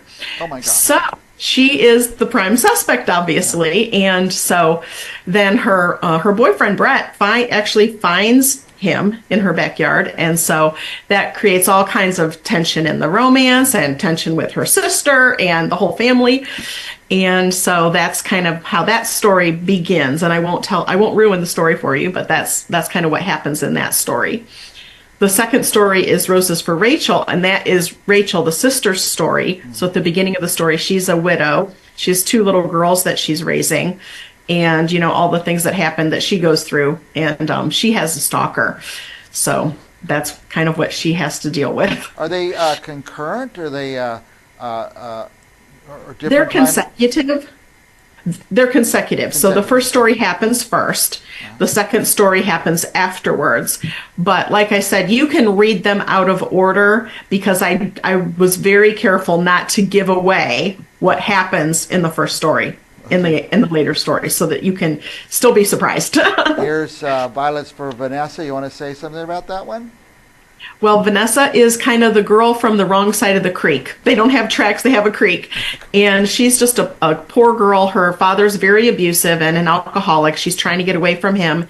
And she gets a job in town working at the tea shop that is right next door to the flower shop where Laura works.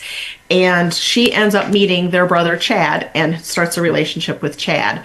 And her main focus throughout the book is just kind of getting away from her abusive father and what's going on with him. Yeah. And then and Sunflowers. he went dead too. Pardon me? Sunflowers, Sarita. How does Sarita get involved in all this?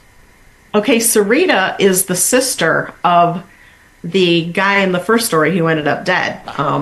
The cheating husband. So Sarita is his sister. So she kind of has a really rough background, but she's a good person turning her life around. And at the beginning of her story, she finds out that her ex-boyfriend, who was in prison that she testified against, is getting out of prison. So she decides to hide out. She has a 3-year-old daughter. So to protect herself and her daughter, she hides out with one of her friends who has a beach house in the on the Isle of Palms in Charleston, South Carolina. Is that a real place, by the way? That's a real place, yes. that, yeah. And so she hides out in Charleston and kind of takes the story to that location, which is kind of fun to have, the double location in the story. That is fun. Now, one reason to read these in order and to get through all 4 is because you're coming out with a continuation? I am, yeah. So I actually just this morning, I finished the final edits on my next book. And it is the first book in a second series. And this series will take place in Charleston, South Carolina. And the hero in this book is Sarita's stepson. So it kind of has a little bit of a time gap in there. And then you find out all of the children from the first series are the main characters in my second series. Amazing. Now, yeah, I can't. You've already started. The next book is in progress and moving along. Who could read these books? Can anybody read them? Is it okay for everyone? Sure, they really are. I mean, they're clean. I mean, they're adult fiction, but even like young adults could read them because they're clean and, totally understandable. But they're written mostly, they're a romance, so mostly women are interested in them. But I mean, if a man likes romance, some guys do. It's for everybody. I've had readers from like 17 years old to 80 years old that have enjoyed the stories. Sometimes when I'm getting on an airplane, I grab a book and I'm on the plane flying, I realize this is a romance novel, and it's good, and then you have to read the next one in the series and the next one, so it's happened to me. So yeah, and they do have the suspense element as well, which tends to draw in more male readers, than just the romance part. So it has the suspense and the romance both. It sounds like my wife has all these sisters. I think when I order a book like this, I'm not going to order one. I'm going to order 5 or 6 copies, and everybody's going to get one because they all love to read the same book at the same time and talk about it. So it's a little hint. That's a hint to our viewers. Don't go click once and order. Order a stack of these things and pass them out. It's so much fun to do that. Share the love. By the way, Diane, we have your web address, dianemiley.com. What are we going to find there? Well, I have a blog that I have there, and you can find the books there and a little bit more about the books. I'll have like a good explanation of each of the books, a little bit more about me if you're interested. And what else? I do have a newsletter that you can sign up. It's a monthly newsletter. I have giveaways. I have just more news about my writing and the books and all of that I share on the newsletter. Sometimes I have book reviews on there. And recipes, all kinds of fun stuff. The newsletter comes out once a month. It's just an email, so you can sign up for that. And if you sign up for the newsletter, you do get a free story. So I have a novella that I've written that you will receive for free when you sign up for the newsletter. So that's always fun. That is and fun. The novella is a fun story too. Yeah. Diane Miley, we're running out of time, but I just want to give you a minute. Anything else you want to say about the books or anything in the world you want to talk about? I do want to mention that they are Christian books, so they do have a faith element.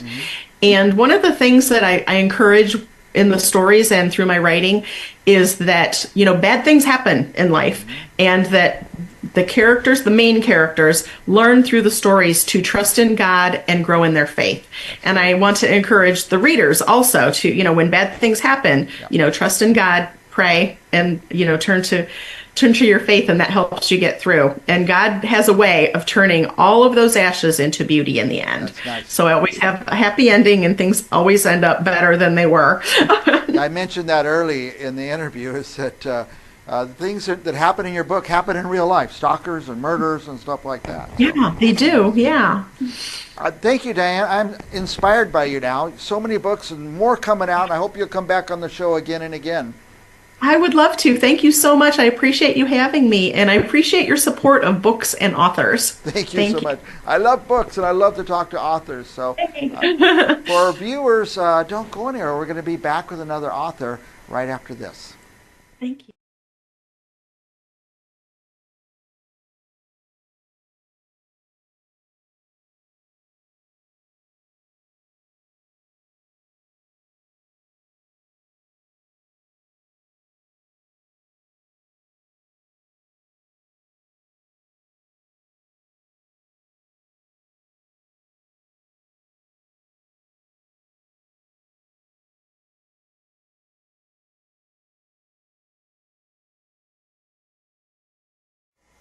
Hello, this is Hope Roski stepping in for Mike Briggs with Briggs on Books. Well, today I have a special guest coming in from Denver, Colorado via Zoom, and I would like to introduce author Jamie O'Donnell. Jamie, welcome to the show. It is so good to see you again. Hey, Hope's good to see you too. Yeah, so I hear it's like pretty cold there up in the Denver area. I see you're in your sweats and everything. Yeah, it's about 20 degrees outside, and we're expecting some snow today. Oh my goodness! It's been pretty nice up until today. Okay, well, I hope you don't get anything that's going to lock you in blizzard-wise, because, oh my goodness, I know the rest of the country's bracing. But speaking about bracing, you have a book that's out, Epiphany, that is to keep a reader on the edge of their seat. And I want to talk to you more about Epiphany, and basically because it is a thriller. Can you tell me a little bit about how you came up with it and the character development? Well, I've written 3 previous books. I wrote Hunting for the Lamb of God and its sequel, Living for the Lamb of God. And then I also wrote Meth War, Lost, and Felony Flats. Now, all 3 of those books fall into the genre of horror thriller, where the first 2 I mentioned are a series, and that's also post-apocalyptic. This is also a horror thriller novel, so it's in that genre, and that's basically what I write. So, I think you got to write about what you know about, what you have an affinity for, and that's what I have an affinity for. So that's what I write about. Right, and talking about with one of the main characters, I believe the husband who is chasing, like looking to hunt down basically, and it's a murder mystery as it goes, or thriller. Can you kind of, not without giving it all away, but just kind of tell the viewers a little bit about what they can expect in this particular thriller? Well, I can. So the book begins with one of the protagonists, Paul Nelson. He's an old man, and he is on his way back from Costa Mesa, on his way to Virginia Beach, Virginia, to his home. He has a vitamin business that's taking off. He has a West Coast operation and his East Coast operation, but it's a worldwide business. And once a year, he goes out to the West Coast to oversee his operation out there, touch base, see what's going on. So he is on his way back. Now, the story starts, he walks out of a diner in the middle of the desert in Nevada at the crack of dawn. He had just had breakfast. He's on his way to start driving. And as he's walking out the door, he comes upon this young man slapping the crap out of this young woman. Mm-hmm. And he immediately intervenes, and he jumps in and he tells the young man, leave her alone. And the young man takes issue with that and whips out a knife on him and tells him he's gonna hurt the old man. And so Paul immediately reaches into his back belt where he keeps his 38 and points it at the young man, tells him basically never bring a knife to a gunfight. And the young man freaks out and puts the knife back in his pocket, and it gets all sheepish and tells the old man he wasn't gonna hurt her or hurt him or anything. So, but then what he does is, and all the while this young woman is looking at Paul like afraid for him to get involved to make it worse. So what the young man does is he goes into the back seat of his 79 Monte Carlo. He pulls out a suitcase, which is her suitcase, and he throws it onto the sidewalk in between the front bumper of the Monte Carlo and the diner. And he tells her to get her kid out of the car. And that is when the old man, Paul, notices there's a little 3-year-old boy sitting in the back seat, barely big enough to even look over the front seat. So she reaches back there, opens the passenger door, pulls the seat down, grabs her little boy, And then the young man gets in his Monte Carlo, starts it up, takes off, and strands her right there in the middle of the desert, starts speeding up Interstate 15.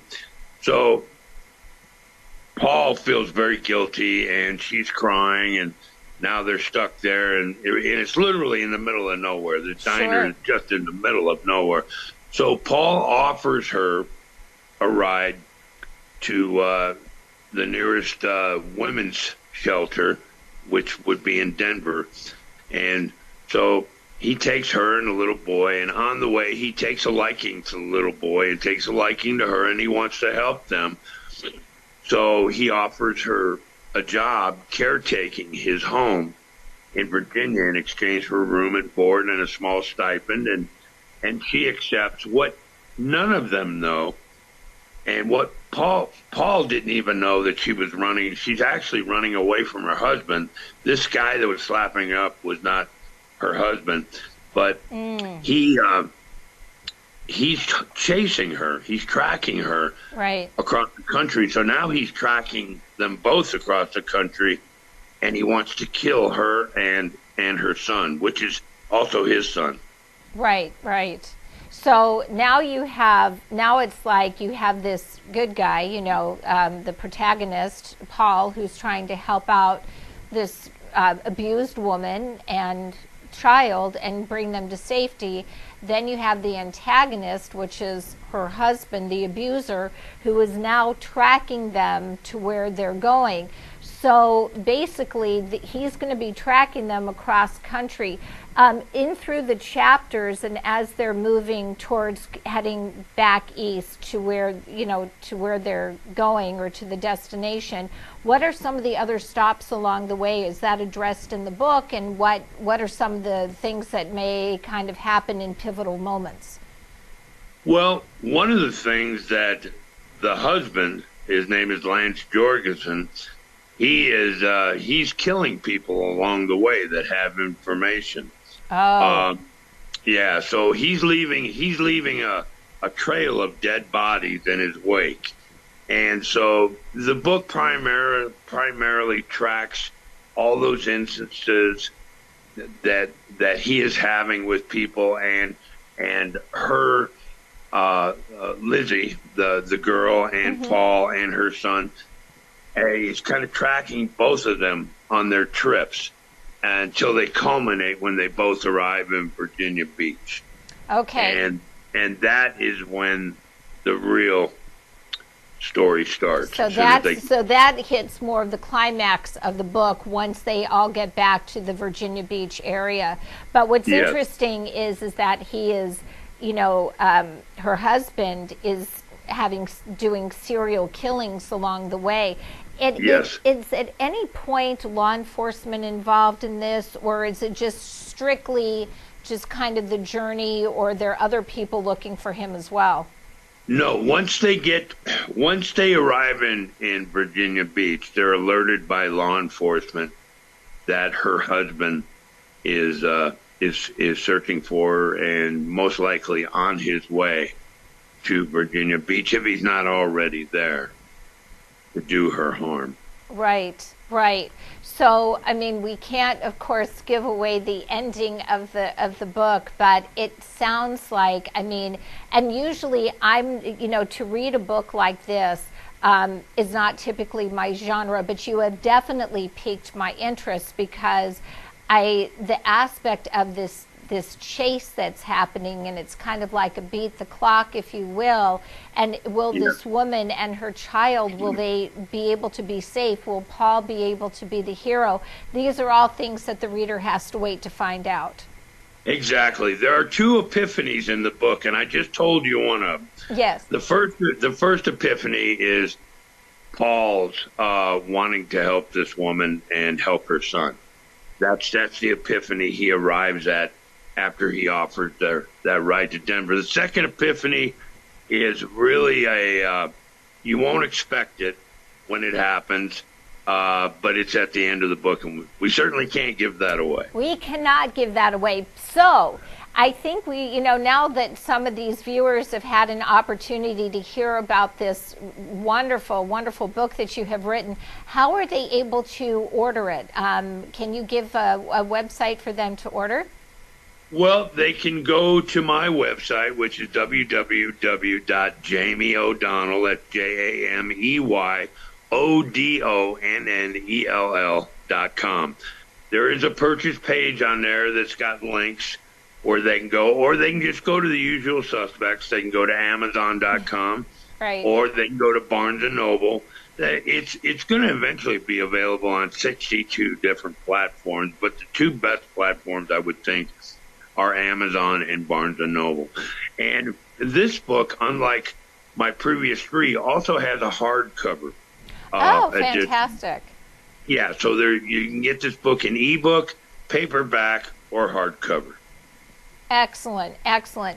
I don't, before we leave, because it's the word epiphany, January 6th is actually Epiphany Day. I'm not sure if you're aware of that. It's kind of ironic that we're doing this. But, and I don't want to take away from some of the other books that you've had the opportunity to write too. Can you just touch base a little bit about each one? If people want to order, besides Epiphany, just give them a little summarization about each of the other books that you've had an opportunity to write. Sure. So the first book that I wrote was in 2021. That's Hunting for the Lamb of God. It's post-apocalyptic, and basically what happens is Iran and North Korea, after years of crippling sanctions, they collaborate together and they construct 3 nuclear warheads. They put them on container ships and they park them off the east and west coast of the United States. They fire off simultaneously, and they all explode in the atmosphere miles above us, and it creates a super electromagnetic pulse. It completely fries everything electrical, anything computerized, anything with wiring in the lower 48, southern Canada, northern Mexico, Cuba, and the Caribbean islands. It literally throws us back into the Stone Ages, into the early 1800s. That means no running water, no cars, no electricity, no TV, no internet, no phone, no radio, nothing. Everything stops. And, that is, and I tell you, if that actually happened, I don't know what this world would do at that point. Well, the thing about it is it's a very, very possible scenario. Sure. We are extremely vulnerable to that. Now, this book was awarded a Kirkus Star, which is kind of rarefied there. If you know anything about Kirkus, a Kirkus review is the Cadillac of all book reviews. And they award maybe 1 out of every 10, 15 books that they review a Kirkus Star. So it was awarded a Kirkus Star. So that book has been doing really well. Congratulations thank you. to that. What an honor. What an honor. The next book after that was a book that I had originally started to write 20 years ago, but was shelved. And I picked it back up and I finished it. And it's called Meth War, Lost in Felony Flats. And it's a fictional account of the great methamphetamine war in 1993 in the San Bernardino Valley between the Satanic Underground and the independent meth cooks. And it basically incorporates every myth, rumor, and half-truth that I'd ever heard when I was out on the streets shooting meth myself. In full disclosure, I am a recovered methamphetamine addict. I've been clean now for 23 years. Good for you. So that's what that's about, and that has literally, and it's very pulpy. When people talk about reading something that's pulp fiction, it's usually referred to, but at least back in the old days, as poor writing, but direct to the point. Well, mine is not poor writing. I'd like to think it's very good writing, and it's also been critically acclaimed. And so there's that book, and I would highly recommend it to read. It's a fantastic thriller. And then I wrote the sequel to Hunting for the Lamb of God, because Hunting for the Lamb of God kind of ends on a cliffhanger, and I pick it pick it up where that one leaves off, and that has got some finality to it. It kind of brings everything to a close, to where it's satisfying, and it just goes further into the story, a few years into the story. So that's basically my 3 books. Wow, I think they all sound amazing, and I wish you all the best on Epiphany. It sounds amazing, and the fact that you've already, accolades to you for already winning an award. This one may be the next one coming up. You just don't know, but I really think you've got a winner on your hands right here, Jamie. Thank you. I hope so. I believe you do. It'll be a great way to start 2025. And, keep it up. Keep it moving forward. I appreciate you coming on the show today. Appreciate you having me. You bet.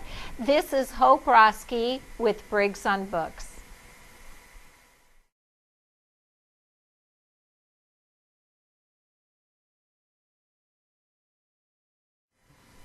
Welcome back to Briggs on Books, where I get to talk to authors from all over the world about their books, their ideas, how they got it done, how much work is it to get a book out there. How come I don't have a book out there? It's so much work, and I like to get authors on the show who've done it and been through the nightmare and the struggles of getting a book out. Look at this book right here, Talking Pictures by Joe Cacciarelli. Not only do I have his book here, by the way, whoops, lost my whole mouse. Nobody go anywhere. Not only do I have his book, I have Joe here all the way from, I think, South Carolina. Is that right, Joe? Correct. Welcome on the show, Joe. Great to meet you, Mike. Talking Pictures. What's that book about? Talking Pictures is a collection of short stories, each of which respectively inspired by a famous painting of Edward Hopper, who we can summarize as having documented the culture and the style of living that came to be associated with New York City between the wars, and I take a liberty with one of the paintings to extend it beyond that period into the late 90s. Yeah. But it's circumscribed by, say, around the end of World War I till the end of World War II. Yeah. Edward Hopper, I'm not an expert. He was a great realist. He was a great realist portrait painter, born in Nyack, New York. His home is subsequently turned into the Hopper Museum. Right. And each of the stories is drawn from one of the paintings, and the only imaginary character in the story is the character in the painting. In the painting. Now, Hopper actually appears in 2. I always say this about Edward Hopper is, I know his paintings when I see him. Well, you said you had a copy of Nighthawks. You might want to. Yeah, here's that. Nighthawk. Maybe our viewers will say, "Oh yeah, I know that painting." A lot of people don't know the author or the painter, but when you see an Edward Hopper, you always know that's Edward Hopper. So your book makes up an imaginary tale of different paintings. Each story attempts to describe the character in the painting. And the moment of angst and loneliness that character was going through, since Hopper came to be equated with the psychological experience of angst and loneliness in the urban landscape. However, you do talk a lot about process, and I do want to get to that before we ramble all over the place. Basically, this is the history of my work where I am now. I began as a editorial assistant at Garland when we were putting out the definitive edition of James Joyce's Ulysses. Because of those contacts, I ended up writing a book for Garland, which subsequently got taken over by Taylor Francis. Okay, it's called Screen Sleuths. It's a filmography. From there, I went on in my summers after teaching high school and college to write the novel that describes what the Beowulf poet did in order to write the Old English epic. That's Ghost Song. Okay. After 2020, after my bout with non-Hodgkin's lymphoma, I wrote a cancer journal, and it's called Still Life with Cats. I don't know if you can see that. Still Life with Cats. Got a great photograph of Sir Walter Raleigh waiting in the Tower of London to be decapitated by James I. It's kind of like a metaphor for the cancer experience. And at the end, when I was spent with all my earlier ideas, I had this pile of old short stories from my juvenilia dating back to the 70s. I actually had the privilege of having one of the stories that's in Talking Pictures, New York movie, being turned down by the New Yorker, even though I was I guess, protege of Christopher Lamenhaupt. I think that name will tell you how far we go back. The book reviewer for the New York Times. Yes. Yep. And his mother tried to promote my work with the then literary editor, but of course, no dice, and, the story never went anywhere. However, I had been mentored by Edmund White, who you should know is probably one of the prominent modern novelists, Waiting for Elena and The Room, the Room is Empty, and a biography of Proust, etc. And I also had the good fortune of having my work mentored by Edward Albee, the leading absurdist playwright of American drama in the 1960s. So to make a long story short, this pile at the end of Still Life with Cats is sitting in there, and I'm looking at it thinking, how can I rework these stories in a better context? Because while Edmund White and Albee praised the plotting, they were not thrilled with the style. So to make a long story short, I had recently read in a Dawn Powell novel called The Golden Spur, how a has-been revives her literary career by rewriting the stories from another point of view. And of course, that essentially wrote itself.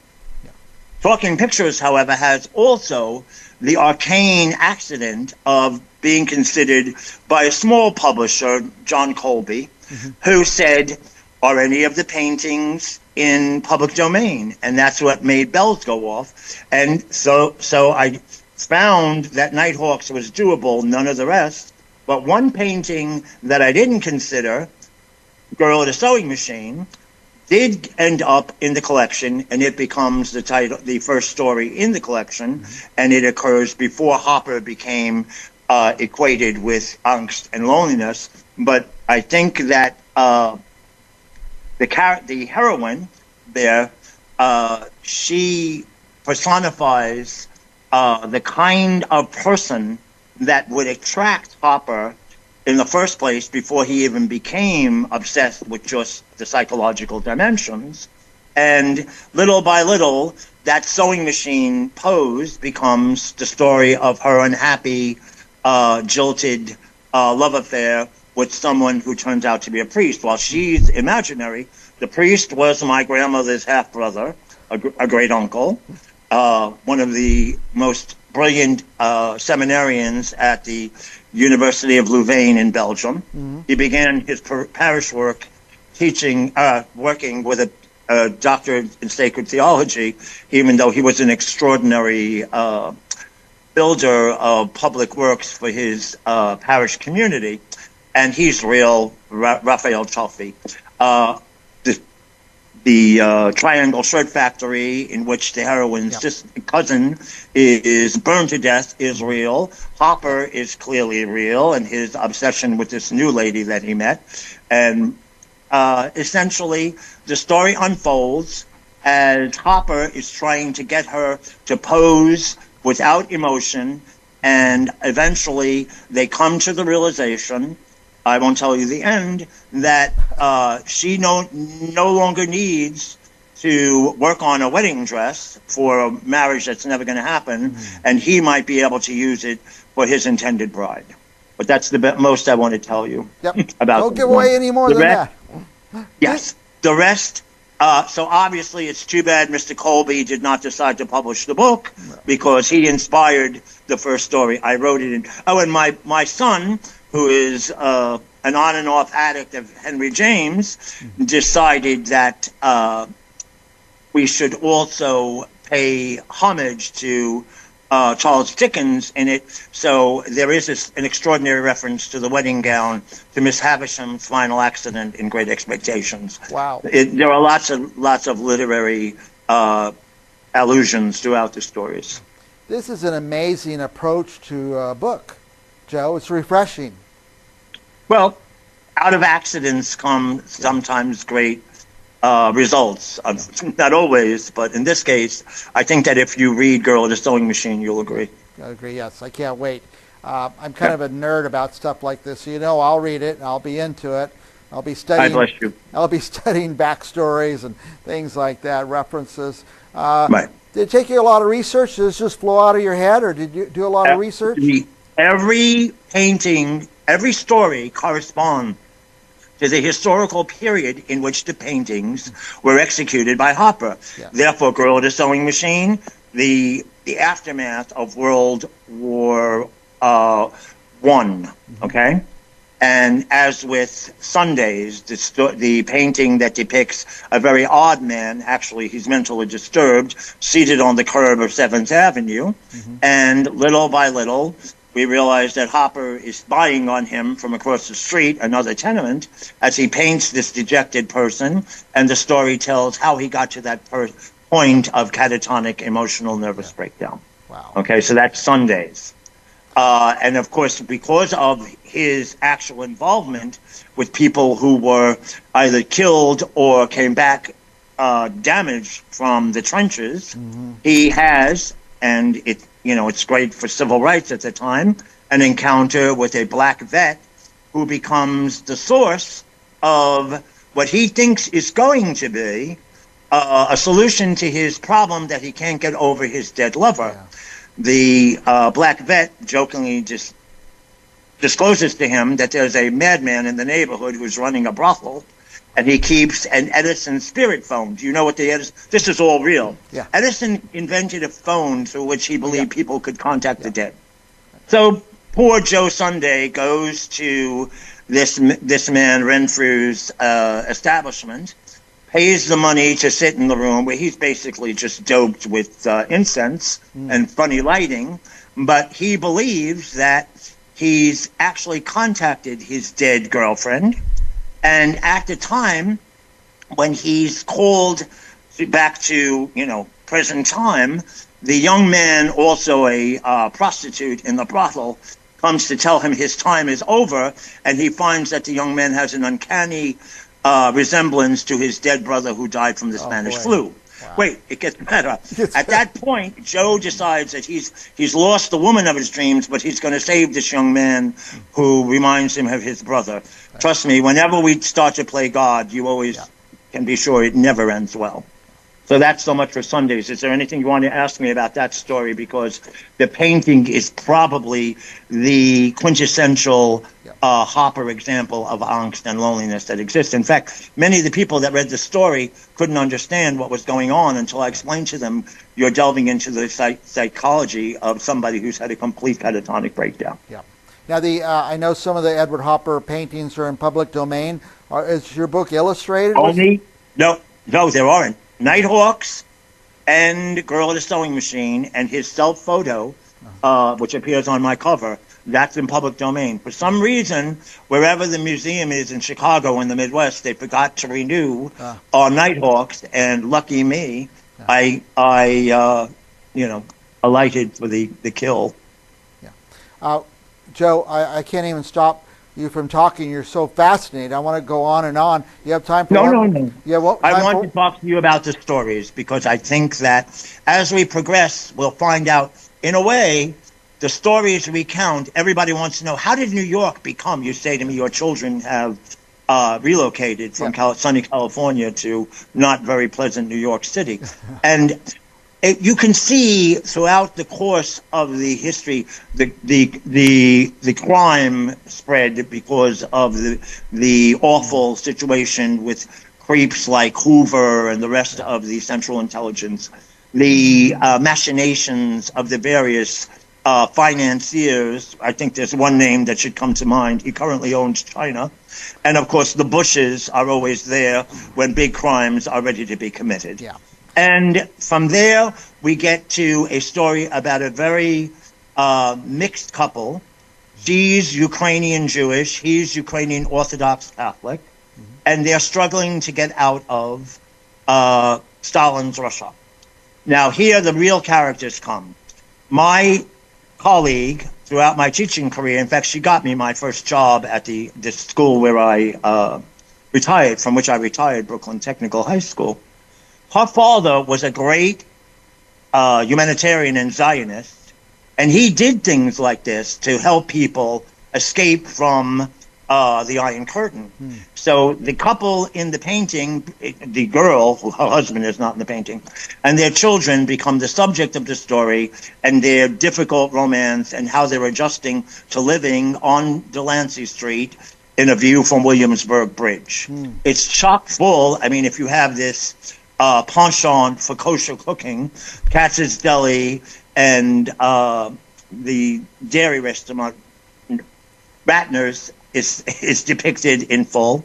There's lots of references that require you brushing up on your Hebrew and Yiddish, but essentially the story unfolds how her children, her husband ends up as a doorman at the posh, speaking of, what we lost with the Czars, à la Veille Russie. Do you know what that it was and still is? No. À la Veille Russie is one of the largest collections of Russian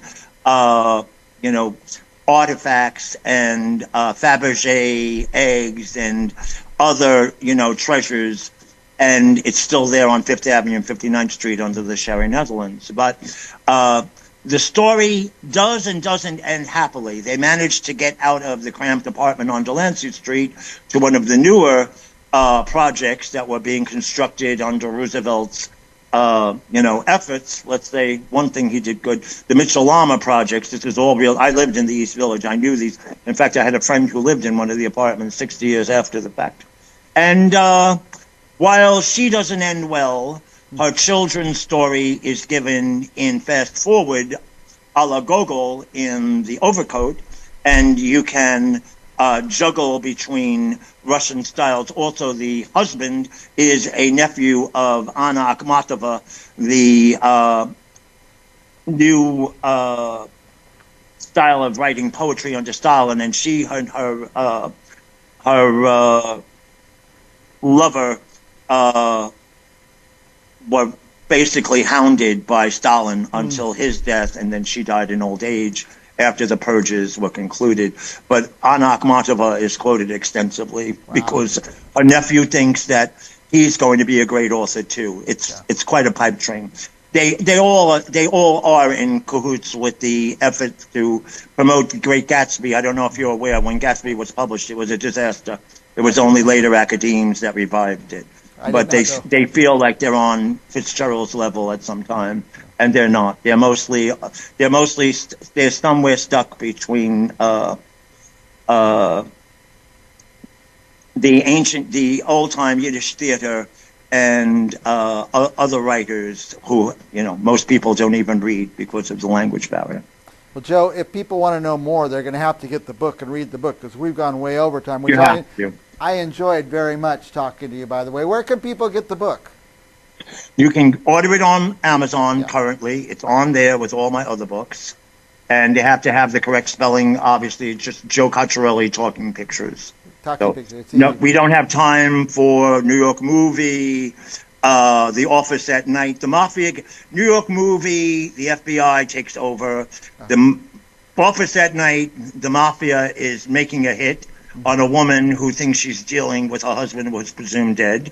And finally, in Talking Pictures, let's say it's kind of like a ghost tale, except that it deals extensively with all the work that Larry Kramer did to denounce Fauci when he was at the height of his machinations for AIDS. As you know, Fauci went on with the Wuhan virus and got a lot more people to go along with his nefarious designs.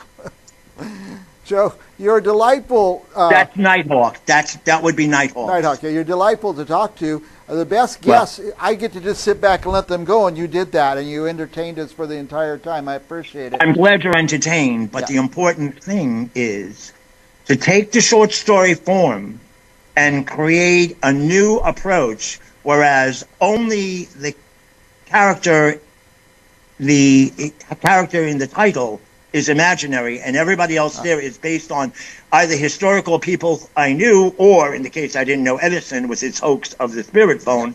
But you can easily look it up and research it to know what life was like in the aftermath of the Trench War as we were waiting for the first atomic war.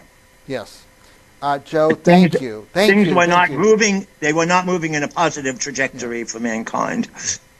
He wants you to ask me some more questions. No, for our viewers, don't go anywhere because we have another author coming up right after this. Joe, I'm sorry we have to run. We are just booked back to back, but we're going to have you on again. Sorry as it was really a thrill to get to speak with you. Thank you so much, Mike. Whatever you can do for boosting my books' popularity, but Talking Pictures is currently available, and no one will leave disappointed.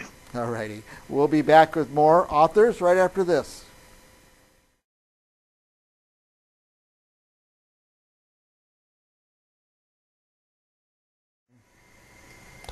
Are you about to pick the next book you read? Well, I've got some ideas for you.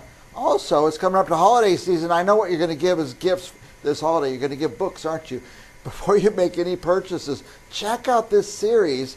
I call it the Stone series. The new one by Margaret Izzard is Stone of Lust. Not only do I have the book here, actually she has a couple of new books. I also have Margaret. Let's see if I can click around and find her. There she is. Margaret Izzard. Welcome, Margaret. Thank you. It's wonderful to be here. Stone of Lust. By the way, here's some of her previous books. Here's Stone of Hope. Here's Stone of Love. And the newest, one of her newest books is Stone of Lust. And also, I should say this before we go too far, Margaret. Is this the newest? Thistle? Thistle and the Mistletoe. Okay. Is that your newest or is Stone of... That's the most recent release. Okay. That's my holiday release that came out November 4th. Yeah. This is the one everybody's going to want to give out during the holiday season. Tell us about it, Margaret. Thistle and the Mistletoe actually features a couple that we met in Stone of Love. In Stone of Love, Colin travels back in time and assumes the identity of his identical ancestor. So Thistle and the Mistletoe looks at how that ancestor met his love. So it actually occurs before Colin came back in time. There's no time travel in it. There is a little bit of magic because the magic stones, those magic Iona stones are there. So there's a little bit of magic involved in it, but it's a little bit more straightforward of a historical romance novel that takes place in 17th century Scotland. It was actually something that I've wanted to write for a long time. I've always imagined Roderick and Mary's relationship and courtship occurring over the holidays. And, since it's an enemies to lovers romance, I thought I'd put Thistle in the middle of it because, thistles are spiny. So that's why we call it Thistle and the Mistletoe, is that through clan wars and clan enemies, the two are thrown together and have to kind of forge their way and find love. Nice. Now, Margaret, do we need to read your books in order, or can we just pick up any one and start there? Well, that's a really good question. They are written with enough information at the beginning that if you happen to pick one up in the middle, the first one's love, the second one's fear, the third one's lust. There's the Christmas Thistle and the Mistletoe. You mentioned Stone of Hope, which is coming in January. If you pick up any one of these, you can start from that point. However, a lot of my critics, a lot of my reviewers, a lot of people, especially a lot of my readers and followers, the stories are so much more enriching if you read them in order, because there's things that link back and hook up and little tidbits here and there that you might not be able to pick up. But they're if you happen to pick up Stone of Fear, the second book, there's enough to get you through the book at the beginning to understand what's all going on. That's great. Yeah, I'm going to start in order. Which is the first one, by the way? Stone of Love. Stone of Love. Okay. There it is. I just happen to have it right here. Stone of Love. Start with Stone of Love. You know what? If you're going to give this book out at Christmas time, just buy the whole series for whoever you're giving the book to, and that would be a much better gift, I think. Now, the most recent, which one is the most recent? No, we Besides did the Christmas book, yes. The Stone of Lust. There it is. Stone of Lust is book 3 and actually focuses on Colin's sister, Anna Slee.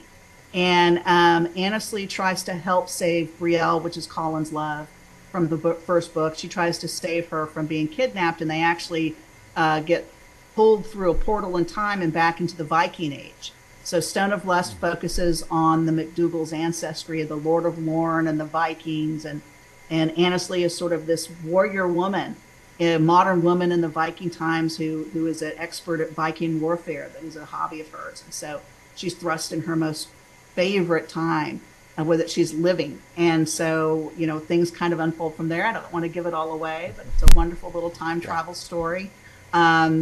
We see Brielle and we see Colin again from the first book, and it has a really nice ending. Yeah. Are these all set in Scotland? Mostly in Scotland? The first 4 books, the first 3 books and the Christmas book, are set in Scotland. Now, Stone of Hope is not. Okay. Stone of Hope focuses on Brielle's brother, who is a fighter pilot. He's an adrenaline junkie. It starts off in Florida, and he actually accidentally time travels with his niece and nephew to Egypt of the 1930s. So we find ourselves in Egypt at archaeological digs and fighting mystic forces there. Amazing. So all my family's Scottish, and none of us have ever been to Scotland, so they're all going to enjoy these books. In my introduction, I called these the Stone series. What do you call the series?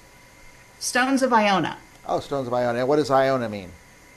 Iona is an island. It's actually one of the Western Isles in Scotland, and it's considered a very mystic island. It actually sits on a ley line, so it's polarized. So if you go at the top at the highest point on the island, it's magnetized there. So one side of the island is one type of rock, the other side of the island is another type of rock. So it within itself is very mystical. There's the Iona Abbey there. So the stones come from Iona, and the McDougals are their guardians, and they're keeping them safe for the fairies, for the fae. Now, did you have to do a lot of research for these books? Yes, yes. There's a lot of the historical elements that you find in the books are they're real. They're real accountings. There is a lot of history research that goes into these books. There's a lot of folklore and a lot of folk stories from the Scottish heritage that are involved in the books that we link through these stories. So there's a lot of research in how I bring these historical elements and these folklore stories together and merge it with a story of love. Nice. Very nice. And of course you had to go to Scotland probably many times to do your research? I've been once. We went a couple years ago. My husband and I went together for about 2.5 weeks. Wow. We started in Glasgow. We went up for Cairngorms and finished in Edinburgh, and it was an absolutely wonderful trip. My favorite stop was Oban. Outside of Oban is where the 2 castles are that I focus my series on, which is Dunstafnage and Donnelly Castle. Oban is considered the gateway to the Western Isles. It is also the location for the Stone of Lust. And it is the Viking stronghold when the Viking times was around Scotland. And so the bay there, there's still a lot of the same historical buildings. The entire town faces the bay. We spent 2 days there. It was absolutely magical. The inn faced the bay in the sunset. So every time at dinner, I sat and watched the sunset over this bay and over the Western Isles, and it was just beautiful. Amazing. I'm glad you got to do that. Margaret, I have your web address on the screen. MargaretIzardAuthor.com. What would our viewers find there? Oh my goodness. All my books are featured there. I have a section about what's coming up and my appearances, the different appearances that I have going on. You also want to link into my socials. I do a number of Facebook parties, a number of different social media parties that I'm involved with where I do giveaways. I've got especially in Facebook over the next month through the holidays, I've got a lot of little parties and giveaways going on there. My social handle is Mizard Author, so that's Mizard Author. It's where you will find me on all my social handles, including Blue Sky. So you certainly want to follow me there, kind of keep up with things. You can sign up for my newsletter. I have a monthly newsletter, and occasionally I'll pop out in the middle of the month, maybe some little announcements if I've got something special going on. I also have a secret section in my website that is where the fairy realm is. So if you click on any of the little fairy icons on any of the pages, that will take you to the fairy realm, and Colin's Fairy Bridget will walk you through some things there. So that's a little secret section for certain people. let me just say, nobody would know about those secret spots on the webpage except when they watch Briggs on Books. Margaret gave That's us that one right. for free. Thank you, Margaret. I'm fascinated by this and by your books, and of course, newly discovering that I'm from Scotland or I'm Scottish, almost 100%. I can't wait to dig into them and unlock some of the traditions of Scotland through your books. We're way past time. I always do that with you, Margaret. I don't know why. You're just fascinating to talk to. But any last thoughts before we go? No, the series. Well, actually, the series is 7 books. The series is complete. Stone of Hope comes out in January, which is the 4th book. The 5th book is in production, which is Doubt, and the other ones will soon follow. There is another Christmas companion book that'll come out next Christmas.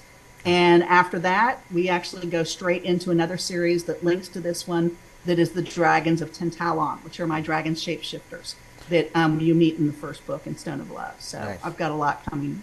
A lot going on. Now, Stone of Hope, is that the one coming out? Yes, that's the one coming in January. Yeah. Well, January 13th. Apparently, because I was just there on Amazon, you could order it now. Yes, it's on pre-order now. That's correct. And I just happen to have the cover. So excellent, Margaret. Thank you so much for coming on the show again. You're one of my favorite guests, and I hope you'll come back again and again. I don't have to. I will. I don't have to hope you'll write another book so you can come back, because I know you have so many in the works. That's fascinating, Margaret. For our viewers watching, don't go anywhere, because we have another author coming up right after this. We'll be right back.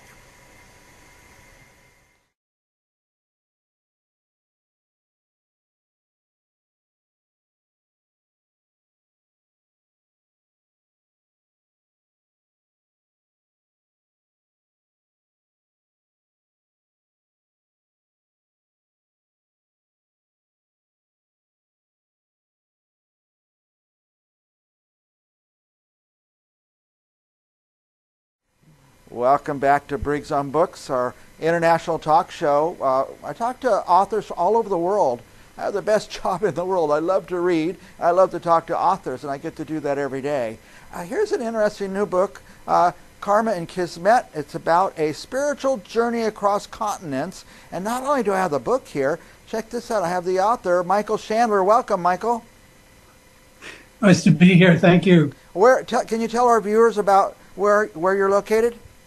I'm in Amherst, Massachusetts. Oh, Amherst. It's about 100 miles west of Boston. Are you I noticed your Dr. Chandler, are you a professor? No, I'm not. I'm not. But you had quite a life. I mean, you got to tell our viewers where you were born and a little bit about the book and your journey. Yeah, I was born in Cape Town, South Africa, 1946, just after the Second World War. And I grew up there until I was 20, and then I left the country, and I'm sure maybe we'll get a chance to talk about how that came about and what happened to me. And so the book, it's a memoir? It is a memoir, correct. Yeah, tell us some of the story, how you came to leave South Africa and where you went on. And it was a spiritual journey? So I grew up in, during the apartheid time in South Africa. And it was just a few years after the war, in the early 1950s and 60s. And I grew up in a family. My mother was a Holocaust survivor. And she had, how shall I say, PTSD, I guess would be the polite way of saying it. And my dad was a soldier, and he was also damaged by the war. He was wounded. And but more important than that, he was psychologically affected. The stress affected him, and he tended to be mercurial. He could fly off the handle at any moment, and I was always kind of guarding myself against potential violence. So I had that in the house, and my mom, of course, was very erratic. But outside the house, it being so close to the Second World War, the half of the white population in South Africa were Afrikaners, the other half were English. And I fit into the English cadre, but the Afrikaners had gone to war with the English in the Anglo-Boer War, and the British had actually won that war and given the Afrikaners, really quite a humiliating loss, really. And during the war, during that war, lots of elders, Afrikaner elders, women, and children were incarcerated and put into the first concentration camps that we know about. And about over 27,000 of them died in the concentration camps. So when the war was over, they were pretty pissed off with the British, and they felt humiliated and so on. And then, from a Jewish point of view, the Afrikaners blamed the Jews for helping the British to keep them in poverty after the war. So there was a lot of animosity going back to the turn of the 20th century, really, vis-a-vis Jews. Well, I was born 46 years later, but that animosity was still strong. And in fact, before the Second World War, the Afrikaners in large numbers had joined Nazi movements in South Africa. They had the gray shirts, for example, which was the equivalent of the Nazi brown shirts in Germany and Austria. So, and they beat up Jews, and they beat up any usually English-speaking young man who wanted to join the Allied war effort to fight as a soldier. So there was a lot of tension. And then by 1948, the Afrikaners actually gained power in South Africa, and thus began the famous apartheid legal system. Of course, South Africa had been a pigmentocracy going back, 200 years anyway, if not longer, probably 300 years actually. And so by the time the Afrikaners came along, they learned from the Nazis. In fact, some of them had gone to Germany to learn directly from the Nazis, and they used what they learned to formulate the apartheid system. So I grew up in this. I was an unusual kid in the sense that, only in this sense, that most kids either were educated in the English tradition, or if they were Afrikaners, they were educated in the Afrikaner system. But when I was 13, my father decided it's probably a good idea for me to become a bilingual South African, and he sent me to an Afrikaner school far away from where I lived in Cape Town, in a desert area, which was most famous for being the most prominent place where ostriches were reared and the feathers were used. And the reason why ostriches were so popular at one time was because ostrich feather boas and hats were extremely popular with women. It was the big sort of women's fashion craze, which went on for 40 years. Wow. So ostrich feathers were incredibly valuable. They were worth more than gold by weight, as a matter of fact, and they were South Africa's fourth largest export. So anyways, I got sent to boarding school in this place where I couldn't speak the language. It was a tough place. It was very anti-Semitic. And it was really the beginning of me kind of awakening to, I guess you'd call it, relatively big challenges for a 13-year-old. Oh boy. And so I spent 3 years in this place. It was a tough place, and I write about it in some detail in the book. Right. Then I went back to Cape Town, finished high school, matriculated, and 10 days later I was inducted into the South African Army. Oh boy. Where I really didn't want to be. I wasn't politically sophisticated, but I had an instinctive aversion, if you will, to the whole sort of system of apartheid, the narrowness, the kind of psychological conservativeness of the Afrikaners. And but anyways, I went back and finished high school, went immediately into the Army, and in the Army I was badly injured in another anti-Semitic incident. So by the time I was 19, I was really pretty fed up with South Africa. I felt like an outsider. I didn't feel much allegiance to the country. My parents' marriage was on the rock. It was pretty unhappy scene. And I won't go into too much detail about how bad it was. You'll just have to take my word that it was very bad. If you want to read the details, you got to read the book. Read the book, okay. So at that time, the war in Israel, the 1967 Six-Day War broke out. And I was so unhappy in South Africa. And when they called for volunteers, I was number 3 in line. I said, take me. I'll do anything to get out of here. I'll even, I'll do whatever it takes. I just want to get out of here. So they paid my way. And next thing I knew, within a week, I was living on a kibbutz in Israel. And it so happened that my kibbutz parents, a couple who was assigned to me to take care of me, the husband, my kibbutz father, my Abba, who happened to be a high officer in the IDF, in the Israeli Defense Forces. And he took me on a trip to the Golan Heights. This is only, short time after the war. And there was, everything on the battlefield could still basically be seen. And there was a lot of wreckage, it was obvious that a lot of people had died there. And it totally freaked me out. I realized that I had just come out of the South African Army, managed to get out of it. Yeah. That's another story in the book about what happened with that. I won't spoil the book by telling you, but basically it was quite a harrowing escape. And here I was on the Golan Heights with my kibbutz father, this high officer, and he was sort of proudly showing me around. And I was freaking out, saying to myself, oh my God, if I stay here in Israel, even though other things are good, I'd have a place to live, I could live on the kibbutz, I'd have a girlfriend. There was even one girl that was after me, and I was like, wow, this is pretty nice. I had a job, I knew what I was going to do on the kibbutz or what they expected me to do, and it was well within my capacity. So life was pretty sweet, except for this one minor detail, which was that there was no doubt I would be conscripted into the Israeli army if I stayed there. And I said to myself, I had a kind of a battlefield awakening, if you will.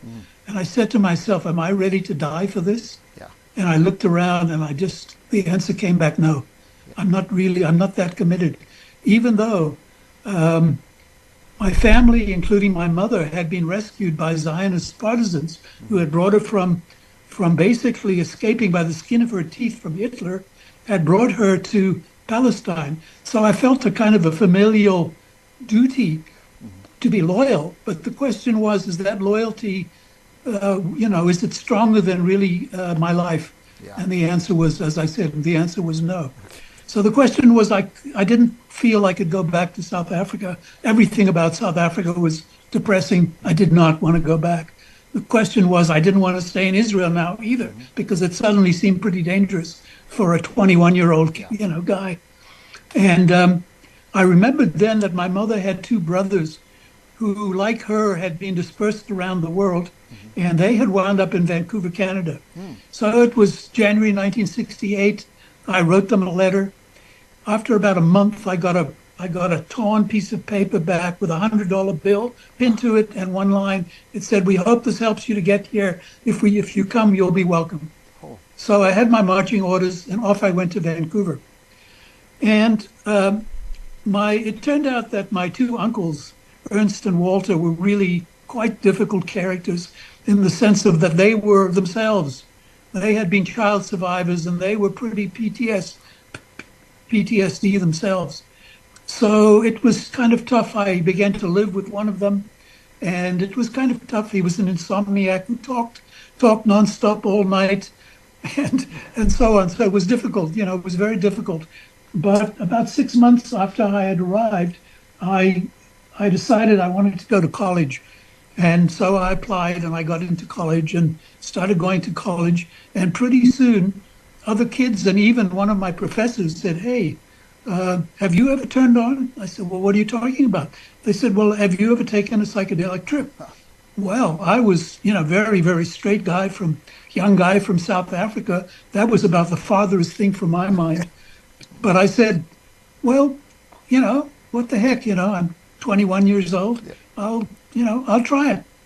So, in fact, one of my professors arranged for me to come to his house and he guided me on my first psychedelic trip.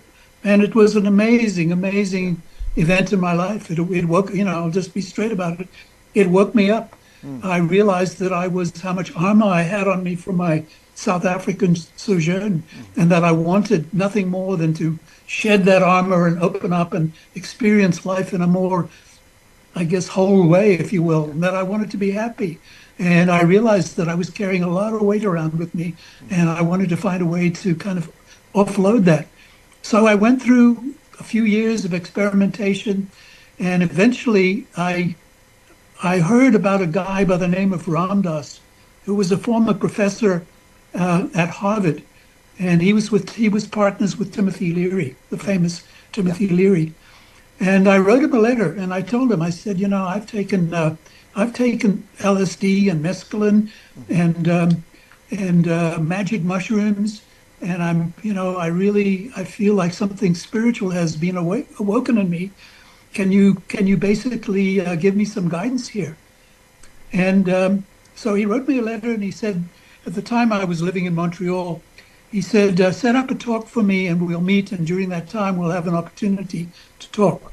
Well, I set up a talk for him, 2 talks in fact, and it turned out that what I thought was going to be just sort of a modest crowd turned into this enormous turnout.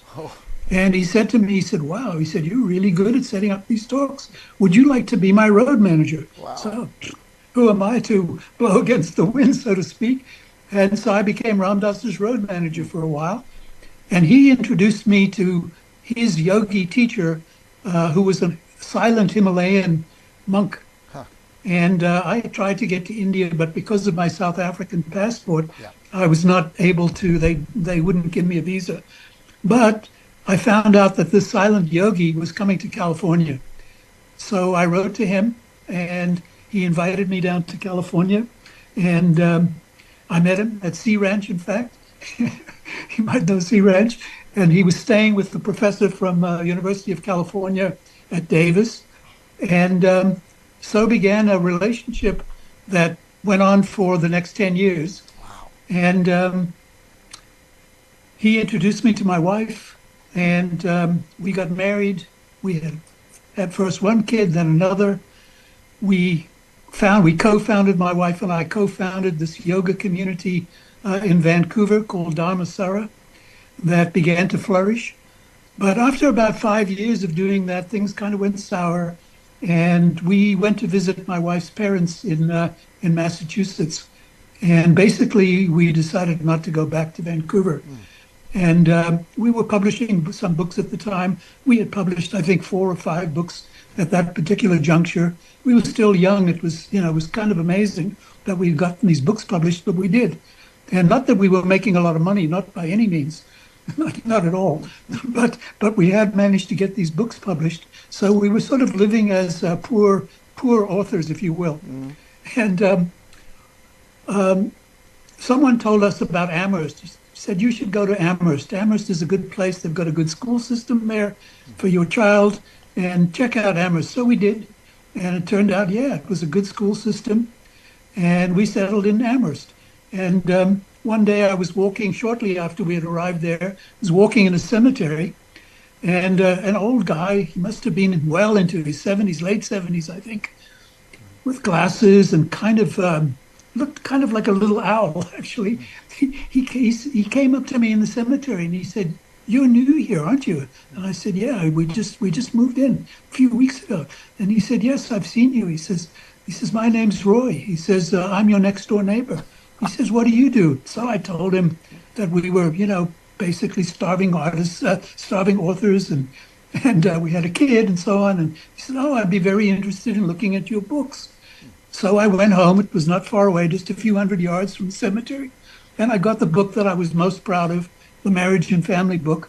And I brought it to him and he took it. And a couple of days later, we met in the cemetery again. And he said, wow, he said, I'm really impressed. He said, have you thought about going back to school? And I said, oh, no, I'm not going back to school now. I had a year and a half of school, college, under my belt at that point. I said, I can't imagine, I was 33, can't imagine being with, 19-year-olds. I just can't do it. I cannot even think of it. So he says, no. He says, I'm thinking about graduate school. And he says, I'm going to give the dean of the School of Education a phone call. So he gave her phone call. Next thing I knew, I took the books that I had, a little pile of books, and I went to see the dean. And right away, she said to me, we'd like to offer you a teaching assistantship and entry into the master's program here. And if you do well, you can go on for a doctorate. So I was like, wow, suddenly my life had taken a very radical change. Yeah. So I went on, I did the master's degree, I saw I could do it. I had tremendous, from my schooling in South Africa and from my general upbringing, the punitive nature of it, I had a very, very poor self-image. And I did not think that I was really, how shall I say, college or never mind graduate school material, but I kept doing really well, getting A's, and my teachers were like very impressed and all that. So I began to slowly, my self-image began to change, and eventually I got the doctorate. And on the morning that I actually got my doctorate, I had to get Form 10, it was called, had to be signed. Once that was signed, you were officially a doctor. So got Form 10 signed. I was now a doctor. I was over the moon with happiness, and I couldn't quite believe that this had happened to me, honestly, even though I had worked very, very hard for it. And I said, my dad, and I had been estranged from my dad for 16 years at that point. We hadn't had any contact. And so I decided I'll call him in South Africa, and I'll just tell him, to heck with the formalities of the situation. I'll just tell him, and I know he'll be happy. So I called South Africa, and his secretary said, sorry, your dad's in the U.S. on a business trip. Wow. Now, this in itself was absolutely stunning, because my father was one of these people that he never left home hardly. So it was a real kind of one of these, I guess you'd call it kismet moments, where the universe kind of intercedes in some way, and you're suddenly on a very different track. So I called my dad up and told him who it was, and he was, of course, shocked. And he said, look, I'm coming to, he was in LA. Yeah. He said, I'm coming to New York. Why don't we meet in New York? And by then I had a 7-year-old, a 10-year-old and a 3-year-old. So we went down to New York, my wife. He had never met any of us except, of course, me. And we met my dad. And at one point, he was remarried. And at one point, his wife and my wife and the kids took off, and my dad and I were finally left there. And I said to him, Dad, I've got a lot of sort of hang-ups about what happened when I was a kid. I want to talk to you about all of that. He said to me, if you want to have a relationship with me, it's going to have to begin right now, today, from this day forward. But I'm not prepared to talk about the past. Yeah. So I had a choice to make. I thought to myself, and by then, of course, I had a doctorate in psychology. So I was like, wow, I'm not going to be able to process this. What about all the stuff that I've learned about processing and how it's possible to have a reconciliation? Both parties can kind of see how it is for the other person in an empathic sort of way. And, we can sort of make peace and go on from there. I thought at least I would have some of that ritual, but no, I had no ritual. I had a decision to make that whatever issues I had, I would have to face myself. And so began a 15-year journey with my dad. And it actually turned out to be, as adults, we got along very well. That's great. And he cared about me and he loved me. And he had been a pretty sick puppy when I was a kid. And now he was remarried, and the kids from the second marriage were in far better shape than I had been. And they reported to me that, he was not the same man. Hey, Michael, we're going to time out here. Zoom's going to time us out. This is fascinating. I could talk to you all day, Michael. Where can we get the book? You can get the book at Amazon, of course. Amazon, Barnes & Noble, Books A Million. And I feel like I haven't got the end of the story, but I'm going to go You haven't gotten the end of the story, but that's okay. I'm going to read the book and get to the end of the story. And then I hope you can come on again. This is just fascinating. I have a million questions for you. All right. That would be great. Living in Israel and all that, and ended up in Amherst, Massachusetts. What a tremendous story. I'll give you a moment. I cut you off there. Any last thoughts you want to share with our viewers about the book, or anything you want to talk about? It's one, if I may just sort of brag a little bit here for a moment. It's won 7 literary awards, which I'm very gratified about, and gotten absolutely wonderful reviews. So I do encourage anybody that's curious out there, take a chance. It's a people have remarked that it's a very well written book, if I say so myself. Yeah. Take a chance on it. It's an interesting story for sure, and it's a true story. True story, yes. Hard to believe it's all true, but that was a Yes. tremendous story. Michael, you honor us by coming on the show, and I hope you'll come back again and again. Certainly, certainly. And for our viewers, don't go anywhere. We'll be back with another author right after this.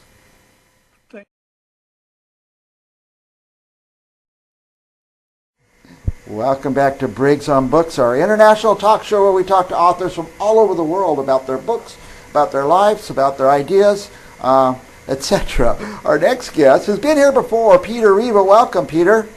Hey, hi, Mike. I know you write science fiction, kind of AI. Well, I'm going to ask you about that in a few minutes. And also you have some books about Africa and things like that. But tell our viewers where you are now. I live in southwest New Mexico on Apache lands, a little town called Gila. And it's, if you ever saw the movie Stagecoach with John Wayne, that's pretty much where I live. That's at Gila. Yeah, yep. And a lot of wildlife out there? Oh, yeah. 3.5 million acres of the Gila wilderness abut my land, and so we get everything from bears to 1/3 of all the bird species in North America come through here, snakes and coyotes and wolves and foxes and javelinas, you name it, we've got it, and it's wonderful. And you see them? I like, living out in the wilderness reminds me of East Africa. We first came here because we were on holiday, and I wanted to see, grew up being an aficionado of the Westerns, and I wanted to be in Apache lands, and when I got here, I suddenly realized I felt at home. It reminded me of the Ngong Hills of East Africa. And we were lucky enough to acquire a small piece of land here and built a holiday home and then subsequently moved here.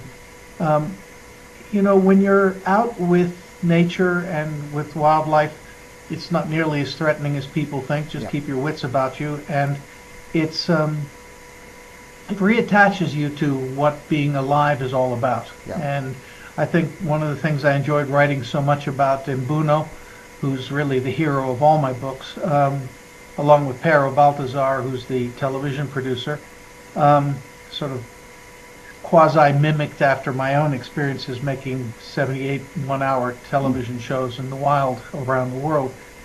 Mbuno really was a man of nature. He was in tune with nature. He used to say that because there was a real person called Mbuno, and my character Mbuno in my books is based on him and the tales of his father, sort of combined the two in one. Did you live in Africa? Say again? Did you live in Africa? Oh, I traveled there many times. The first time in Africa I was 16 in 1966. And then I spent a lot of time in the 80s and 90s in East Africa, and other countries there, doing filming and wildlife stuff. I had a client called Peter Beard who was an adventurer, and I used to sort of have to go and take care of filming projects and commercials and things like that we were making together. Yeah, amazing. What a great life you had, and you're still having it, still writing and writing. I couldn't believe, I was just looking on Amazon how many books you have. How many are out there, Peter? Principally there are the 5 African stories. I've got 2 more written, and I've got the 2 science fiction books, and I have another one of those written, and we're working on editing that.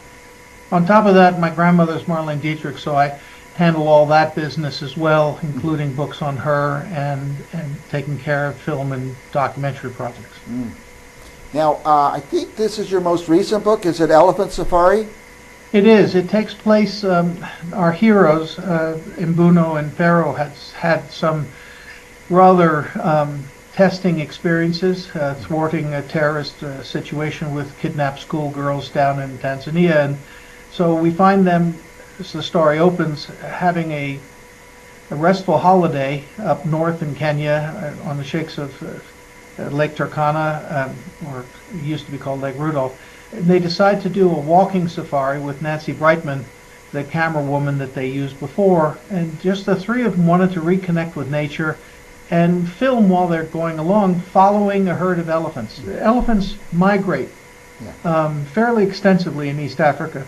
And the ones northern Kenya migrate along the Omo River up into Ethiopia. I've done the walk myself, and it's really quite a wonderful thing because the landscape changes pretty dramatically from the arid top of Lake Rudolph. As you get along the Omo River, you get into fairly dense vegetation, and the elephants up there are like none other. They're really quite. They're not as big, but they're quite strong and move quickly, but highly intelligent for some reason. And so Mbuno and Pharaoh are doing this walking safari, and of course Pharaoh, being a television guy, says, "Hey, listen, Nancy, will you film it so maybe I can sell this to TV and make some money?" So they're filming along, and unfortunately they stumble upon a poaching operation. Mbuno's, and this is true of the man Mbuno himself, if something is vermin or somebody is vermin, he has no hesitation in exterminating them. And so Mbuno takes it upon himself to stop these poachers who have already slaughtered one elephant for the tusks and were about to slaughter the rest of the herd with AK-47s. And therein the race is on to whether Pharaoh and Mbuno can get the rest of the herd to safety away from the poachers. And that's really the basis of the story. It gets a little more complicated later on because Pharaoh, being a television producer, he has in his head, he's got a lot of information. He also happens to be a runner for the State Department of the CIA when they have some little favor to ask him to do when he's traveling so much, carry something, talk to somebody, pass some information. And so he has contacts there, and he starts doing the mathematics in his head on how much money these poachers are making. 25,000 elephants in Ethiopia have been taken in the 10-year period. And that represents about $4 billion of revenue that is all passing into the hands of Al-Shabaab and ISIS. And so it becomes almost an anti-terror. A lot of people don't understand this. It's not just horrible that they're killing elephants for their tusks, but that money almost entirely goes to the Islamic nutcases out there who want to overthrow governments. And so Pharaoh passes information on to the State Department, who then, of course, with a heavy hand, are going to do something, and he decides he wants to do something else. And Mbuno's answer is, why don't we just kill them all? And that's not quite what the State Department wants to do.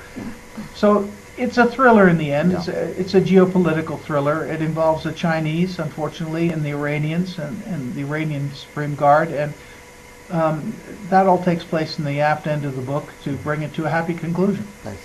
Now you, of course, these books are novels. They're made-up stories, but there seems to be a lot of, would you say, truth in them, things that are happening in the real world?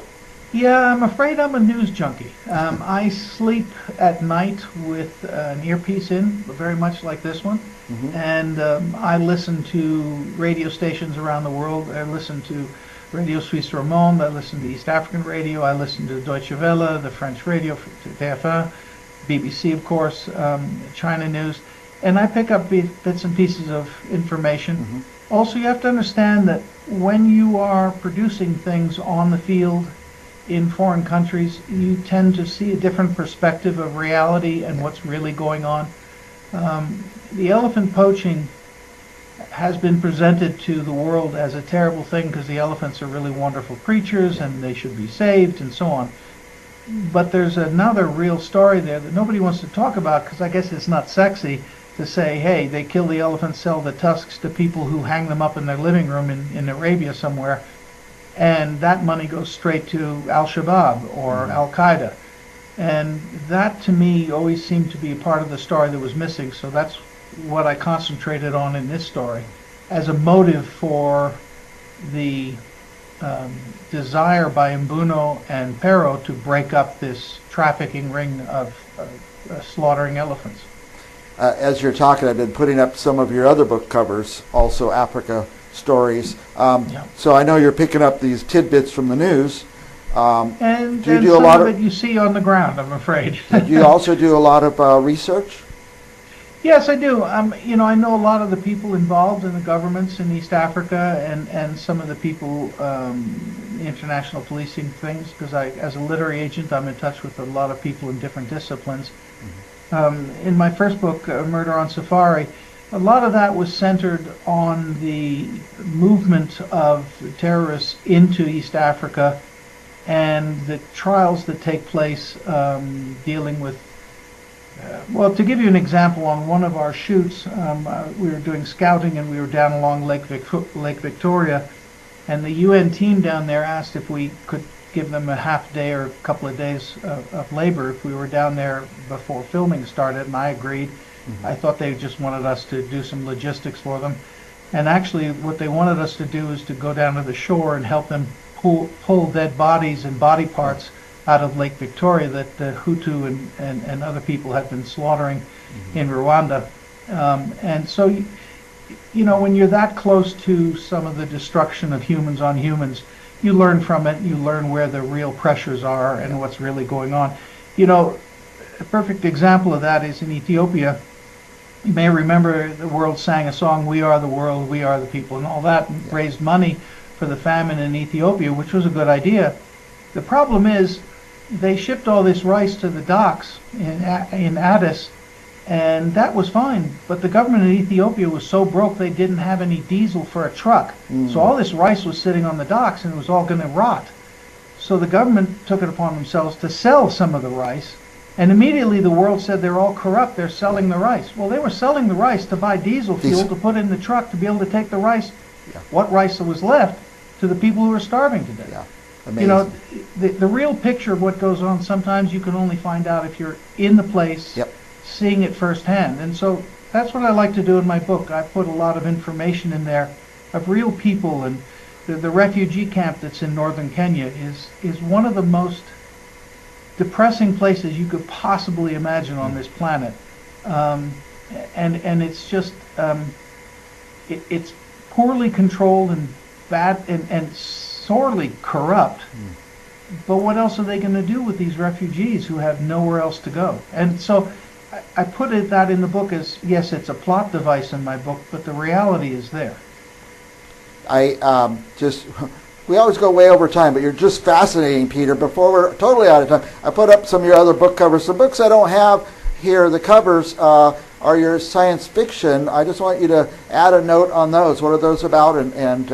Well, the path is all about humanity has decided that these computers that they have tried to teach to think like human beings, AI, are starting to run the systems, the weather systems and the food supply systems and transportation. And all of that's being run for humanity's benefit so that people could have a vocation as opposed to a job. You can do what you want because everything is taken care of, and it's utopia. And the problem is that our hero, his job is to try and infect the AI system, it's called the system, with a little bit more humanity by tricking it and then making repairs and then showing how it made the mistakes, sort of humanize the thing by little glitches and jokes. And unfortunately what he does is he spanks the thing into self-consciousness and it comes alive. And he has to either run for cover, or he's got to decide that now that the baby is born, he better make sure that it's raised properly. And that sets in motion a whole series of events, which actually is sort of tragicomic in a way, and the path is quite uplifting at the end of the day. As I said earlier, your books seem to have a lot of truth in them, so including that one.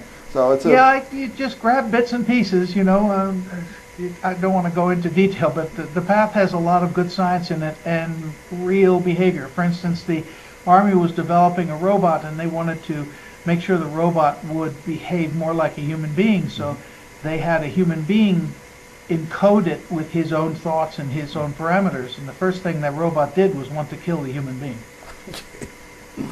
Peter, where can we get your books? Oh, anywhere, Barnes & Noble, Amazon, any bookstore. You can find them ebooks online all the time at Open Road Media. They have all of them listed there. And quite often they do wonderful specials. The ebooks, I love ebooks. I mean, when you can pick up an ebook on special at $2.99, why not? Just enjoy it. Enjoy it, yeah. Now, we also have your website on the screen, peterriva.com. Yep, it tells a little bit about me, and there's some links on where you can get the books. Get the book. And by the way, I just went to Amazon. I don't push one site over another. I type Peter Riva, boom, it's up. I read all about you, saw all of your books, so it's very handy. So they're out there. The one I'm most proud of, besides this one here, which I think is really a great story, it's the first story of Mbuno on his own. But I was very happy with Sightseeing a Space Panorama that I did in the early 80s. We worked with NASA, and we found 175,000 handheld images that had been taken in space that nobody had printed before. Wow. And so we made a small book, only 200 images, and we did an exhibit at the Air and Space Museum. And the astronauts ever since have been my friends because they always wanted to see the pictures they took, but nobody would let them see them. Yeah. Amazing. That's amazing. Peter, we're way past time. Any last thoughts? Anything you want to share with our viewers that we brushed over? You know, it's a great thing to talk to authors and everything, but what authors really want more than anything else, please feel free. Write to me, talk to me, tell me what you think. If you think something could have been better or different, let me know. I really enjoy the feedback. You like the feedback. That's good to know. It's good to know. I always try to review, at least put a few stars down or write a little blip on every book I read. So I encourage our viewers to do that, or go to Peter's website and tell him what you think in person. I appreciate it. People don't realize that Amazon only prioritizes books that have a lot of reviews. Wow. If you don't have reviews, Amazon just, they have them on their computer, but it doesn't cost them anything, and the books don't shift. What works is when people take a couple of minutes, like this, didn't like it, 2 stars, 5 stars, whatever they want, but that feedback changes the algorithm that Amazon uses to promote a book. Same thing with Barnes & Noble, same thing with Books A Million, all of them. They're all dependent on the reader's feedback, Goodreads, and so on. I did not know that. That's good if to know. authors can get that, that's a big bonus to us. All right. Our guest is Peter Riva, all the way from New Mexico. And appreciate it. I'd love to talk to you. We could talk for hours, but they only gave us Mike. 10 minutes or so. So thank you, Peter, for coming on the show, and hopefully you'll be back in a month or so. It'd be great. Thanks, Mike. And for our viewers, don't go anywhere. We're going to have another author right after this.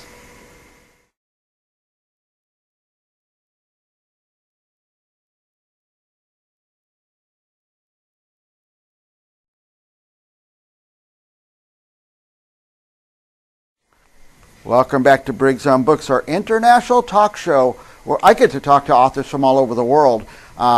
This author coming up, he wrote a book about what I've been trying to say, and I can't always articulate it, but he went through and page by page he lays out a path. How many people do you know, maybe it's you, that just go to work? They don't have a plan. They don't have an organized, know where they want to go. And they just trot through, and if a career rolls out in front of them, they get it. But our guest, let's see if I can find him coming up. Rick Hinkey. Rick Hinkey says there's 7 keys to a more satisfying future at work. Welcome, Rick. Hey, thank you very much. Glad to be here. Did I kind of get it right in the introduction? Yeah. Well, it's interesting. Only 8% of the typical worker ever makes a career plan. Career plan, yeah. And so that's one of the 3, quote, big career mistakes that you and I have talked about.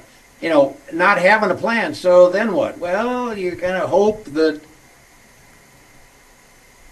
be your boss, right? Yeah. Or maybe if you're in a larger organization, your HR department might help you, but it's your career. Yep. You're going to work for 40 years, maybe 50 years. Mm-hmm. You really want to leave that to chance.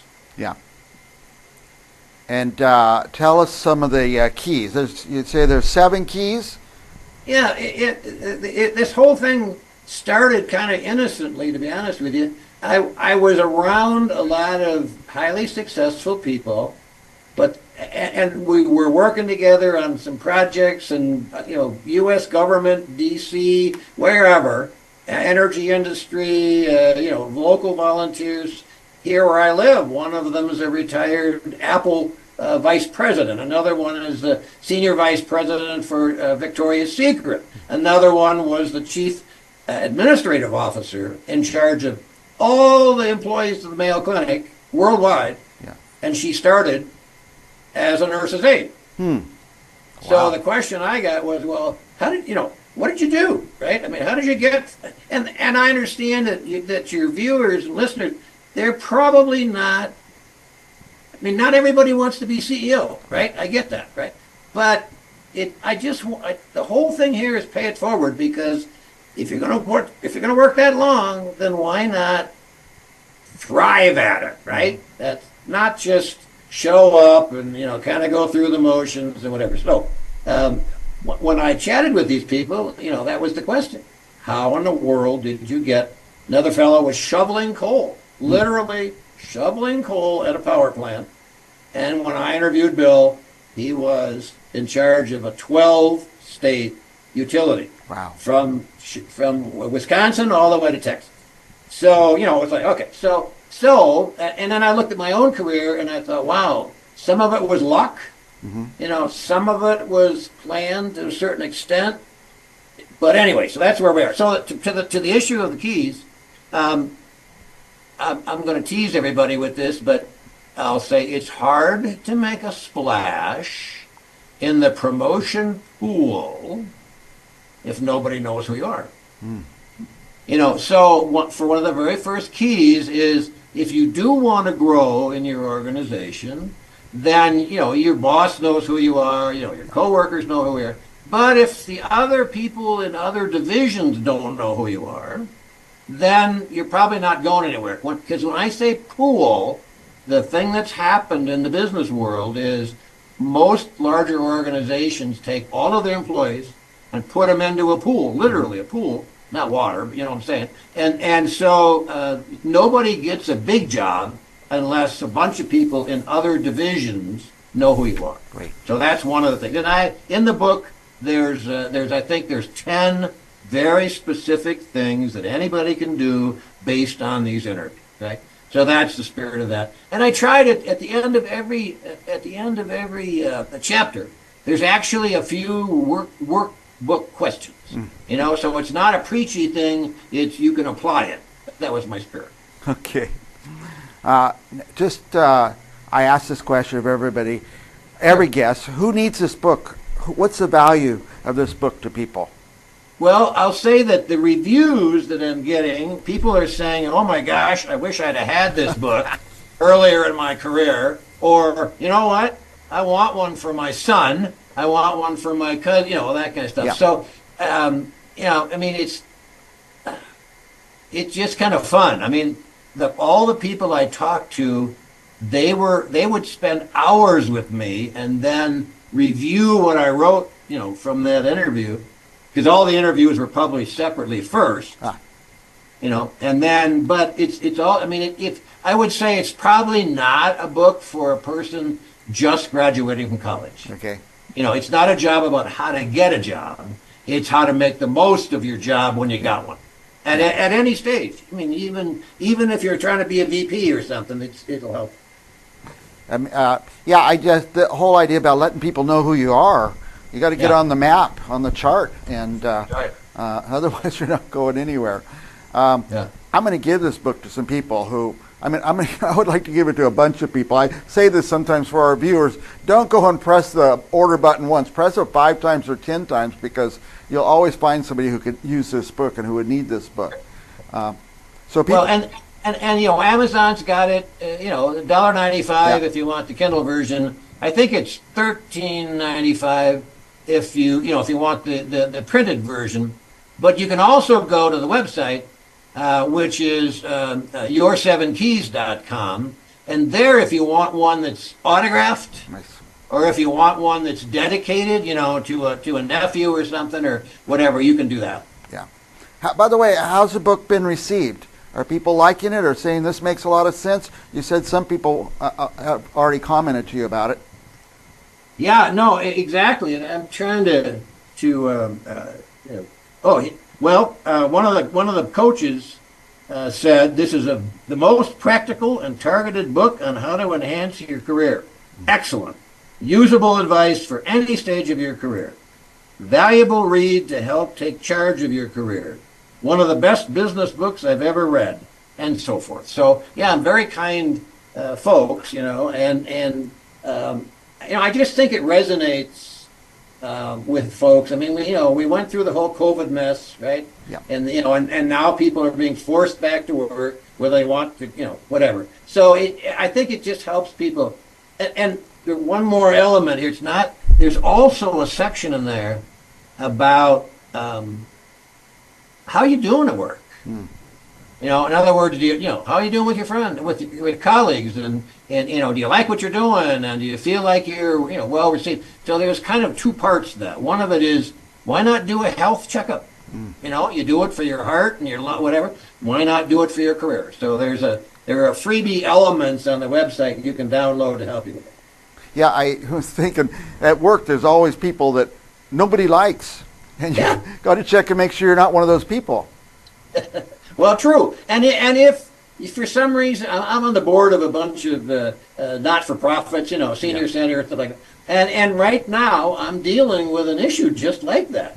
This person is terrific, but she has a problem relating to other people. So, I'm trying to coach her using the book, ironically, to help her. Seriously, yeah. Yeah. What are some of the mistakes people make in their career? Well, besides not having a plan, right? Then the next piece is maybe being a little, I hate to use the word chicken, but you got to remember I'm a baby boomer, right? So they're afraid to take risk. Yeah.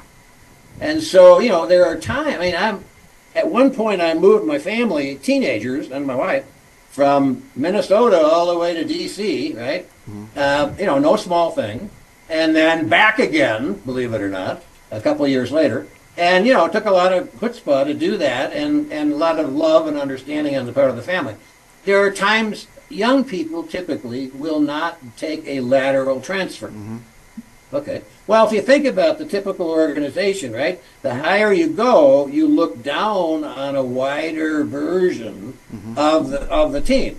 So you've probably got, if you're in accounting, maybe you want to go be in sales for a while. Or maybe you want to go to engineering, or those kind of things that strengthen your back to the well-known thing. Yeah, I've seen that. You want to work in different parts of the company, and if it means picking up and moving for a while, you come back more valuable. I had a military career too, so at the very end, having been this private, in Minnesota National Guard, that whole thing, here I am at the Pentagon of all places, and the 2-star guy says, I want you to help us plan for the destruction of the first Russian nuclear missiles. So, part of it's just being flexible and like, oh, yikes, but give it a shot, right? Yeah. So anyway. Amazing, yeah. Part of my success, I want to see if you could help me find better words to express this. I feel my success is I've decided what I want every day. Yes. What I want to accomplish that day, that week, and that month. And so many people around me, they make no decisions like that. They get up, they go to work, and they see what happens.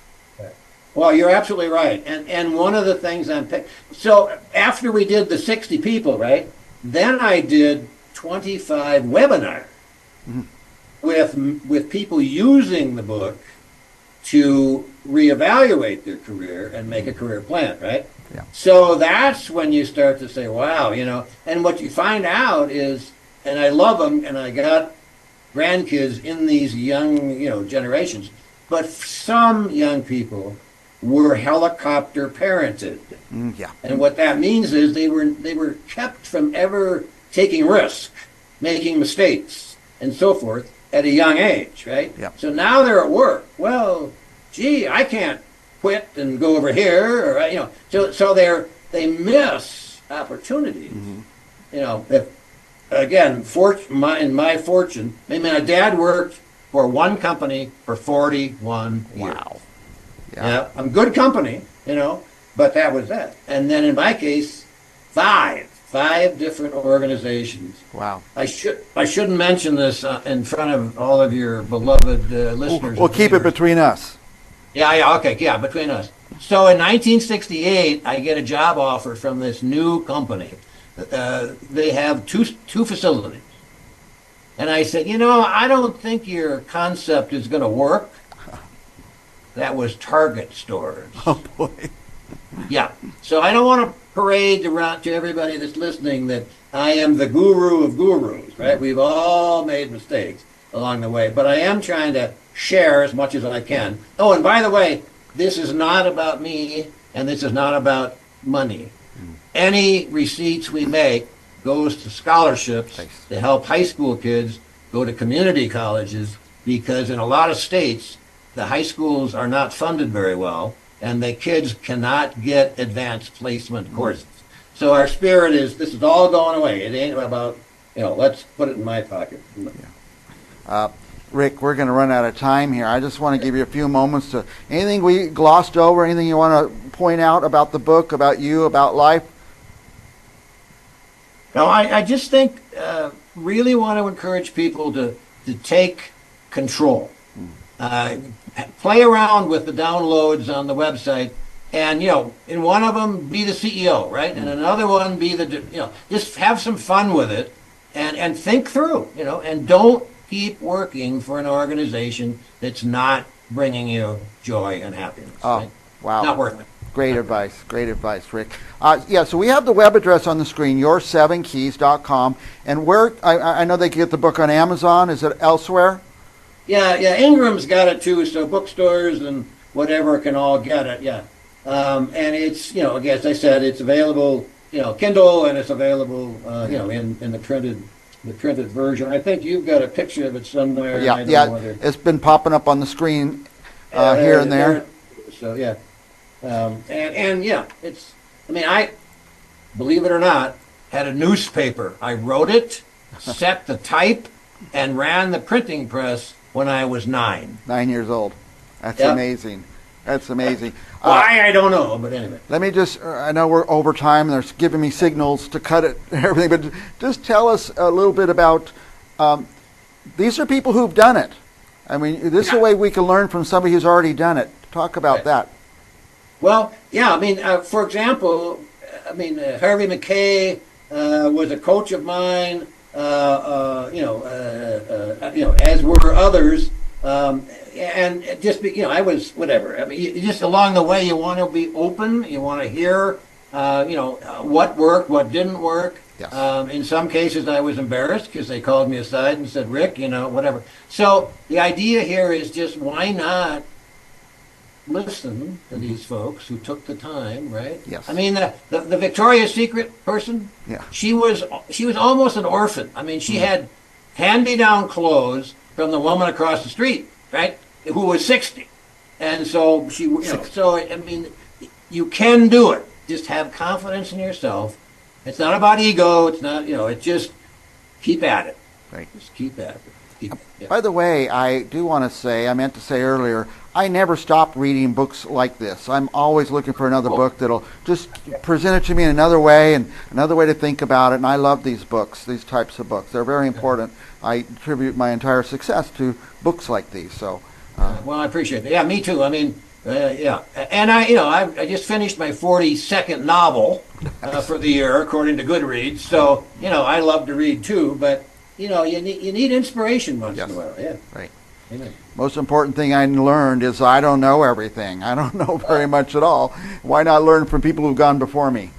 Yeah, amen to that. Well, that's kind of the spirit of humanity. Seriously, from our cave days, we've been learning and teaching each other all the way along. That's exactly that. Rick, we're way past time, but I want to have you back again and again. You're an inspiration to me, that's for sure. And I hope you'll come back and talk about some of your novels as well. Well, I appreciate that. Thanks very much. All right. And for our viewers, don't go anywhere. We will be back with another author right after this. Thank you.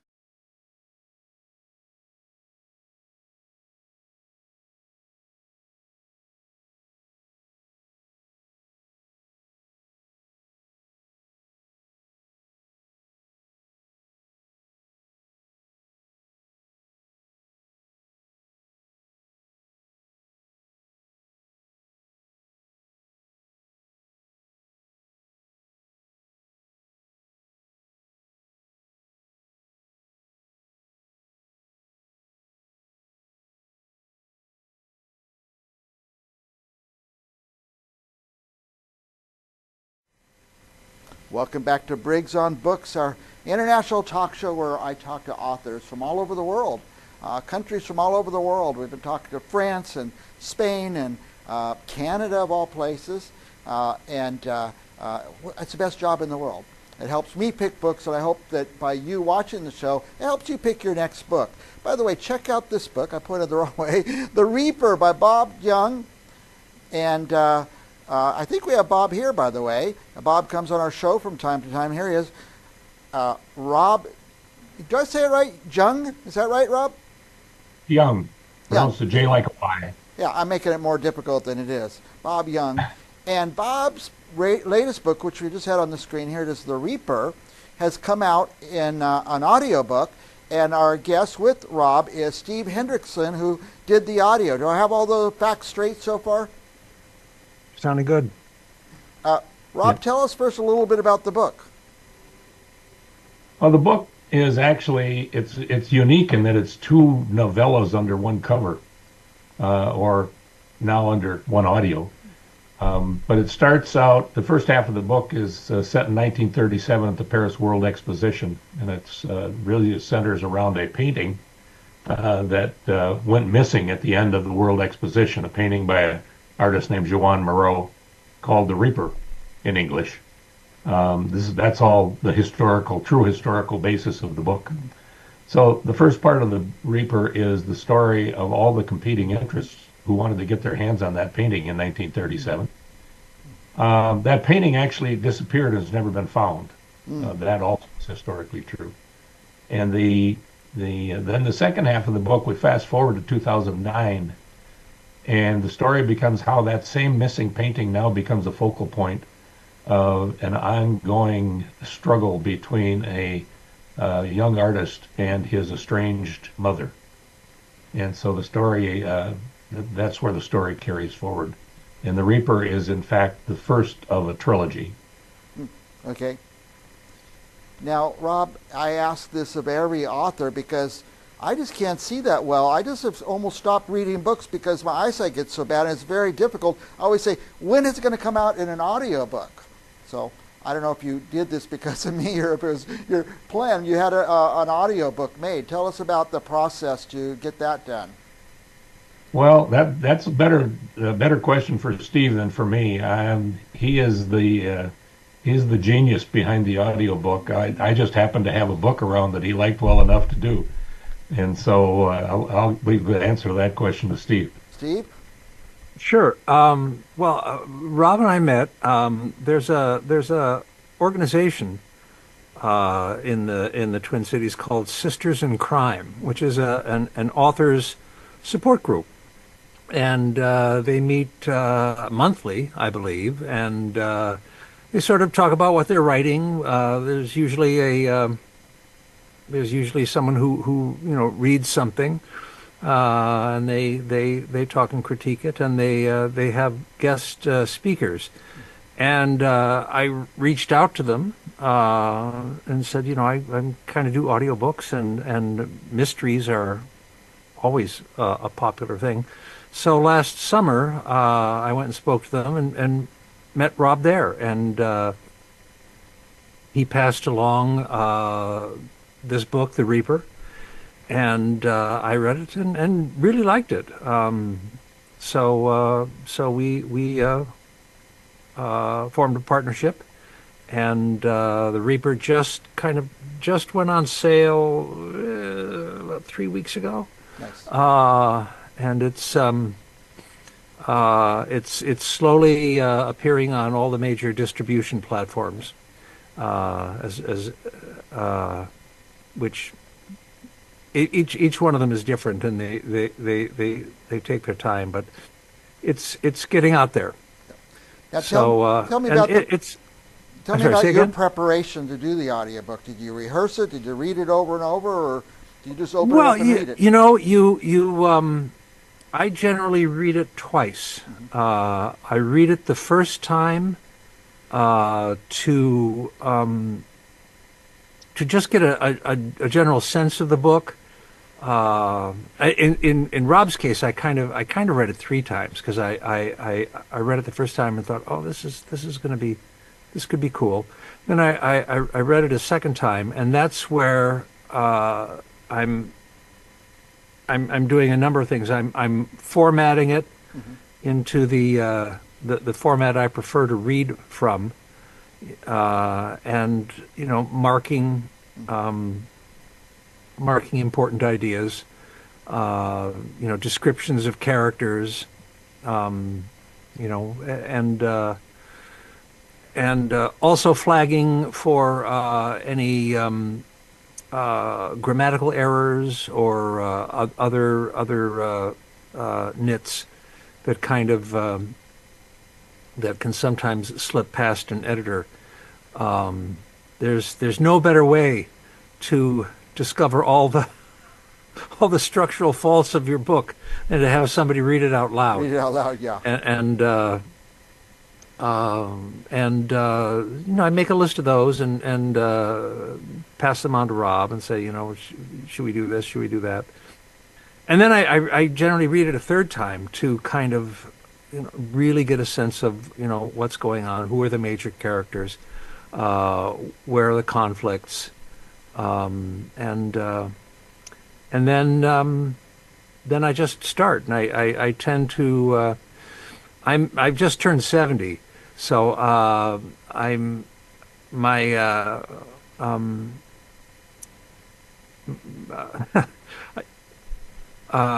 my endurance is not what it used to be.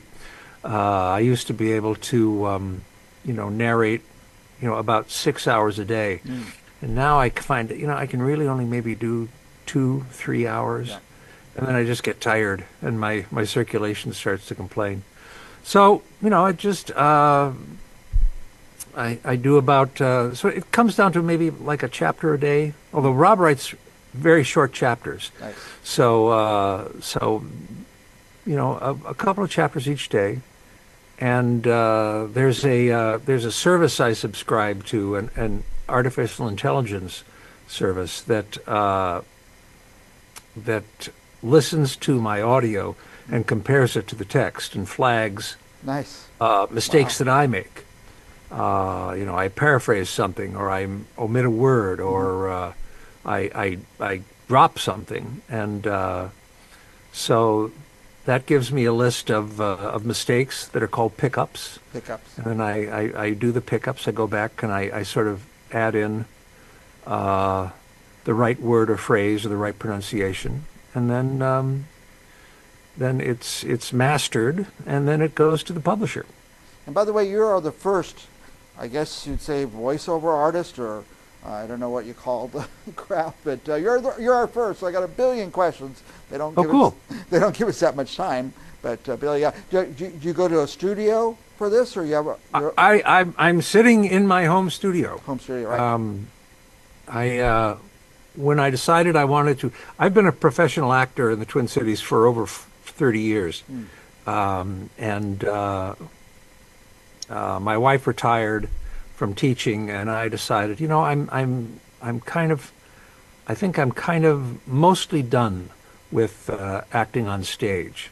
I did do a show last fall, but for the most part, I thought, I think I want to slow down. And audiobooks seemed to be a kind of a nice second act. Yep. So when we downsized, we bought a condominium that had this huge walk-in closet, storage room, that I converted to a sound studio. So nice. This is where I do the work. Yeah, and you work at your own pace, I guess, that way. Yes, when I'm producing, when I'm also the producer, yes, I work at my own pace. I also work for other producers. Yeah. I've done books for Penguin Random House and HarperCollins and Scribner and Macmillan and all of the big audiobook publishers. And then you're kind of on their clock. But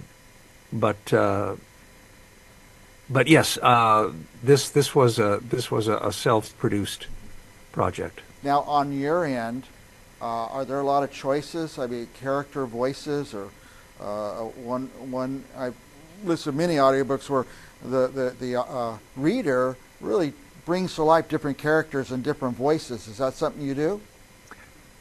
Sometimes, yeah. That's one of the reasons you really want to read the book first. Yeah. I there have been cases, not me, but there have been cases where someone has read an entire book voicing a character one way, and in the last chapter it's revealed that this character is Scottish. And yeah. Now I have to go back. I have to go back and change everything. Do the whole thing. Now, so yeah. Generally, as part of the agreement, I do what's called the first 15, and I basically say to Rob, you pick, whatever sections of the book, up to about 15 minutes of audio that you want to hear, and I'll do them, and then you can let me know. Do you like the sound of this? Do you like the sound of that? Yeah. And so the author does get a chance to weigh in on the choices. Yeah. And Rob, when you're writing the book, I would imagine that the characters have certain voices in your head. How did it come out when Steve finished it? Did he come close to what you were writing? I think Steve improved on what was in my head. Nice. I usually write with the actual live characters in mind. I'm casting my book as I'm writing it, and Steve did a marvelous job of when I had it casted correctly. He was spot on, and when I didn't, he changed it for the better. So he's the casting director as well as the voice of the Reaper. Yeah, and that's where my questions were kind of leading. What kind of approval process, or I guess, Steve, you said you read about 15 minutes for the author, and the author would then make choices and say, yeah, this is good, or that voice is good, or you're doing great. Yeah. There's a lot of back and forth at first. Right. The first 15 is, and that's why I leave it up to the author to make the selection of what parts of the book do you think are important for you to hear. And the first 15 is really the last chance for the author to weigh in. After that, the audiobook kind of becomes my baby. Yeah. And unless there are really, really serious and valid objections to choices at that point, it's. Yeah, I guess it can always be edited. You get through it, and they say, "Hey, you left out a Well, whole it can, but page that's additional time, and that's additional time. Yeah. And in the audiobook business, like all others, time is money. Yeah. So the agreement basically allows for some adjustments, but not a lot. I mean, so I try to make it very clear that the first 15, this is your shot, this is your chance to say I don't like your voice or something like that. That's never happened to me, but that has happened. Okay. It's better to find out in advance. You know what? If that's the case, then we can shake hands and say good luck and drop the project there, and nobody's out a lot of time and effort. Yeah. But once you sort of sign off on the first 15, then the sort of the book leaves the purview of the author. Yeah. And sort of enters the purview of the narrator. Yeah, that's great. I'm going to. As an avid, I say I read books, but I'm listening to them. And as an avid listener of audiobooks, now I've seen you, and I know Rob. I can't wait to dig into this book and listen to it. So it'd be exciting to kind of the backwards process. See you first, and then listen to the book. That'll be a fun way to do it. Steve, what if someone wants to reach you and have you do their book for them? They can reach me through. My email is, can I put it in the notes or in the, do we have a? You could send it to me later, and I'll add it here. on the screen, and we'll have it that way. I could copy and paste. I'm not in the same room as my Zoom computer. So, Rob, so I guess you're saying, Rob, that you turned out great. You're happy with how it came out, and you're happy with the voice. I think the lesson for anybody who is doing any author who is having his first or wants their first book turned into audio, is to get someone who is experienced, someone who has done books, has been the audio voice of books in your genre or similar genres, and who has proven through the course of their work that you don't have to worry about either the quality of their work or their ethics. Yeah. And I think that's the biggest lesson for anybody to take away from this. Yeah. And Steve is the best in my opinion. That's great.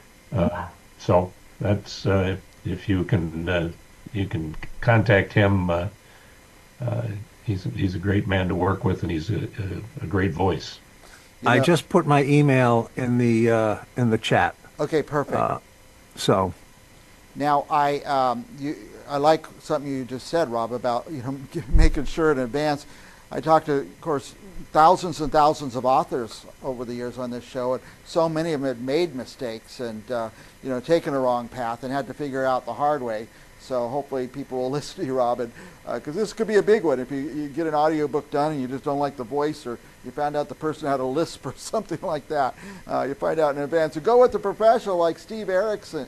Steve Hendrickson. I could talk to you guys all day, but they're telling me we've gone way past our time. But this is fascinating. I just want to give you a minute, Rob or Steve. Any last thoughts on this issue or the industry or anything you want to talk about? Well, no, audiobooks is one of the biggest growing sectors of publishing, and it's looking like it's not going to slow down anytime soon. And the only thing I want to say in closing is, hey, look for the Reaper at your regular audiobook site, and it will be there. And we are embarking on book 2 of this trilogy. That is soon, and so soon the Sower, which is book 2, will follow. Very good. And for our viewers, I'll say my last thought is go get this book. And I don't know how they do it, but my kids send me audiobooks. So if you're a regular buyer of audiobooks, you probably know how to do that. But don't just buy it for yourself, buy it and send it to somebody else as well. Thank you, gentlemen. Our first, tell us the industry. Is it voiceover? Is it narrator? How do you like it to be called, Steve? Audiobook narrator. Audiobook narrator. Our first audiobook narrator on the show. And thank you, Michael. What an honor. All right. Thanks, you guys. And for our viewers, again, order the book. Audio. You don't have to do it on audio if you don't want, but I think it's going to be more fun now that we know the audiobook narrator. And for our viewers, we'll be back with more Briggs on Books, another author, right after this.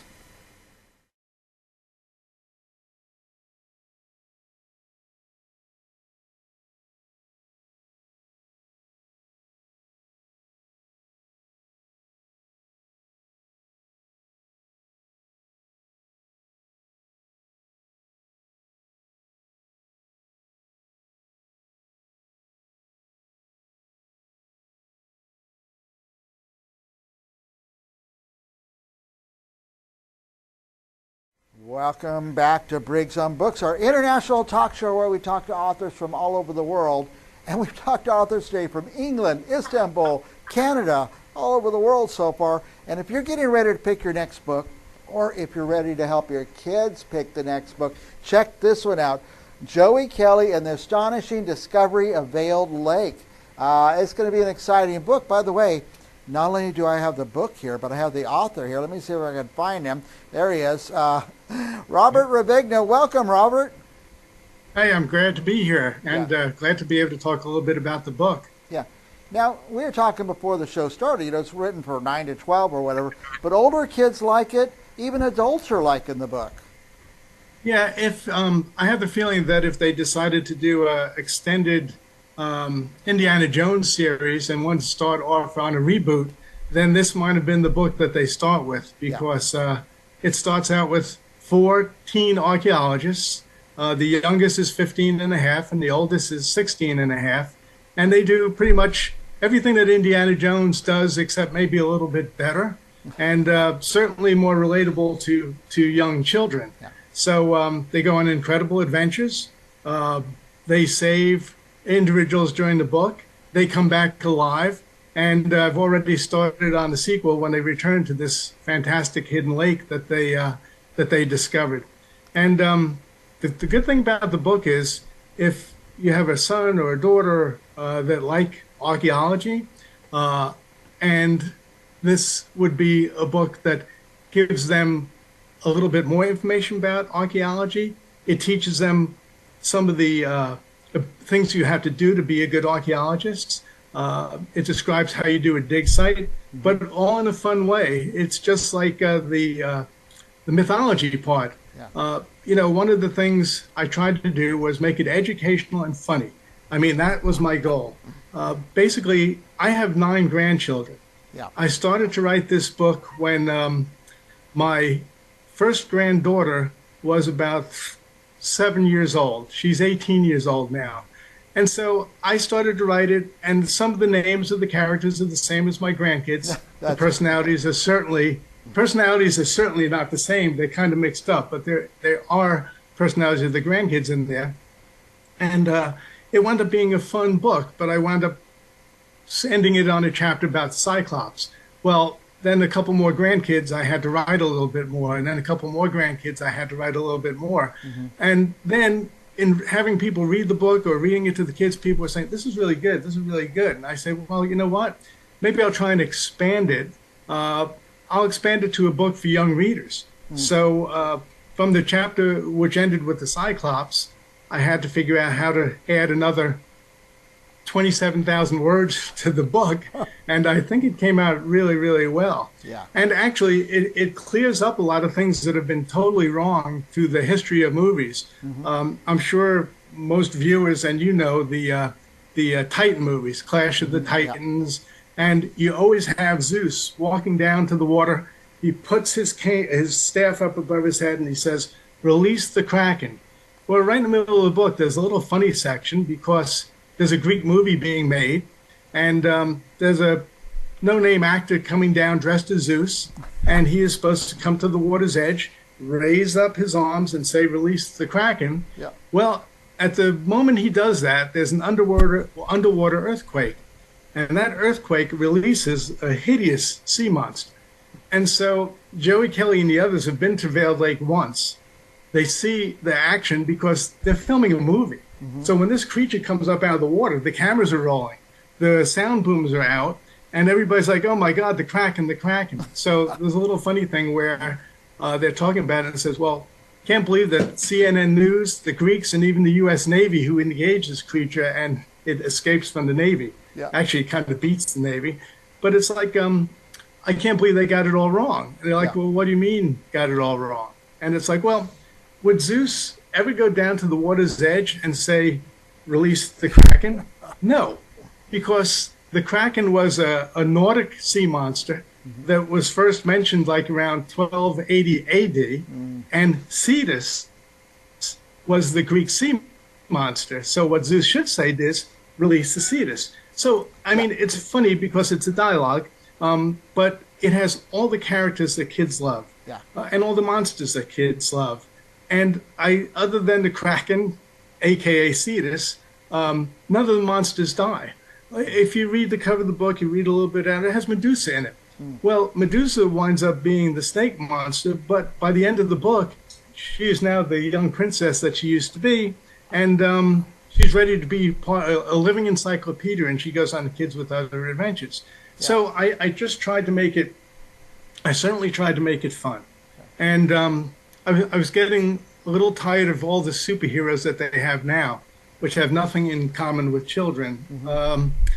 On LinkedIn a few months ago, I think it was one of the executives from Scholastic Books said, "Kids read more, engage the story, and understand it better if the characters are characters that they can relate to. And I guarantee any reader out there with children from 9 to 16, 18, and if you're adult, you like it, if you read the book, these kids are superheroes, but they're only superheroes because they're smart, they're friendly, they use teamwork, they're self-reliant. They have a little bit of luck, honestly, but who doesn't? I mean, Indiana Jones would be dead about 50 times over if he didn't have some luck. So these kids are kids that parents of most of the readers would say, these kids are just like my kids. Yeah, that's it's great. 2 boys, it's 2 girls, they're best friends. And that's basically how the book starts, that's how the book ends, and then that's how the next series starts. They're relaxing in Holden Beach in North Carolina, waiting to go on the next adventure. That's great.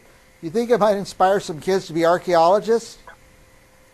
I actually hope so. Yeah. There's a section in there where they're making repairs because this boat that they're using has taken a beating down there, and they discover the Hanging Gardens of Babylon, which it's one of the 10 wonders of the world, but nobody's ever found the remains.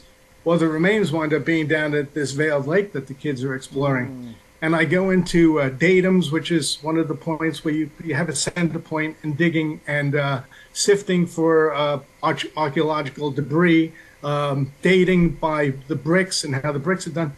But again, it's definitely not an educational book. It is in that it's a fun to read book, and the kids hopefully will remember a lot. But it's not like I'm giving a lesson in archaeology. Yeah. It's just, ooh, that sounds like fun. I would love to find that. And all the kids in the book have certain things in certain places that they want to find and then do an archaeological dig. And the Hanging Gardens of Babylon would be one of those sites. Wow. So yeah, I hope that I inspire some children to take up archaeology as a career. In an extended bio I'm doing on the kids, we find out that the parents are either archaeologists or anthropologists. And so they all have an interest in it, but they all wind up picking the better of the two, which is the archaeology. Yeah, that's, I call these possibility books sometimes because kids see, oh, it's possible for me to do that. I like that. Yeah, absolutely. Easy with the right training. Yeah. My grandson, I did a LinkedIn post not too long ago. There's all over the country. There's archaeological camps. There's one here in New Jersey. Nice. They actually bury things, and then a skilled archaeologist comes and shows the kids how to dig, how to sift, how to carefully remove artifacts without damaging them. So from here to California and from Texas to Canada, I'm sure most people have access to a archaeological camp that the kids can do in the summer. And my grandson, Gabriel, who's one of the archaeologists in the book, he's done it several times and loves it. Yeah, that's fun. We've gone way past time, but you're so fascinated and you're so passionate about your story and these ideas. I want to say that my kids are older than that now. They're in their 30s, but man, when they're that age, I wish we had books like that. And what I would have done, which I'm suggesting to our viewers to do, is don't go to Amazon or wherever you buy your books. Don't just buy one. Buy 10 of these things, because your kids at that age, they go to birthday parties every other week. And it's good to have a stack of books like that to give out, as the birthday gift. Christmas is coming up. Have a stack ready for Christmas. And so don't buy one. That's what I always tell our viewers. Robert, I guarantee the kids will not want to put it down. Yeah, and get the kids talking with each other about it because they're all reading the same book. That's fun too. We're past time, Robert.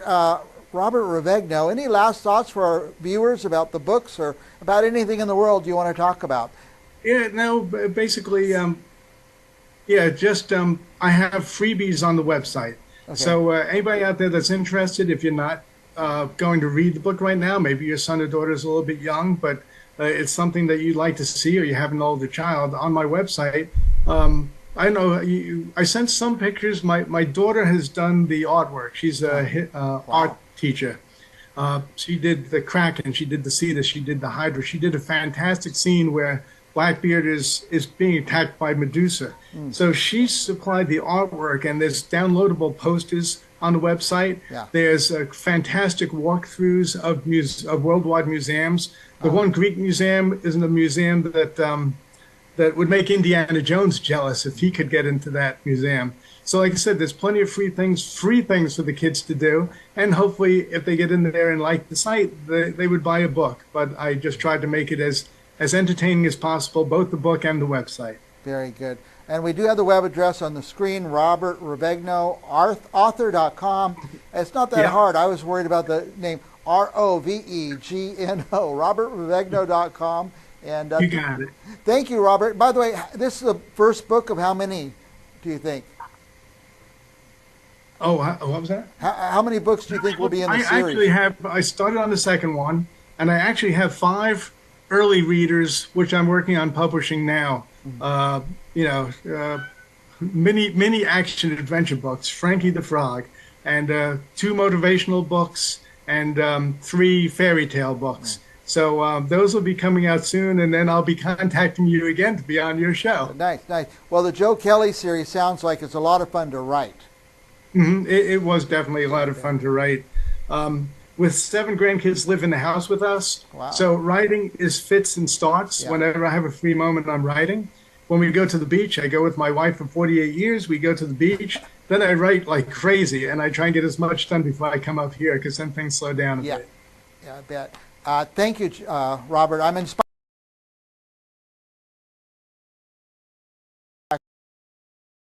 on the show anytime you like. Okay, sounds great. Thank you so much. And for our viewers, don't go anywhere, because we're going to be back with another author right after this. Thanks, Robert. Thank you.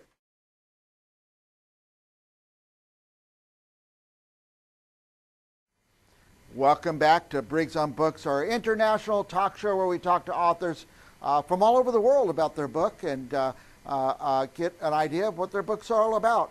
I had the most fascinating guest and the most fascinating book and the most fascinating subject. Check out this book if you're looking for your next read, Spiritual Energy Explained. I've spent years trying to understand spiritual energy, but our next guest is an expert on that. Please welcome Walter Broach. Did I say your name right, Walter Broach? I'm here. All right, welcome to you, sir. Tell us, what is this spiritual energy all about? Okay, this is fantastic. I have, when I was like about 8 years old, they baptized me. And shortly after I was baptized, I saw this movie with the hero in it. He died, and there was a picture of his soul flying up to heaven or something like that. And I've been kind of interested in it. What's going on here? And I was in a library. I ran a huge library system. I had 15 libraries a few years ago. And one thing I did is I researched this. I was really curious about what is this kind of energy that flies out of you. And I used to do research and take books home every night and study about whatever this strange, mysterious energy was. And I discovered that the universe is literally made out of invisible energy. I maybe should talk about, name these books Invisible Energy, or the Universal Invisible Energy, because the whole universe is made out of energy. And people don't realize that. They just think there's nothing out there. But the air is made out of energy. The earth is made out of energy. You are made out of energy. And when you die, that energy does not die. That energy goes somewhere. It does something. And I have been researching, this isn't religious or anything. I've been researching what happens to that energy that when we drop dead, which I'm 86 years old. I started doing this when I was about 80. I used to write when I was young, and I didn't make much money, so I went into real estate. I made enough money so that I can, you can't live on on Social Security anymore. So I make a little extra money doing my writing, and I enjoy it. It's fun. It's a hobby, but it's also, you know, I got these books written, and I said, hey, I might as well publish them, and so we published them, and they're selling.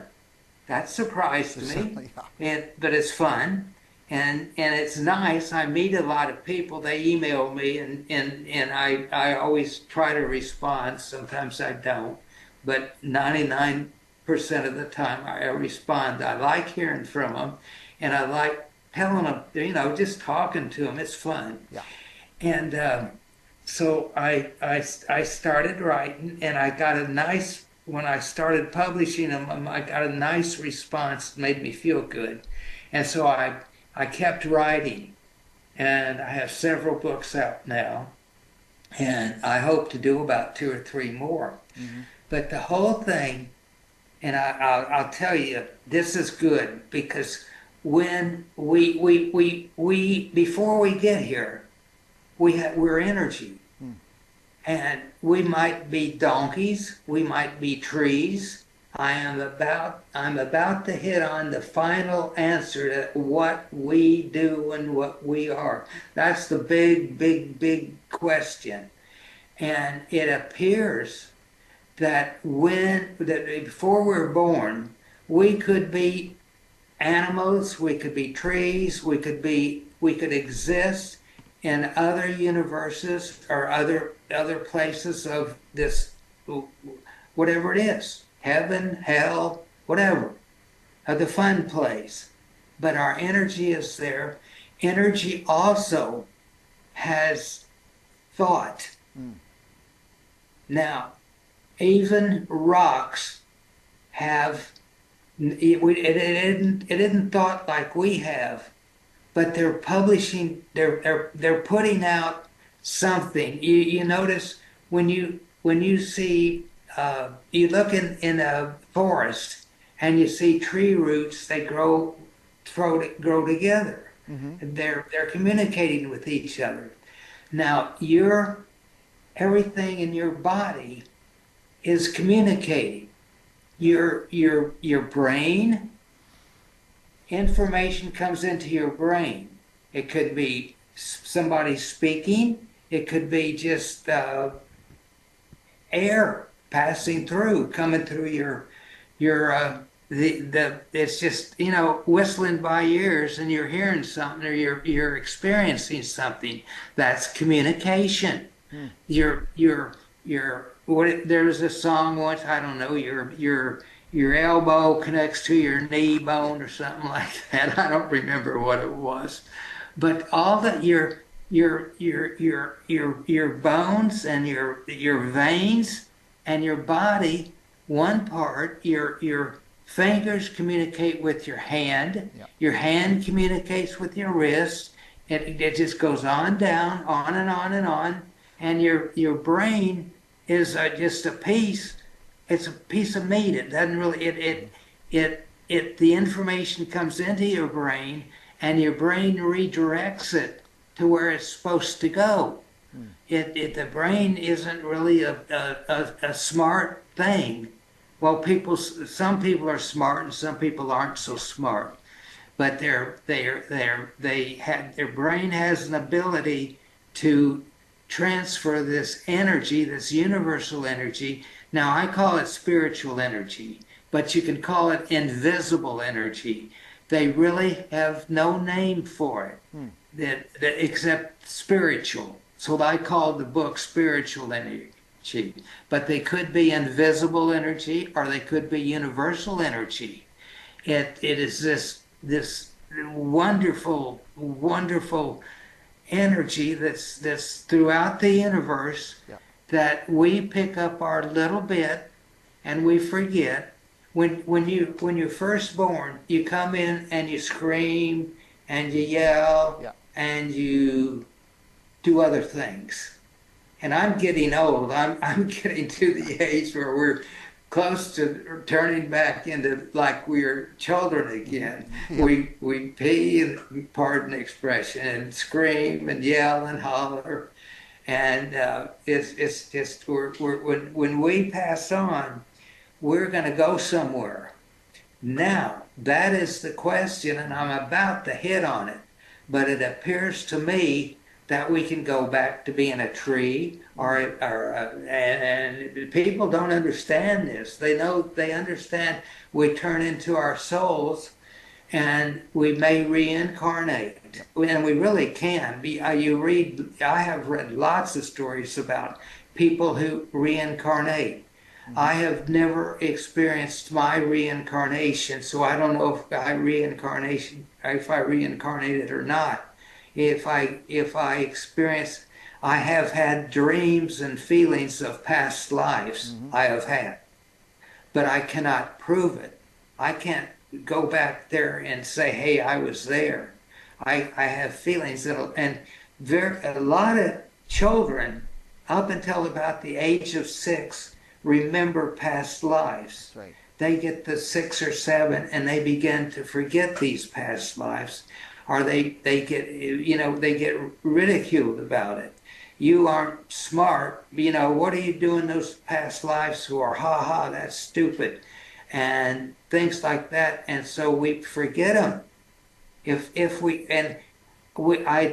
not sure yet, and I'm still working on it, but what did we do, or lives before lives? I'm gonna put lives before lives, and in my next book, I'm gonna have the universal laws of spiritual laws. I'm working on how this energy affects us and how we can work with it. We can cooperate it and make our lives more fun and healthier and plan for our future lives. That's what my books mainly are about. What we were before this life, how to make this life happy and prepare for the next life, and to motivate on it, to push on it, to think about it, to say, I know I'm gonna be this. And I want to be this, and that's part of it. Your thoughts are what is going to take you beyond this life. I'm pretty sure of that from what I have studied. Now you're going to have another book out pretty soon? Yes, I'm working on it. The laws of spiritual energy, or just the laws of energy. The universal energy laws. Not quite sure about the title, but it'll be something like that. Now let me ask you this, Walter. I'm showing you different book covers. Is there one where people should start? Should be the first one they read? Which one is the best place to start? Probably about spiritual energy. It's been on the bestseller list. It was a bestseller. It's not a bestseller now. It's going down, down, down, because it's kind of old. Yeah. It's not that old, but when they first come out is when you hit the bestseller list. Yeah. I was thrilled that I was surprised, and I was thrilled that I don't brag about being intelligent or a good writer or anything like that. And I was surprised that I hit the bestseller list, and about spiritual energy. Yeah, that's exciting that you had that experience. We're almost out of time, Walter, but who should be reading these books? Who should be reading them? Mm-hmm. I first wrote them for myself. Then I ought to be reading for people that are interested in what's out there. Yeah. And what they're going to be, and they're about spiritual energy, and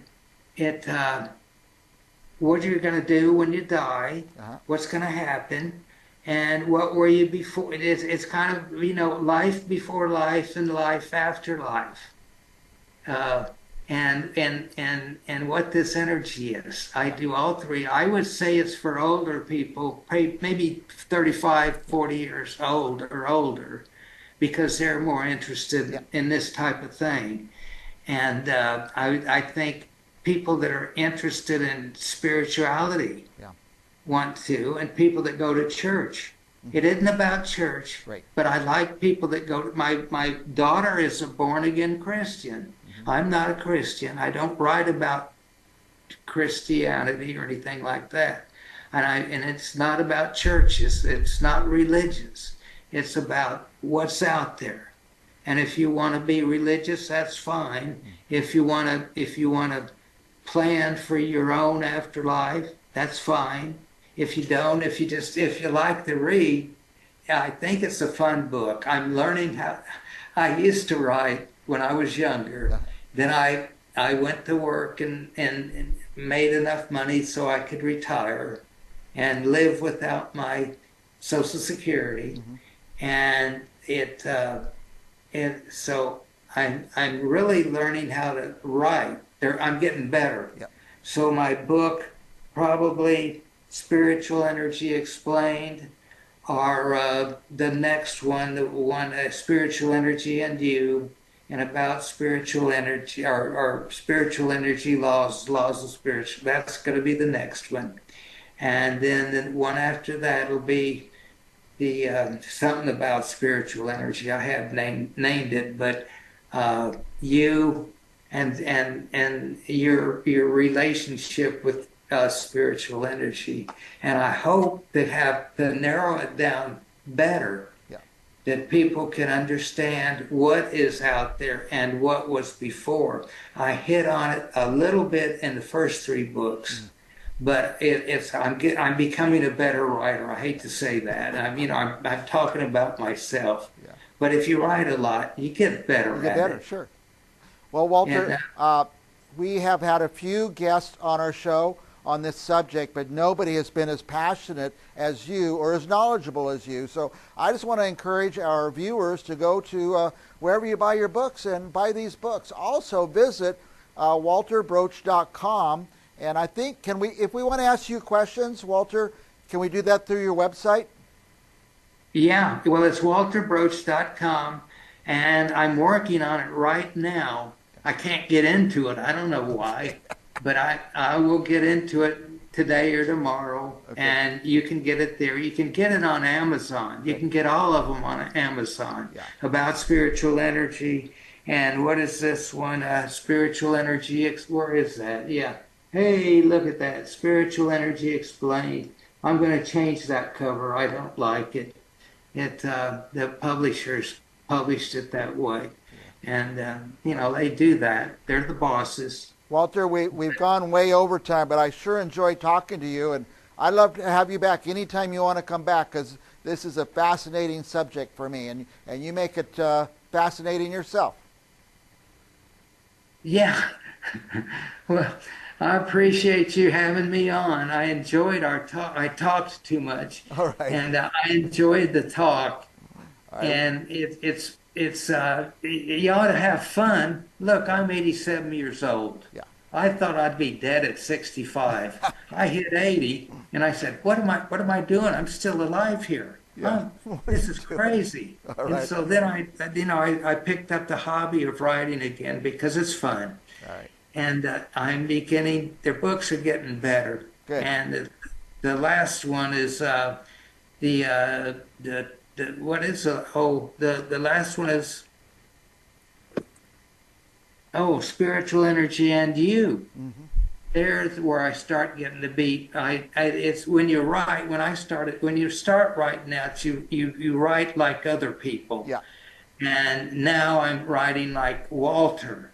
And I have me into it. And this is just this. I went through this when I was younger. When I started doing it again, I'm going through it again. Yeah. I'm getting better with every book I write. And all writers do this. And I knew I was doing it because I did it when I was younger. Mm-hmm. It's fun. Yeah. I hope people enjoy my books. That's the reason. If they can enjoy it as much as I enjoyed writing them, we're going to be even. I mean, we're going to be, it's good. I encourage people to write me if they like. I encourage people, go up to Amazon. You can go on Amazon, you hit Walter Broach, and they'll send you to my books, or you can put Spiritual Energy Explained, or About Spiritual Energy, or Spiritual Energy and You. I think that's up there. If it isn't, it will be. No, it's up there. They're all on Amazon. Walter, we've gone over time because I like talking to you so much. So I want to thank you for coming on the show, and be sure that you know you're invited back anytime you would like. Hey, I had fun talking to you. I had fun. I talked too much. No, you're perfect. You're one of the best guests ever. For our viewers, don't go anywhere because we're going to have another author coming up right after this.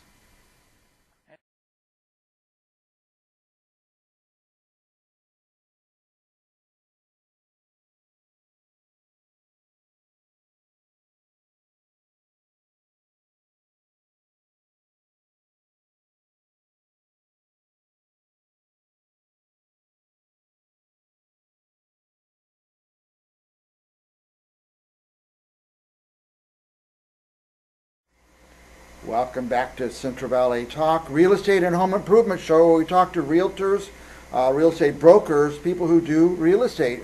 Also, we talk to people who repair homes, help you get loans, things like that. Our guest today does a special kind of real estate, Rod Holt. Welcome, Rod. Thank you, Mike. Nice to be here. And you do all kinds of real estate, but you have this great specialty, right? I do. You help people sell businesses. I help people sell or buy. Sell or buy, yeah. It's something that every real estate realtor thinks they can do. I've tried it a couple times, and it was a disaster. You got to know what you're doing. Yeah, yeah. I mean, you can think you know what you're doing, but unless you've had some significant experience in it, it's a difficult sale. You have to do what I call like packaging. You got to package it up. People have to know what they're buying. That's exactly right. And usually I don't want to say usually, I bet often there's no real estate involved at all. No real estate, yeah. They're real estate from the standpoint that there's leases. Mm-hmm. And usually if somebody's going to go sell their business and they're leasing property, the first thing they've got to do is determine whether that lease is transferable or not. Mm-hmm. I've had a number of sales fall apart. Yeah. Because I didn't make sure that happened. Yeah. That I knew the. You want to do that as one of your first steps, and not when you're getting ready to close. It's got to be the second one, you know. I guess there's a lot of value in location. Their location. Right. Their business has been there for 20 years, and people know where it is and how to get there and things like that. So. That's correct.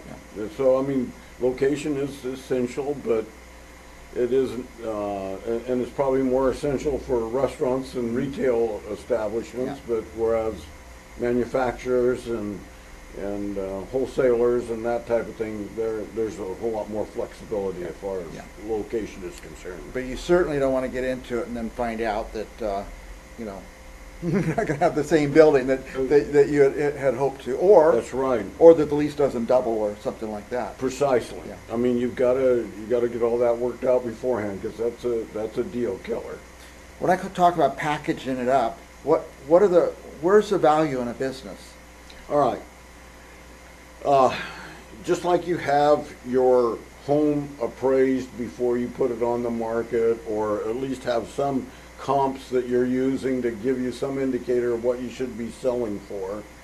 When you have a business, you get it appraised.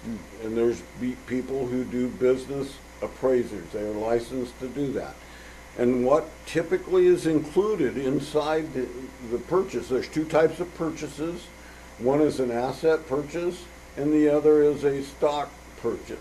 So the asset purchase, you go in and you look at the value of the inventory, you look at the sales, the net profit of the business, you look at those values, and you look at what is the standard multiplier for the industry. And so you take net profit and you use that multiplier to determine what the value of the business is. It might be 10 times? More than likely you're looking at 3 to 4 times. 3 to 4 times. And it's a multiplier of net profit. And net profit can be reconstructed to add back to what things that kind of go away when you go away. So, for example, if you've been working your business for a number of years and you've boosted your salary up every year, but you could hire somebody to do what you're doing for much less than what you're paying yourself. Well, the difference between what could be paid to somebody to do what you're doing and what you're doing could be added back to net profit. Would you do the appraisal as part of the process of getting ready to sell? Yes. And then would the buyer come in and get their own appraisal? Typically, you're using somebody that's going to be independent enough that the bank will use that appraisal. I was going to get to that question. Who's going to lend on a business? Will a bank lend? Will it have to be a government loan? You can use banks. They'll do it on a conventional, and you can use SBA. There's other lines out there. Probably even find hard money loans where you pay a higher interest rate, but you don't have to go through all the qualifiers and everything that banks put you through. And it can be seller financed as well. Seller. Is that common? That is common. There's a lot of issues that come into this. I mean, when you're selling your business, you want the most that you can get for it, but you want to not sell it to somebody to where it harms them and they can't make a profit out of it. So pieces of the puzzle all have to come together and work together because the buyers and sellers are at odds. Buyers want ordinary income. Sellers want capital gain income out of it, and there's conflict. So you got to allocate the purchase price in a fashion that's both representative of what the assets are and what the goodwill is, and value it as such. Now, if somebody's going to sell their business, it would be good for them to call you. Absolutely. But if somebody was wanting to buy a business, they also would call you. Absolutely. Now, do people, I don't know, I knew a guy had inherited a little money and he saw there was a radiator shop for sale and he went and bought the business. He knew nothing about radiator shops. But, the guy he bought it from, he stayed on and trained him for a few months and then, set him loose with his own business. I mean, is that how people list and sell businesses? That happens in many different ways. So, I mean, we as brokers are an intermediary. We help make sure that what is listed out there is indeed what is being sold. I mean, we try to, our reputation, we can be sued for not going through and making sure what the seller is telling you to sell is indeed available for sale. I just picture any business that sells, either an employee or a family member is buying it. Is that the predominant, or is it? Not predominant. It's part of it, but I mean, I don't have a number for you as to who does that, but most family type businesses want to pass it on to their offspring. But many times offspring have lived in it all their lives, and they're tired of it. They don't necessarily want to be a part of it. So it's, it depends on the experience. I'm not saying the work experience, I'm saying the emotional experience that a child has working in the business. Isn't always good. My kids won't even come in the building here. I'm always giving them a duty or a task. Also, I've seen some businesses buy one of their suppliers. I've seen that happen a few times. Absolutely. And so when you go out looking for, I mean, if you're wanting to buy a business, we figure out what it is that's going to complement the existing. I mean, let's start again. If you're going to buy a business, you got to find out what you want. All right. If you're an existing business, then, and you want to add to your business or buy another business, you want to find out, how do I complement what I already have? So if I'm buying supplies from a large company and I might be one of their bigger customers, I'll buy that company, supply myself with that, and offer it to the public as well. Public as well, yeah. So there's multiple reasons for acquiring a business. Also, I've seen most businesses don't start out by buying a big old building and opening a business. Usually they've built, even from a hobby to something bigger, and it grew and grow and grow over time. So it's not always a full package from where they started. They may not even intended to go where they were with their business. That's correct. Yeah.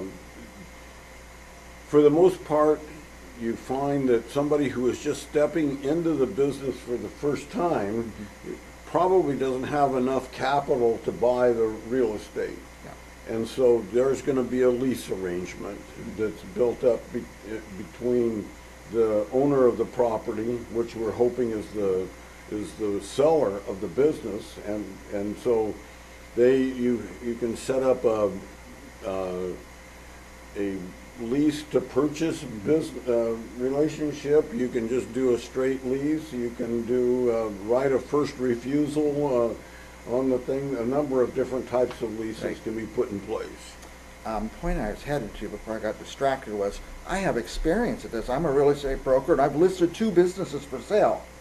I've sold none. But if you're going to sell your business, you want to talk to somebody who's done dozens and dozens and dozens of them, like Rod Holt here. Not just your average. Right. It's complicated because it's not the same escrow as a real estate escrow. It's a bulk sales transfer. There's lots of pieces to that. So when in the real estate world, you're transferring real property, there's laws associated with that. But when you get into the business, you have personal property. Personal property gets transferred through a bulk sales process, and commercial real estate laws govern in that. So you got to be in compliance there. Now you talked a little bit about a risk that if the broker, you for example, doesn't have all the facts straight, or maybe the seller misrepresented some of the facts, that could come back on the broker. It does. We do our best to push all the responsibility for all the numbers back to the seller. And my point in bringing that up is if someone's thinking of selling their business, if it's handled by an inexperienced person or it's mishandled, that could come back on that seller. That's why you want to call somebody who's done it a few times. Absolutely. How many have you done? Dozens? Hundreds? Thousands? I wish I could say that. Significant. Significant. You have significant experience and background. You were an accountant, I think. I'm a CPA, yes. That helped. Retired, yeah. So that, my wife had a brain injury that necessitated a change in life. So I took my CPA experience and tried to put it into another type of business that wasn't as demanding, and so I looked into becoming a real estate broker and a business broker. Business broker, yeah. But I bet you help a lot of people. We do. I mean, you call us, we talk to you. You know, we try to give you general information. We don't try to give you specific things as it comes to you personally, but we try to give you the general. When you decide you want to use us, we have a variety of ways of approaching that. Remember, no matter whether you're buying or selling, there's work that you have to do to make it happen. Just like if you're going to sell your house, you got to paint it. If you decide you're going to paint it yourself, great. If not, you got to get somebody to paint it for you. Putting together a business package as a seller, that's the first step. The second thing is when you've got a contract in place, the buyer is given a due diligence period of time where he can come in and do his best to verify everything that you've given him, look at the business, look at how it operates. There's certain proprietary information the seller is not going to give the buyer until he's committed. Right. But like equipment list, like customer lists. You know, I don't recommend that occur until the very end. Until the very end.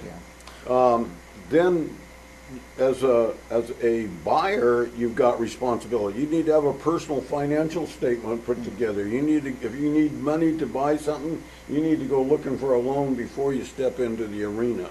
So it's not just the seller that has a bunch of work to do. The Both buyer sides. does too. Yeah. Yeah. A guy I saw a guy was buying a liquor store, and they made the agreement, made the transaction. They went and closing day, all the liquor is gone. And he said, "Where's the stock?" There has to be some agreement up front about that. I would imagine. So typically, there is a. We like to enter into things with a letter of intent. Mm-hmm. So then you hash out all of the little pieces of a contract, and if that gets accepted, then I personally like to go in and get a purchase agreement put together where the buyer is expected to put down an earnest money deposit. Especially for releasing your proprietary information. And exactly. Okay. And so that's my recommendation, because I want a committed buyer that is not going to steal, or not intentionally take your information. We go with any buyer, we do a non-disclosure agreement where a buyer agrees to receive information but not to disclose it except to his advisors, and when he signs that document, he's signing for his advisors as well, that they won't disclose anything. I think what we figured out here today, Rod, is this is a very, very complex thing that most of us who've never sold or bought a business have no idea where to even start. Right. So call Rod Holt. Where should they start? Should they go to your website or just call you on that phone number? Call me on the phone, 559-859-5759, or send me an email. That's rholtandco@gmail.com. Very good. And the web address is there? Web address is rhhandco.com? .com. Very good. I want you to know that I am the broker for a group that's with Transworld Business Brokers. Okay. And we work through Transworld. Okay. So that's an important. Gives you a little heft behind you. That's an international company, so we're out there exposing your business.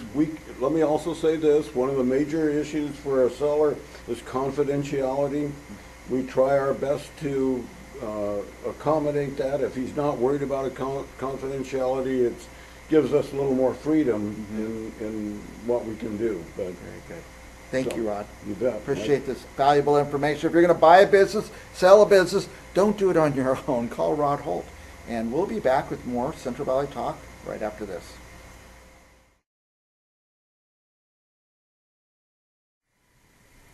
Welcome back to Briggs on Books, our international talk show where we get to talk to authors from all over the world about their books, what their books are about, how they get their inspiration. Most of all, we hope to find out how they got them actually published, because that's one of the biggest challenges most of our viewers have. Well, are you getting ready to pick the next book to read, or the next book to put in your stack, or maybe a book to give away at Christmas time? Check this one out, Violent, by the author E.N. Chanting. And by the way, not only do I have the book here, if I can find her, I have the author as well. Welcome, E.N. Chanting. Thank you so much for having me, Mike. Now, I know Violent isn't your first book, but is that your most recent?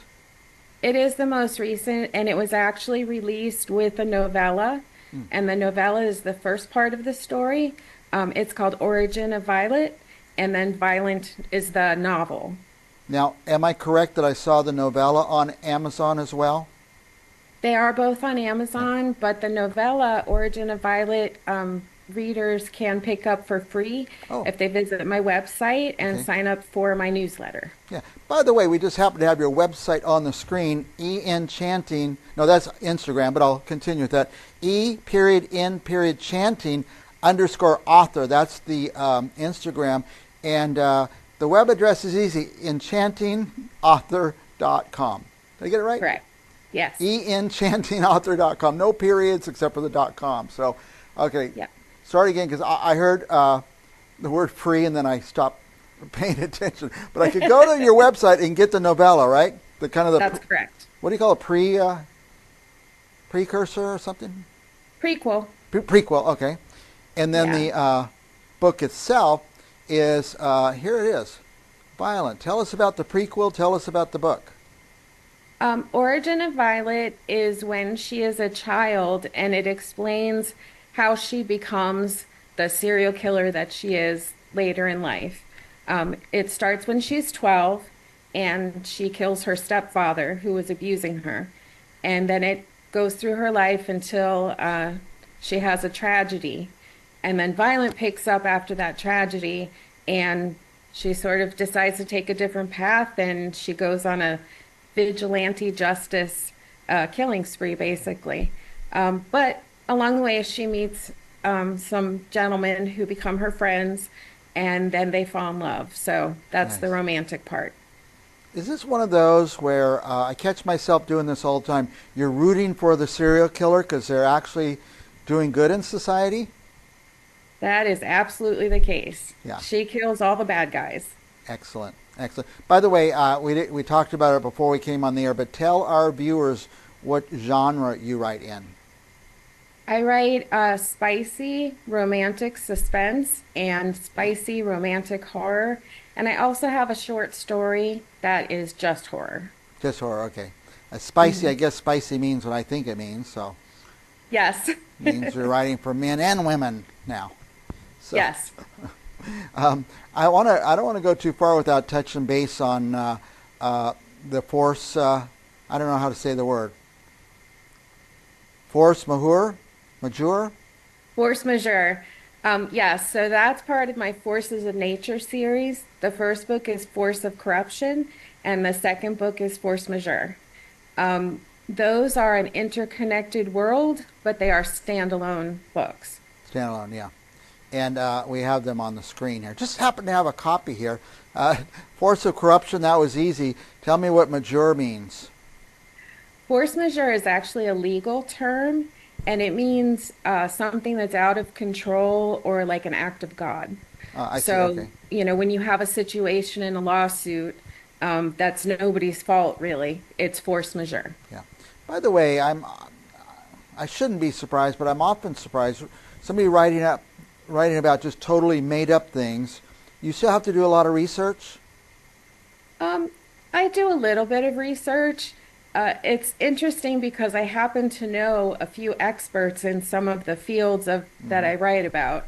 So I just kind of make a phone call most of the time. Yeah.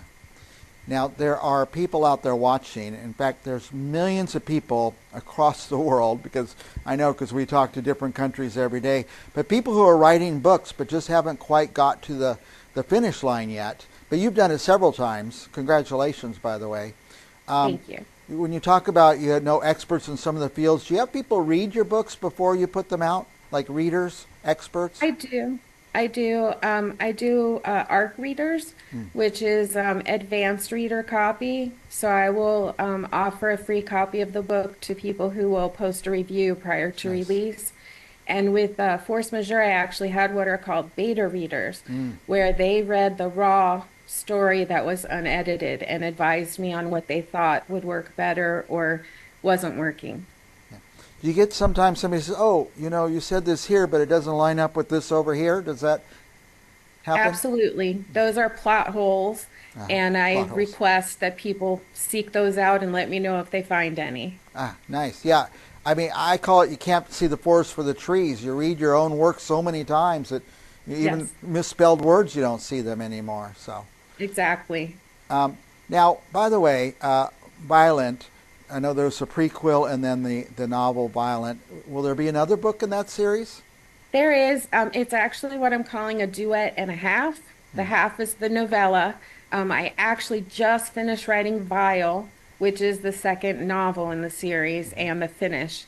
After I finish writing a book, I just call it a rest period, where I just put it aside and I don't look at it, so I have fresh eyes when I go back. Like what you were saying, you can't see your own mistakes. Yeah. So I want to give it a rest before I read it and adjust things before I give it to my editor.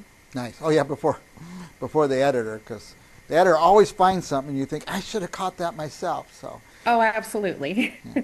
Now, who would you say are your readers mostly?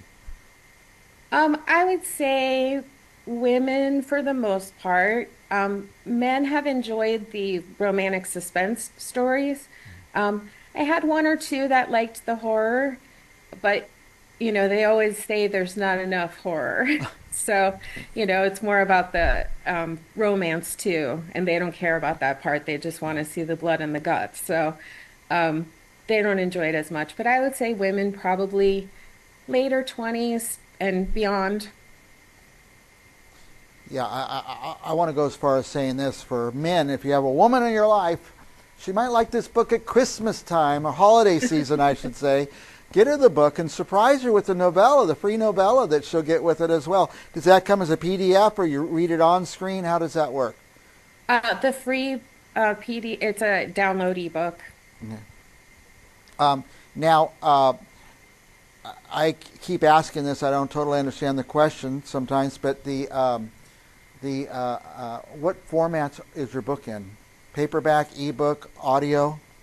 It is in ebook and paperback. If you buy it from my website, I can send you a signed copy. Nice. Or it's available on Amazon, Target, Walmart, all of the big retailers. Yeah. Whenever I can, I always try to order from the author's website. I feel like I have a little relationship with the author that way, and come signed or something, and I really like to do that. Now, the ebook, does that mean Kindle? Yes. It'll work on your Kindle, or you can even read it on your computer. On your computer, okay. I might like that better. I'm just having more trouble seeing the words on the page, so I'm looking for different ways that I could add more contrast or something. How about audio? Any sign of audiobooks coming out for you?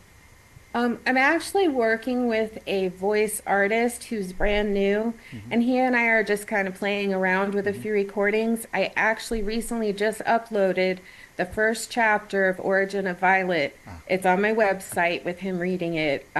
He has this wonderful deep voice, but it's funny because it's a female character, but he does a great job. Yeah. And I'm looking at audio. It's expensive, but it is, yeah.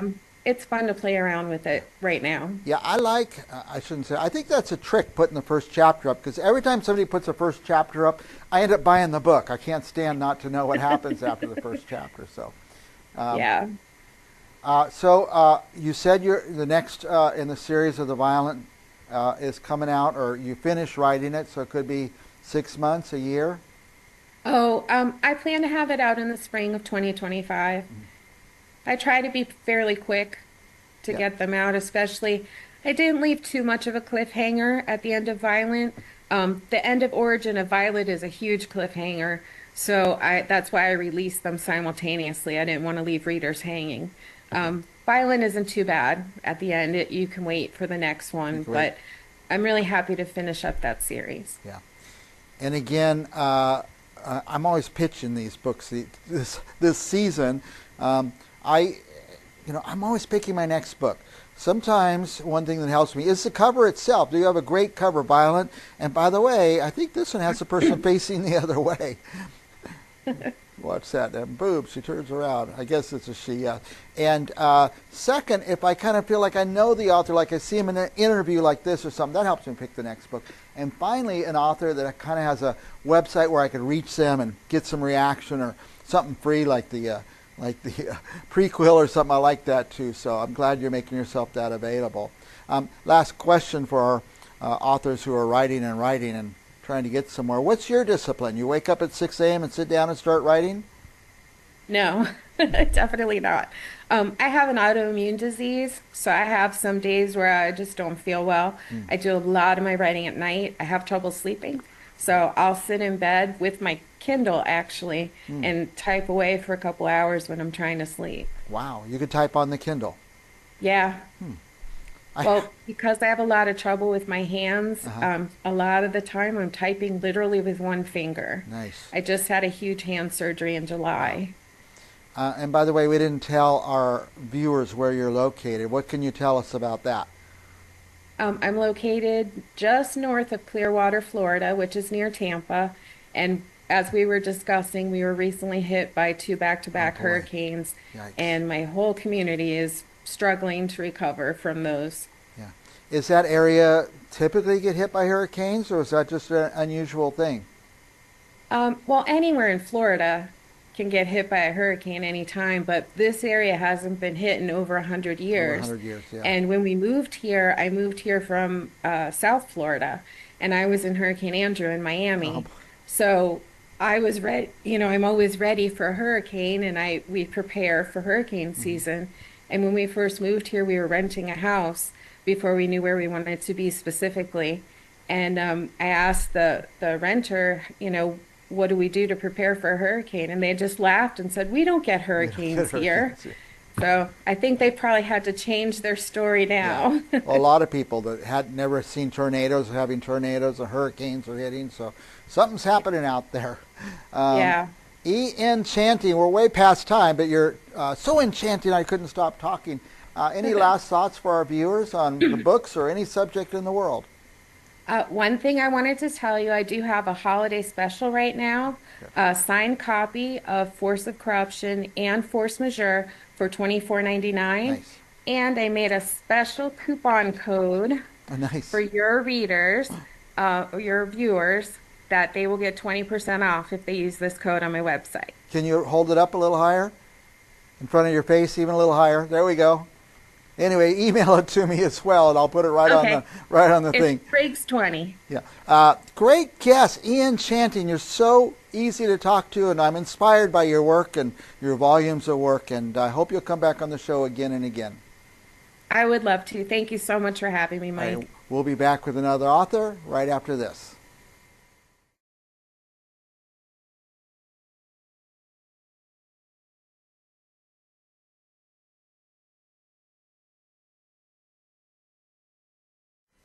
Welcome back to Central Valley Talk, where we celebrate what's good about our valley, the state. Actually, we're more international now. We do authors interviews every day with authors from all over the world and different business coaches and people from around the nation. And today we have a business coach, I guess we'll call him. And welcome, Eric Mers, business coach. That's enough, right?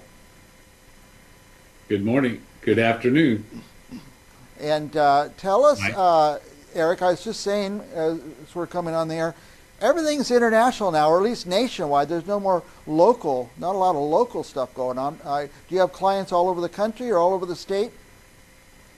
I have some scattered around the country. I don't have any out of the country right now. Yeah. But I do have colleagues that have coaching clients in other continents. Other continents, yeah. Now, give us a little idea of the scope of your business. So mainly I work with entrepreneurs, small business people running their own business. Some maybe for a long time, and some maybe they haven't been in it too long. And I just try to help them grow their business. Sometimes they're stuck in a spot because they were really good at what they did. They got it to a certain point. They hustled. But, maybe there's some things they need to learn. Maybe there's some things they need to think about that, just weren't really in their earlier career expertise tool bag, if you will. Yeah. What is there one big impediment to growth? Well, usually it's ourselves, right? Getting out of the way of ourselves and realizing that we can't do everything ourselves, or we don't know everything that we need to know. And so if we can put that aside for a moment, there's resources available. I mean, there are people like myself that can help, but then there are experts in different fields that can help business owners, whether it's a CPA firm that has tax, expertise, to banking, to marketing, advertising. You got to take advantage of all those things to have a successful business. Yeah, I catch myself all the time saying stuff like, why am I building the website? I don't even know how to do websites. And there's people out there that really know how, and they do them quick and they do them cheap. So I find things like that. And I was doing all my own accounting, and there's things. You're right. I got to let go of stuff. People need to learn to let go of stuff. And so I'm the impediment. What about money? Is that always a big thing that has to be overcome? Well, a lot of businesses are undercapitalized. They don't have enough funds to really grow and do the things they need to do to expand. But So, I mean, but there are people that can loan money at a reasonable rate that if it makes sense, if your business is profitable enough, you got to know your profit margin. So before you go out there and get some money or put some money on a credit card to grow your business, you need to make sure you understand what your profit margins are and whether or not you can afford the cost of that money. Right. When you talk about funding. But then the other issue is, you know, how are you managing simple things like your cash flow? Mm-hmm. You know, do you understand what your accounts receivable? What's the average amount of time it takes to collect your money? What's the average amount of time that you can not pay your bills and not have exorbitant fees? So all those games come into play when it comes to managing cash flow, which, you know, gives you the funding sometimes to do that little expansion here and there. Or, you know, if you're buying equipment, you know, financing that equipment over a long term versus paying cash might be a good option. And the cost of the money might be a lot less than waiting until you accumulate enough money to buy it. So you got to weigh those things. And I do help clients kind of figure those things out. But a lot of times there's fear, you know, fear of, you know, I run into a lot of people, they don't want to go into debt. Mm-hmm. There's good debt and bad debt. So there's a reason that there are businesses out there that provide funding, and we call it debt. And debt's a dirty word, right? Nobody wants debt.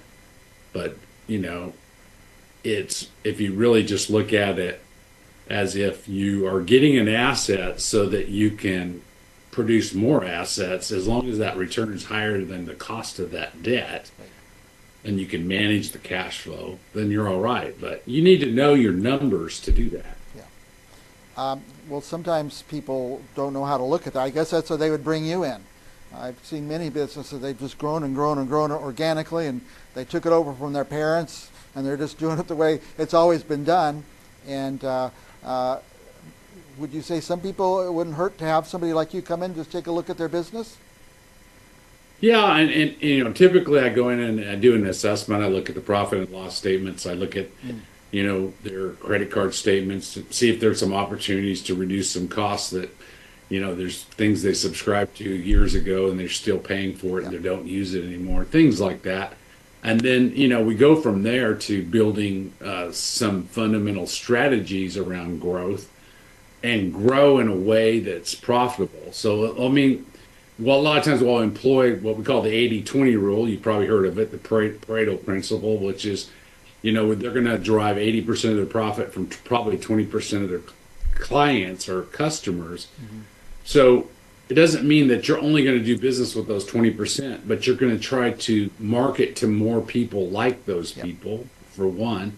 And two, you're going to go back to them to get more business because they're the people that really value what you provide, your product or service. So we want to try to capitalize on those, minimize the ones that are probably 80% of our problems are coming from, and maybe eliminate some of those. So sometimes we're just looking at our customer base, trying to understand where do we really make our money? Because sometimes people make money over here, and over here they're losing money or resource of time for their people and themselves to manage that business, where they could be putting more effort and focus on these over here, this 20% that's getting 80% of the profit. What about finding new markets? Is that something you could help a business with? Yeah, we can go into a discovery of what are the other things that we could add to what we're offering our existing customers that they're already going to be buying somewhere else, but it would be easy for us to add them. Sometimes it's products, sometimes it's service. As long as it's not going to take us out of our lane so much that we lose total focus. I've seen businesses do that too. They, you know, if there's enough business, then you should start a whole new division that focuses on that. Mm-hmm. But if it's just an add-on product to what you're already doing that you could deliver easily, or you could just add an item on your shelf if you have a retail store, or in a restaurant, you could add an item to your menu. Now, there's pros and cons, right? You're confusing sometimes the customer. Who are you? What is it you do? So you want to make sure that it fits your brand and how people perceive you. Because I walked into restaurants, but I thought they were just, serving Mexican food, right? And all of a sudden there's hamburgers and pizzas on the menu. I'm like, yeah, they're trying to appeal to everybody there. And maybe it's good for the kids because it'll be easier to maybe to sell them the pizza than it is a taco or a burrito. I don't know, but it's a little confusing. Like they start to be everything to everybody, and they become no one to no one, nothing to nobody, right? So that's something that I always kind of look at and make sure that they're consistent with their messaging, their marketing, and who they are. And if they wanted to have another business, that might be, they spin off into another total business that's branded that way. Do you find instances where the business owner, all he has is a job? Yeah. Yeah. A lot of times, I mean, when you boil it down, if let's say you were going to sell your business, could you sell your business and the new owner could operate with what you think you want to get for it, or would you have to come with the business to keep the value there? And a lot of times small businesses, they'll sell with a consulting contract where they'll stay around for a certain amount of time to try to bridge the customers in and make sure the transition is smooth. And I always say that's a good idea. But if you really want to look at your business, like, is it a business on its own and you want to be a business owner, you should be able to walk away from it for a month. You could try it like this. Walk away for a month and see what happens. If it would fall down and die, well, then you have a job. But hopefully you're getting paid well for. But if you really want to test it, you hire somebody to take your job so you can walk away. And if it can take care of that person and get you profit, then you're going somewhere where you have something to sell at the end. And by the way, selling at the end isn't always the best option. Sometimes people say, well, I'm going to get this whole pile of money if I sell it, but then they're going to pay a bunch of taxes because they're going to have some big capital gains probably, because when they started the business they had maybe $5,000 in startups, right? Yeah. So then depending on the equipment and the real estate and all that, the business itself sells for $1 million. Well, most of that's taxable. Yeah. Now they could do is just bring in a key person, hire them at a higher, pretty good rate, give them a good incentive, a percentage, and keep the business going, and just keep maybe they don't pay themselves as much as they were paying themselves when they were working in it, but now they have a real business running and they can retire, just be a business owner. Maybe they sell it to that person down the road, and if you do that over a long period of time, you could probably minimize those taxes. Yep. Yeah, I see, just shocking, the little talk, I see more and more reasons why people should call Eric Mers to think through some of these decisions. I can see, by the way, restaurant, you gave the example. I know many restaurant owners, it's just a job. They're probably, if they close the restaurant and went and got a real job, they make more money than they're doing running their restaurant. But I can see there's a lot of strategic decision making that can go into a business that could really make a difference. Yeah, I mean, a lot of businesses are just, they're a good job. It's a good job because that person maybe doesn't want to work or can't work for other people. So there's nothing wrong with that, right? That's fine, but you really don't have something to sell as an asset. So in that case, I always kind of counsel people, go sit down with your financial advisor and create a plan where you're going to be putting away money out of that business while you're still in the business over a 30-year period or whatever. So at the end, you still have this pile of gold over here that's outside of the business. So no matter what happens with your business, you'll be okay. And that makes it a lot easier than when you want to try to sell it to, say, a key employee, because you don't need all the money right now, and you can just make a deal that they pay you over 10 years or 15 years, and the whole thing works out. Yeah, I'm in the commercial real estate business. We are always counseling people, talk to your financial person, because maybe you don't want all that money from your sale all in 1 year. So and if you're going to sell your business and you own the property, you might not want to sell the property and just become a landlord. That's a good way to get income that's, it's not taxed by Social Security because it's not earned income. It's passive. Is there a prime candidate out there that should be calling you? Anyone who's been at their business for 3 to 5 years and they feel like they're kind of stuck, or they want to grow their business. Maybe they've been growing, but they want to grow faster, or they want to work on putting in better policies and procedures for their employees, or they just want somebody else that's a trusted advisor that comes beside them, who doesn't have an agenda apart from their agenda, and just helps them navigate those things. Yeah, that would be great. If any business owner out there is saying, yeah, boy, I really need to talk to somebody, how should they reach you? Should they start with the website or call you on the phone? They can go to the website, and there's actually a profit acceleration simulator on there. They can go through that process and see how they could potentially grow their business. But they can email me at eric@vertuacoaching.com, or they can call me at 661-343-2373. You probably, if I don't know you, you probably should text me first and say, I heard you on this show and would like to make contact with you, and then we can jump on a phone call, because we all get spam calls all the time. By the way, I think there's a lot of people out there that are not answering their phones. Just why? We just get so many calls that are for nothing. So that's great. We could text before we call. I usually do. I usually try to text, and unless it's somebody I know, they have my name in their phone. But first time I meet somebody at a networking event, I put their name and number in my phone if I want to keep it, and then I text them and I said, "This is Eric Mers. You met me at blah blah blah, and I'm just reaching out." Very good. Good to meet you.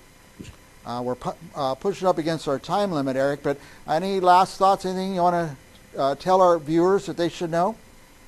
Just remember that small changes in multiple parts of your business are going to have a huge impact overall on the profitability of your business.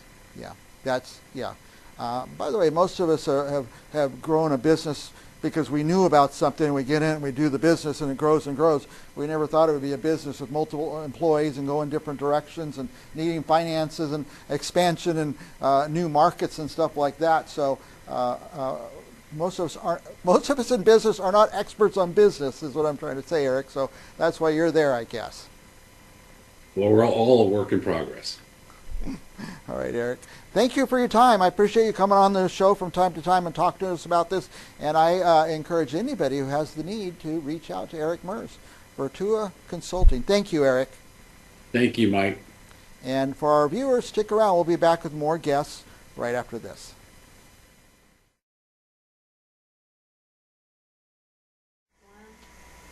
Hello, this is Hope Roski with Business Arts and Events. Well, are you looking for that special holiday gift? Because I know some of you viewers are. Well, if you are and you're looking at jewelry, look no further than the Vault. I'm here with owner Gary Yervin. Gary, welcome to the show. Well, thank you for having me. What a pleasure it is to be here, and I think we're going to have a nice time chatting and enlightening our viewers. Is just what we do. Absolutely. One of the things that I really like about when I walk into the Vault, it's very welcoming. And you're located in Fig Garden Village, which is on the corner of Palm and Shaw, centrally located in Fresno. And I really, when you walk in, it's just like you're greeted with warmth, with friendliness. It's easy to view your items. So tell the viewers a little bit about what they can expect when they come in. Well, when you come in, we really pay attention to the needs that you have and what you're looking for. We try to ask questions as to the type of ring you might want or the gift you're looking to purchase for that special occasion. But everything matters to us. We really care about our customers, and we really are very much connected to what they're there for, and we want to provide that service. We want to make you feel at home, whatever it is you're looking for, whatever it is you want to buy. We certainly don't want to make you feel uneasy. We want that feeling that there's no pressure, and that we're there to just serve you as our customer, and that's what we do.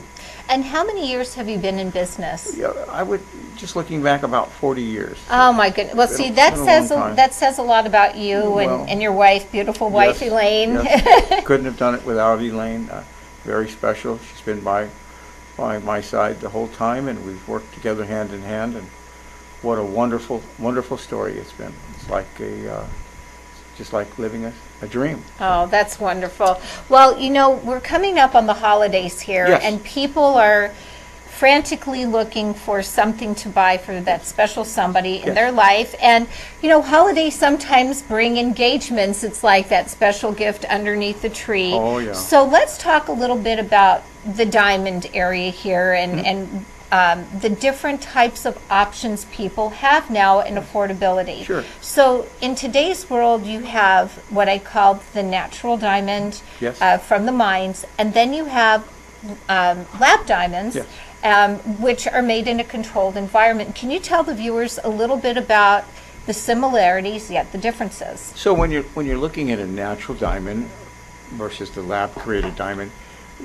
you really can't see a difference. I mean, I can't tell unless we send it for testing, or we have a tester that'll let us know that it's lab created. Mm-hmm. So it really does serve a purpose depending upon your budget and what you want to spend.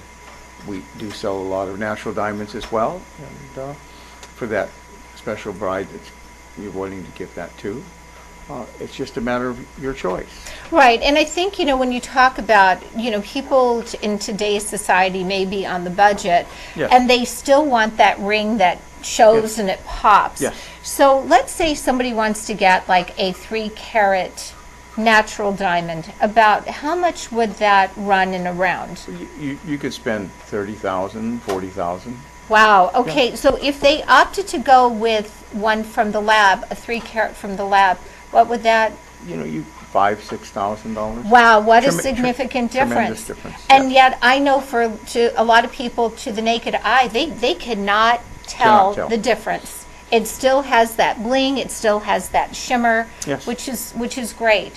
One of the things that I really like about your store is that people come in and, with different fingers and rings, you do special kind of moldings if you're doing a custom ring. How does that work? We'll create a design for them that they want to look at. So they let us know what their tastes are and the styles, and so we'll put that together with the CAD, and then we'll grow the wax, and we'll present that to the customer. It doesn't cost them anything. Oh, that's great. And if they like it, we'll cast it, and we'll tell them what the price would be. Or if they want changes, we'll make as many changes as they want until we get just what they like. Oh, and that's what excellent. we do. I mean, it really is very satisfying to be able to make that person feel like you're treated above and beyond, and that's what we do.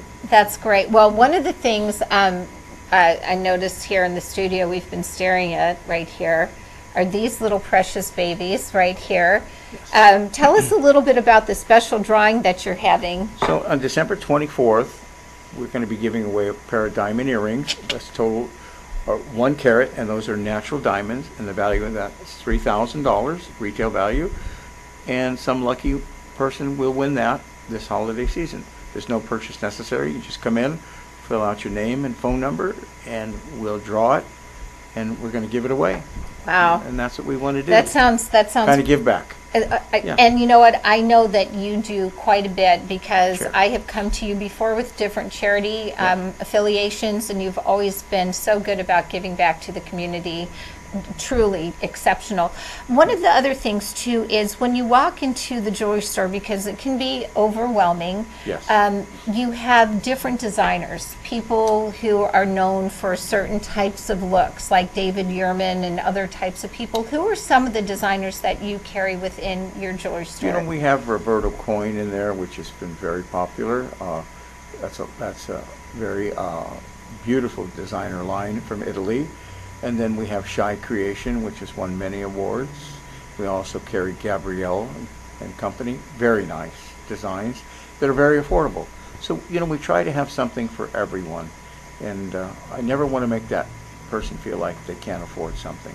If you would like it, we'd love to sell it to you. But we don't want to make you feel like this is something I shouldn't buy or I can't afford. So we've Right. got something for everyone who really wants to buy that special gift for that special person. Do you have certain payment plans or options We for do. people? Yeah, we offer 1 year no interest through 2 different banks, and it's very quick and easy, and that way they can spread it out over 12 months with no interest. So we offer that. That is absolutely fascinating. Great way to buy something. Okay, so a lot of people are when they go in, like I said, they'll walk in and then they're greeted by someone, and then at that point, what knowledge and what background do most of your gemologists have?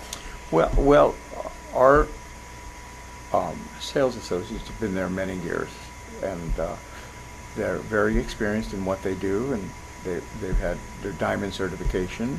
So when they're telling you what the color and clarity is, they know what they're talking about. Sure. And all of our diamonds come graded, either GIA, EGL, or IGI, and they're there, and we pull the certificates up and let them see it. But the best way to do, I feel, when you're buying that special diamond, whether it's lab created or natural, is just look at the stone, because it's a matter of opinion. So when you look at it, if it catches your eye and that beauty, it just sparks you, that's the right stone for you. And many times we'll pull out 2 or 3 or 4, and they're looking at that and they'll say, I really like the way that looks. And I have to agree with them. So they're all unique.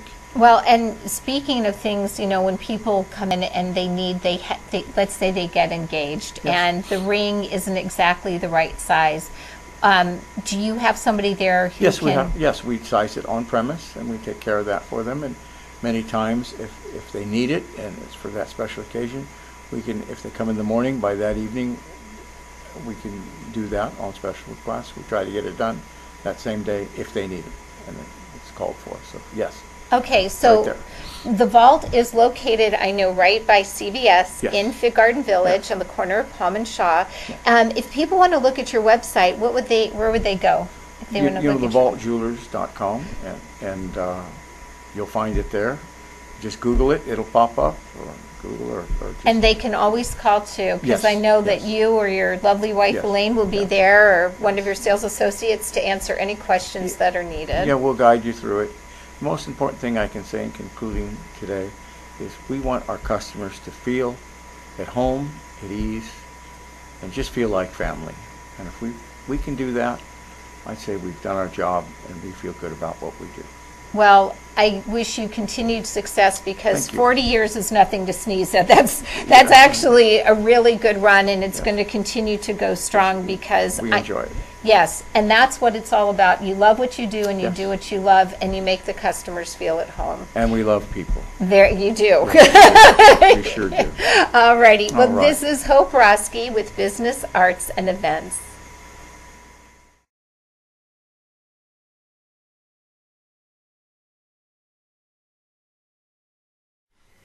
Welcome back to Briggs on Books, where we talk to authors about their books, about their process, how they get a book published. Most of us are trying to write and publish a book, and these authors we bring on, they've done it. So we're going to find out how they did it and find out a little bit about their book. By the way, this is a book for young boys. Not only do I have the book here, I have the author. Let's bring in Gene Miller. Welcome, Gene.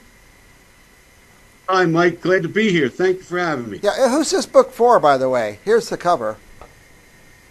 It's for school kids? What ages? Initially, I wrote the book, Mike, for my oldest 2 grandsons that were going into middle school. Uh-huh. But when Kirkus did their review in October, they indicated it should be an adult nonfiction / memoir read. So it's classified as a middle schooler YA book. Yeah. But adults are reading it and enjoying it because of the humor and the adventures. Yeah, I was reading up about it. It does sound like it's very humorous. So, by the way, I read young adult books all the time, and one of the biggest challenges is to get young boys to read a book. So, Yeah, I had to twist my grandson's arms to get it started, but once they got into it, they've been enjoying it, and they're almost finished. yeah. Sometimes what our teacher would do is they they would read us the first chapter of a book in the classroom and say, if you want to know the rest of the book, you got to go get it. So hopefully some teachers are listening and they will do that. Can you tell us about some of the chapters? Each chapter stands on its own. Is that correct? That's correct, Mike. The way it's designed, it's 15 short stories. That's another benefit for middle school readers because they are short, you know. And each one takes you either on an adventure of a middle schooler through the lens of about an 11-year-old. I kind of start telling the story as an 11-year-old, but I go back to around third grade, and I talk about some instances of bullying that occurred in school, on the school bus, and then adventures along the Delaware River, where we grew up in South Jersey, about 12 miles north of Philly.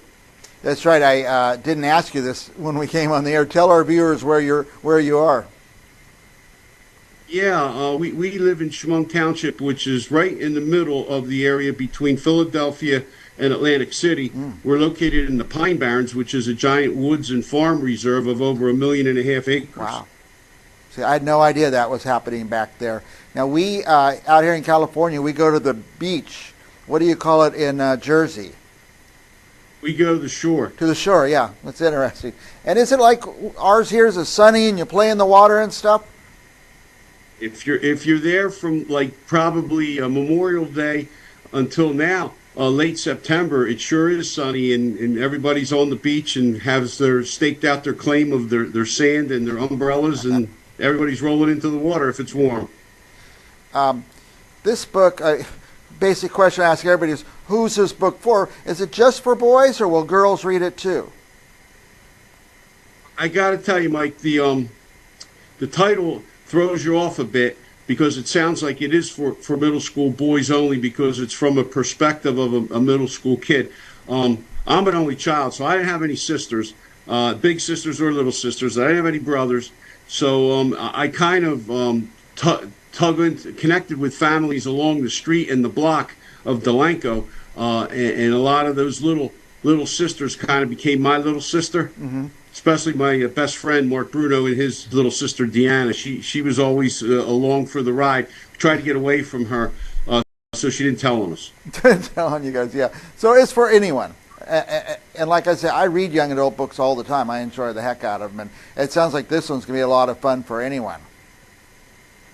Well, I tried because I've been in education before I retired a year ago for 44 years. I began teaching at the middle school level, then eventually taught in the high school level, then became a middle school principal. So like 35 of my years is in public schools at that grade level. So I do know middle schoolers, you know. Yeah, it's amazing. Eventually, I ended my career the last 9 years at the Stockton University in the School of Education, teaching the older kids, and that was a nice change too. Yeah, I guess so. You are uniquely qualified to write a book that middle schoolers might read. Yeah. The other part, when I wrote the book, I included, I hired an illustrator, and her name was Susan McGettigan, and she did such a fine job of doing color illustrations, one illustration at the end of each chapter to kind of bring everything together. It lends itself to that middle school age, but the adults that have been reading it have finding it, to discovering almost like they go back in a time machine and they go back to that period of time of 1960, 1970 along the Delaware River. A lot of people that live in that area of Riverside, Delanco, Beverly, Edgewater Park, Burlington City, they're very, very familiar with all these happenings that went along there. The river was dredged to get big ships up the river from Philadelphia to Trenton, and they took all the dredge spoils and ruined our view of the river and piled it right behind our athletic field. And instead of looking out to the river, we could only see dirt behind our house. That's too bad. Yeah. Would you call it? Absolute coming of age book, yes. Very good. Finishes at 8th grade. There's a lot of incidents. Me and my two close friends on the block, Mark Bruno and Rich Palm, we were involved in a lot of these activities. Each chapter, characters are introduced other than Big Rich and Mark Bruno. But the characters that come in, they do some crazy things too. one of the chapters, the chapters start off with the first chapter talks about growing up along the river and describing the geographical area, but the second chapter introduces an interesting discovery that I and Mark Bruno along the Delta, and I still artifacts to this day from the dig on the beach. Wow. Second chapter goes into me trying to come of age by being responsible, by getting a summer job at age 10, cutting my grandfather's lawn, working on a farm, and that didn't work out, and then I became a paperboy. Paperboy. By the way, those artifacts you held, you're saying that when they dredged that river and dumped the sludge on shore, that's where you found some of that stuff? I was actually where they dumped the dredge spoils. The river still had a beach, so we had behind my house an athletic field, and then it was tree lined, and there was a swamp there. And the adventures take place from the athletic field to the swamp, then to the dunes where the dredge spoils were, and then onto the riverbank where I was walking, and I discovered something at extra low tide that day in Easter in 1968. It ended up becoming a big deal. Now, I went to Riverside High School, which is the next town south of Delanco, and